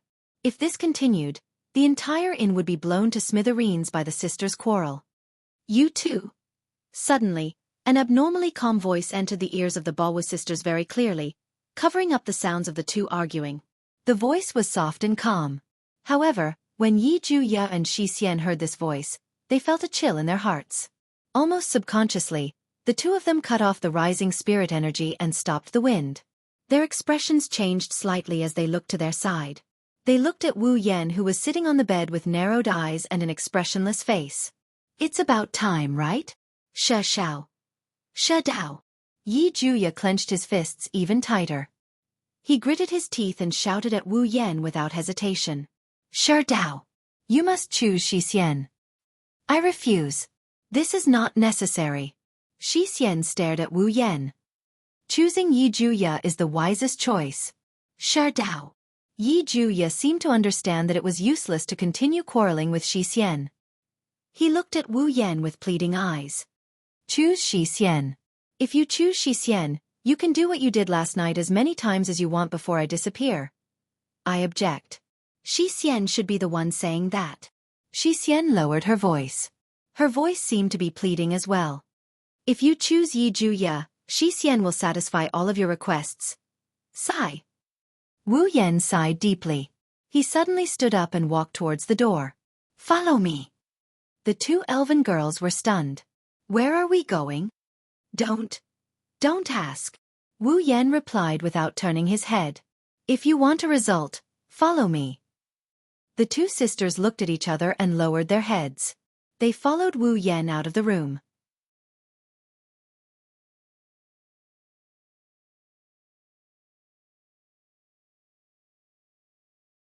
Chapter 1161. In the clear sky, 3 streaks of light flashed past like meteors. They flew past one after another at a speed that was difficult to catch with the naked eye. They passed through the clouds and the vast sky. The 3 streaks of light flew past. Their trajectories were very pleasing to the eye. They were even smoother than shooting stars. In just a short while, They all came to a corner in the sky and slowly slowed down. Finally, they stopped completely, revealing the three figures within them. Naturally, they were Wu Yan and the Bawu sisters. Wu Yan scanned his surroundings and he nodded in satisfaction when he confirmed that he couldn't see a single island or ship in his line of sight. Let's do it here. Xianxia and Xianxia looked at each other before looking at Wu Yan. Their eyes were filled with confusion. You should tell us why you brought us here. Maybe because he confessed his feelings to Xianxia, Xianxia no longer used those arrogant words. He frowned and looked at Wu Yan like a normal person. You said you can give us a result. Does that mean you already have a candidate for the primary personality? Yes. Xianxia also wants to know. Xianxia and Xianxia looked at each other with urgent eyes. Both of them stared at Wu Yan. I hope Shido can give us a result that will satisfy Xianxia. The gazes of the two elven girls became sharper and more focused. At the same time, an indescribable sense of oppression began to reverberate in the surrounding air. Xianxia wanted Wu Yan to choose Xianxia. He wanted to sacrifice himself so that Xianxia could have a chance to live. Xianxia wanted Wu Yan to choose Xianxia so that Xianxia could continue living. The two of them loved each other deeply. If Wu Yan chose them, then whether it was Xianxia or Xianxia, before Wu Yan can finish reciting his name, they will attack him with all their might without any hesitation. This was the determination in the hearts of the Bawu sisters. Unfortunately, their determination was nothing in front of Wu Yan. I did say to give us a result. He completely ignored the oppressive gazes of the Bawu sisters. Wu Yan looked at the sky and ocean and smiled. That's why I chose to come here. If I come here, I won't have to worry about hurting normal people or bringing about disasters. Hearing this, the Bawu sisters were stunned. They frowned. What do you mean? Do you want us to fight here?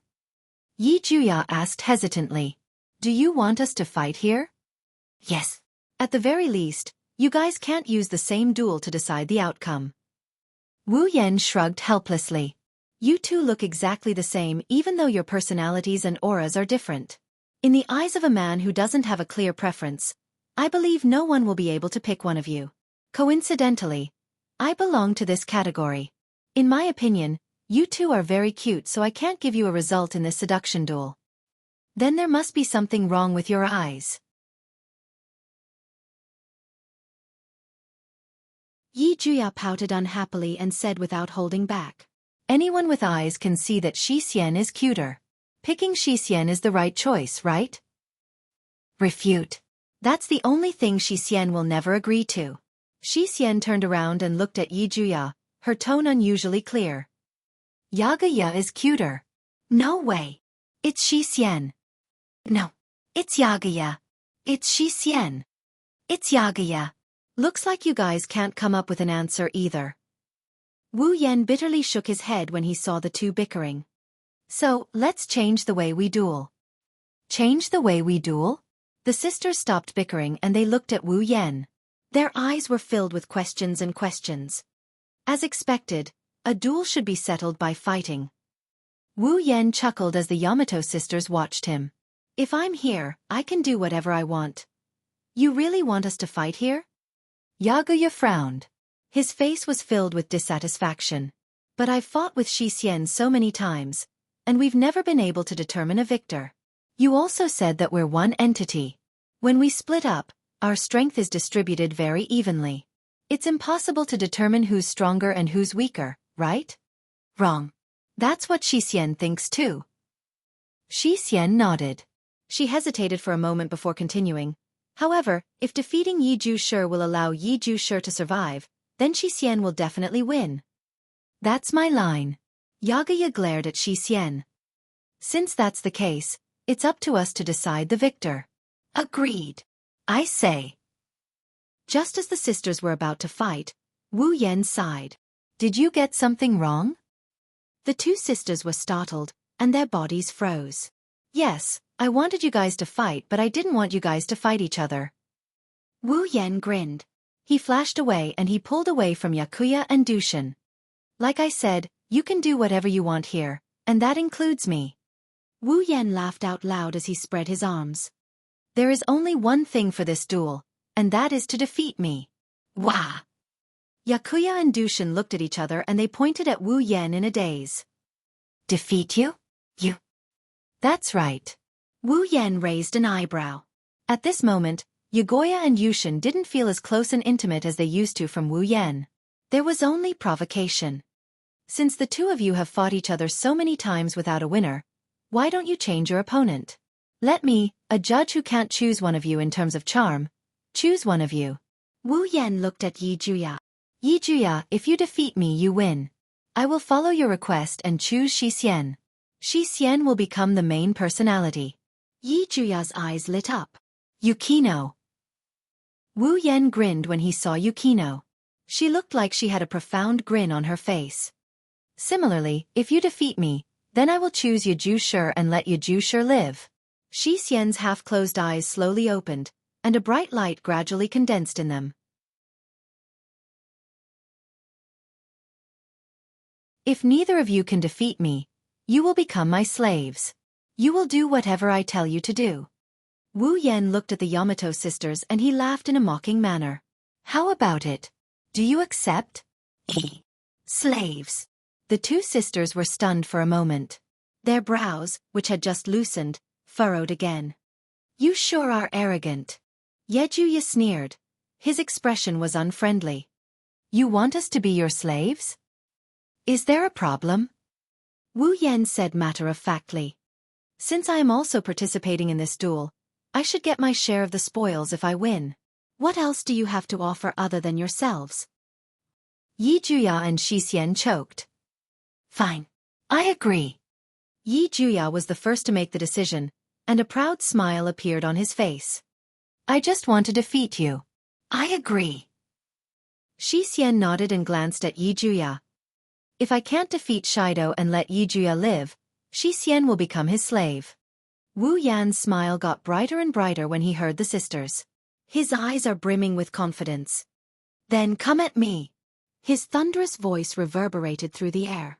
Wu Yan's mana surged like a tidal wave and it engulfed the entire area.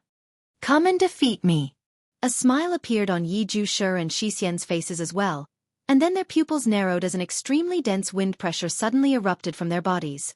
Their bathrobes were torn to shreds and scattered in the air. Shocking wind currents surrounded them and gradually turned into light particles. When the light particles dimmed, Yi Juya and Shi Xian were wearing Ba Wu's unique spiritual equipment, revealing purple and blue tight-fitting clothes. There were also shackles on their limbs and necks. The sky darkened.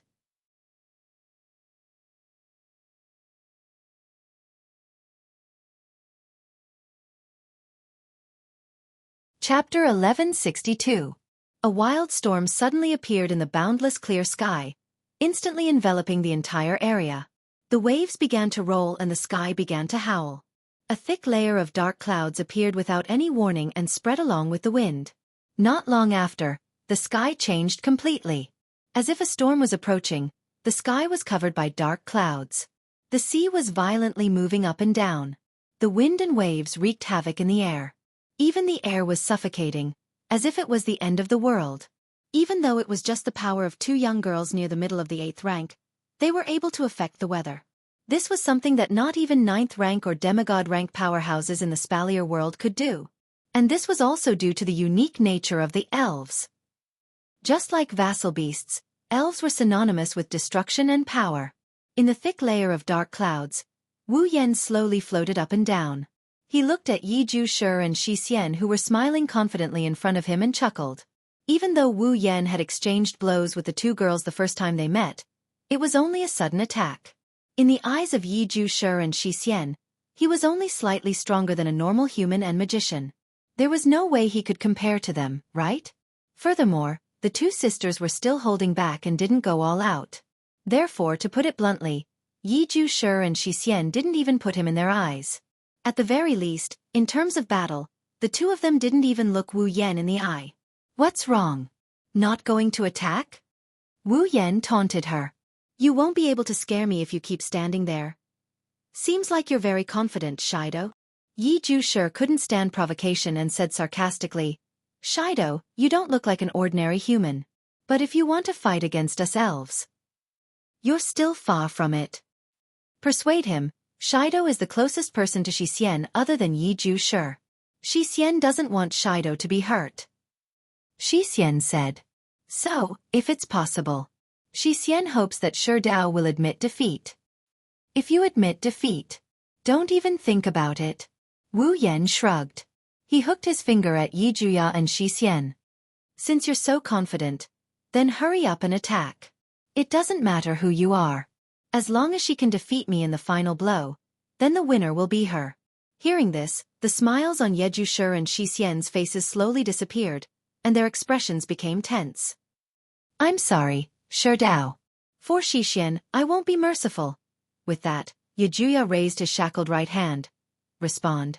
Xian must also use her full strength for the sake of Yejuya. Xian raised his shackled left hand. The frenzied storm swept up Yeju Shi and Xian's raised arms and pulled them back like a vortex. Hurricane Knight, Raphael, Penetrator, Ilrim. Following Yijuya's shout, the wind around his arm exploded. Then, Yijuya forcefully waved his right hand.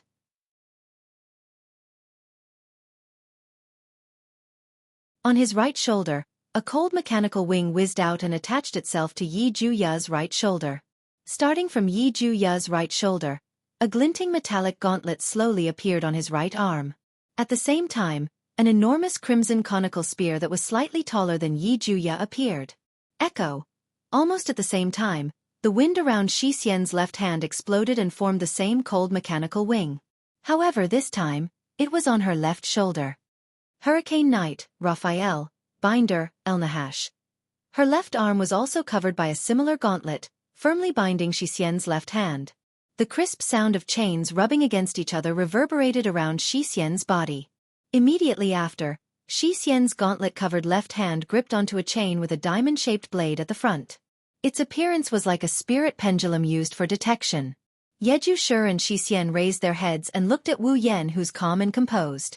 Their eyes were filled with unprecedented determination. In order to protect their beloved sisters, Yeju Shi and Xian, they're going all out. As long as they don't harm Wu Yan's life, they won't show any mercy. Even if Wu Yan is heavily injured.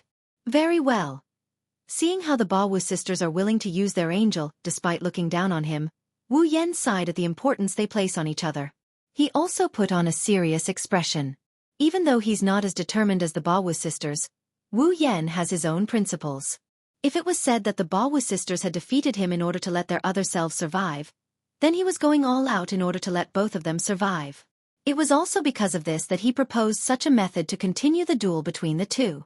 Otherwise, with how much the Baku sisters valued each other, a single sentence from Wu Yan wouldn't be enough to make them stop fighting and willingly seal their spiritual power. It's not that the Baowu sisters don't trust Wu Yan. Even though Wu Yan and the sisters have only known each other for a short period of time, after last night's intimate interaction, how can Yeju Shi and Xian treat Wu Yan as a stranger? Just as Xian said, other than themselves, Wu Yan is the closest person to them. However, this relationship is nothing compared to their feelings for each other. In Yeju Shi and Xian's hearts, no one is more important than them. Thus, even if it was Wu Yan who said it, when it comes to the safety of the other party, the sisters wouldn't accept it so easily. Wu Yan can no longer convince them. He can use his actions to prove that he has the ability to keep both of them alive. That's all. Slowly closing his eyes, the magic power in his body surged out like a heat wave. The heat wave of magic power engulfed the heaven and earth in an even more tyrannical manner than the surrounding gales. Wu Yan's body was dyed with the grandeur of a god. When Wu Yan opened his eyes again, his wine-red pupils have turned into a noble gold. Even though I don't dare to say that I won't show mercy, but Yeju Shi, Xian, for once, I'm going to be serious. As those words echoed through the surroundings, an extremely terrifying pressure descended on Yeju Shi and Xian without any explanation. It made their shoulders sink, and their hearts trembled. Their pupils suddenly narrowed. What is this? Feeling the mighty pressure from Wu Yan's body, Yeju Shi's face was filled with shock. Shocking! The determination in Xian's eyes has completely turned into wavering. Her expression became uncertain. This situation is different from what I imagined. Looking at the Baowu sisters' faces filled with disbelief, Wu Yan's lips curled up slightly. He suddenly extended one of his hands. scorching magical power surged, as if it received some kind of command. It flowed into Wu Yan's hand. It coiled up and circled around his outstretched arm like a coiling dragon. It gathered in the palm of Wu Yan's hand and formed a golden magical formation. Grabbing the golden magical formation, Wu Yan raised it above his head and raised it towards the sky. Then, the Bawu sisters saw. The palm-sized golden magical formation suddenly rippled and shot out from Wu Yan's hand like a cannonball. It shot into the sky and into the pitch-black clouds above. In the next instant, the golden magical formation imprinted itself into the clouds. It rotated and reverberated. In just a moment, it expanded to a radius of a few hundred meters. A terrifying aura was brewing in the golden magical formation, causing the hairs on Yezhu and Xianxia's bodies to stand on end. Following that, a soft voice that sounded like it was talking in a dream spread out in the cold air and the wild storm. Aeolus wind. In the sky, the magical formation's light suddenly expanded and shone brightly. A tornado formed by golden wind, with the magical formation as the source, descended from the sky and fell towards Yezhu and Xianxia. Under the horrified gazes of the two, it instantly enveloped their bodies. Boom! The glowing tornado connected the sky and the ocean like a pillar supporting the sky. It shattered the dark clouds in the sky, and the waves in the ocean were boiling hot.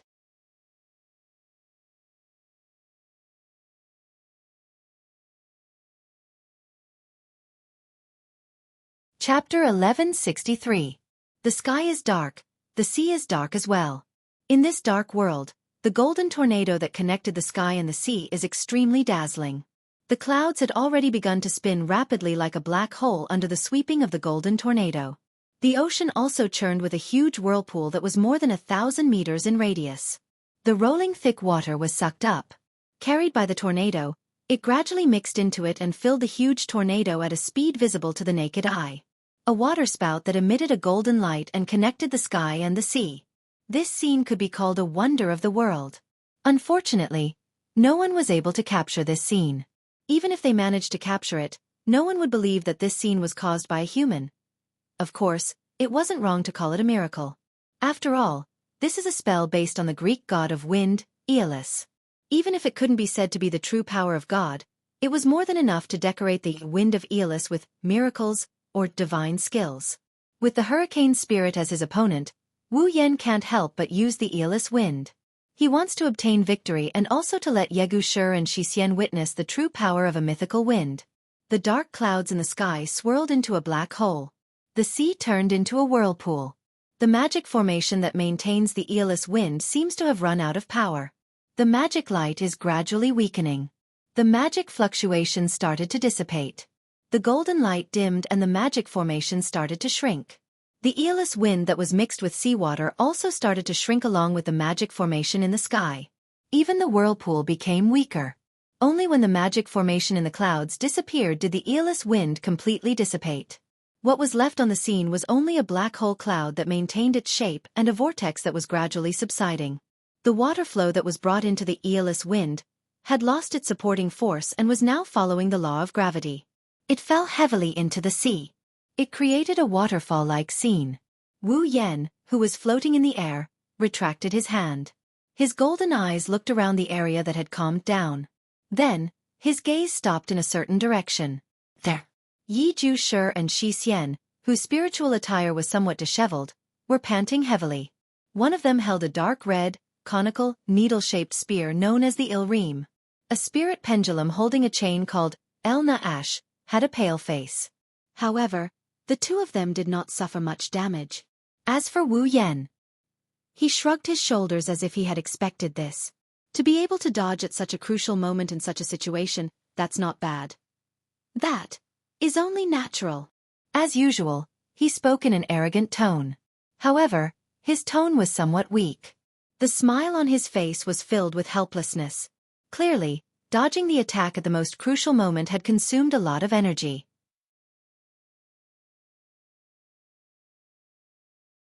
We are the fairies of Ba Wu and the witches of Hurricane. In terms of movement speed and movement range, no fairy can compare to me and Xianxia. Replenish.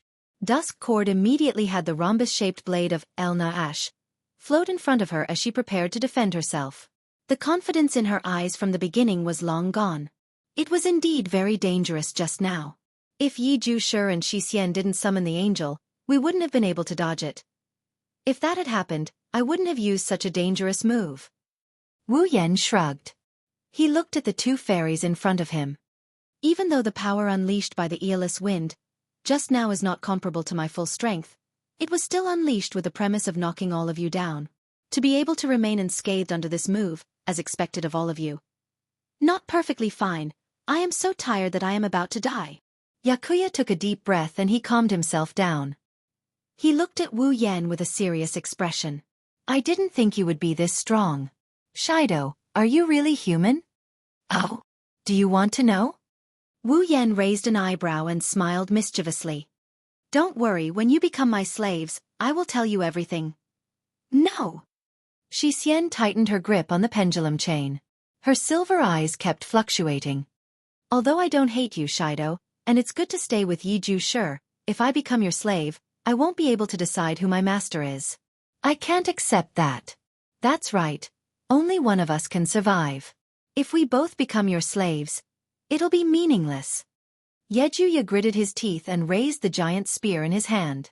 Surges of air began to swirl around the tip of the spear, gathering into a gust of wind. Of course, if Sherdao is willing to choose Xian, I can be your slave before I disappear. On the other hand, Xian also has the same idea. Xian asked with some hope. I hope you can choose Yi Zhu and make Xian your slave before you disappear. Idiot, don't copy me. Ignore? That's because Yi Zhu is too stupid. He won't listen to anyone. Aren't you the same? No. Xian listened to every word that Yi Zhu said seriously, but Xian didn't agree with him. I'm the same. No, don't copy Xian. Even if it's Yi Zhu, Xian won't back down on this. You! Wu Yan didn't know whether to laugh or cry when he saw the two sisters bickering like there's no one around. If this was on the battlefield, you two would have died many times over by now. Wu Yan grinned at the two identical faces in front of him. In any case, let's end this battle first. I have my own considerations. I'm your notary after all. If I don't have any skills, it'll be inexcusable. Yoruoshi and Yushin tensed up when they heard him. They looked at Wu Yan and they yelled at the same time. Ilreem! A huge spear was placed in front of Yi Zhu.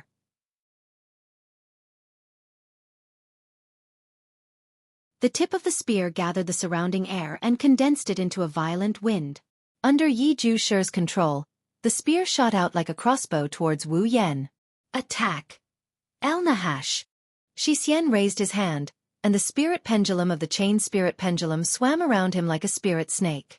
Then, a sharp gust of wind swept up the diamond-shaped blade at the front, and it whistled through the air as it shot forward. Too naive. Wu Yan looked at the violent storm and the sharp whirlwind rushing towards him. He activated the mana on his body. The mana flow turned into a shockwave. With Wu Yan as the center, the shockwave blasted out in all directions. The shockwave collided with the two destructive gusts of wind and it dissipated with a bang. Ha! The incoming wind was neutralized and what entered Wu Yan's eyes were two streaks of light shooting towards him. The giant spear and the rhombus-shaped sword pierced through the air and with a sonic boom, they pierced towards Wu Yan's chest. It's not that easy. Wu Yan's expression turned serious. He shot out his hands as if he's trying to grab a lance or a pendulum. A golden magic formation flashed on his arm. Then, a small golden ripple appeared on his hand as he went for the angel's attack. The ripple spun and leaped up into the air. In the next second, several different gusts of wind collided with each other. Boom! The strong wind pressure surged out in all directions, instantly blowing away the surrounding clouds. They were like sharp blades that pierced through the air, attacking either the clouds or the ocean below. Wherever they passed, even space would be stirred up with waves that no one knew about. As if he was holding two small golden tornadoes, Wu Yan compressed the Aeolus wind into his hands and fiercely clenched them on Yeju and Xian's angels. The four gusts of wind collided with each other, causing sparks to fly. Yeju and Xian gritted their teeth and continued to pour their spiritual energy into the angels to replenish the gusts of wind that were in a stalemate. The gusts of wind grew larger and larger, and the force of their attacks became more and more violent. Sensing the two elven girls' gusts of wind that were in a stalemate with the Aeolus wind, Wu Yan raised an eyebrow and smiled. Waves of mana surged and surged into the small golden tornadoes. Boom! Suddenly, the Aeolus wind expanded and instantly scattered the gusts of wind on the Baowu sisters' angels. Wah! The Baowu sisters were shocked. You're tuning in to the Wisdom Diary YouTube channel. Don't forget to subscribe and join us on this journey to catch the most captivating stories.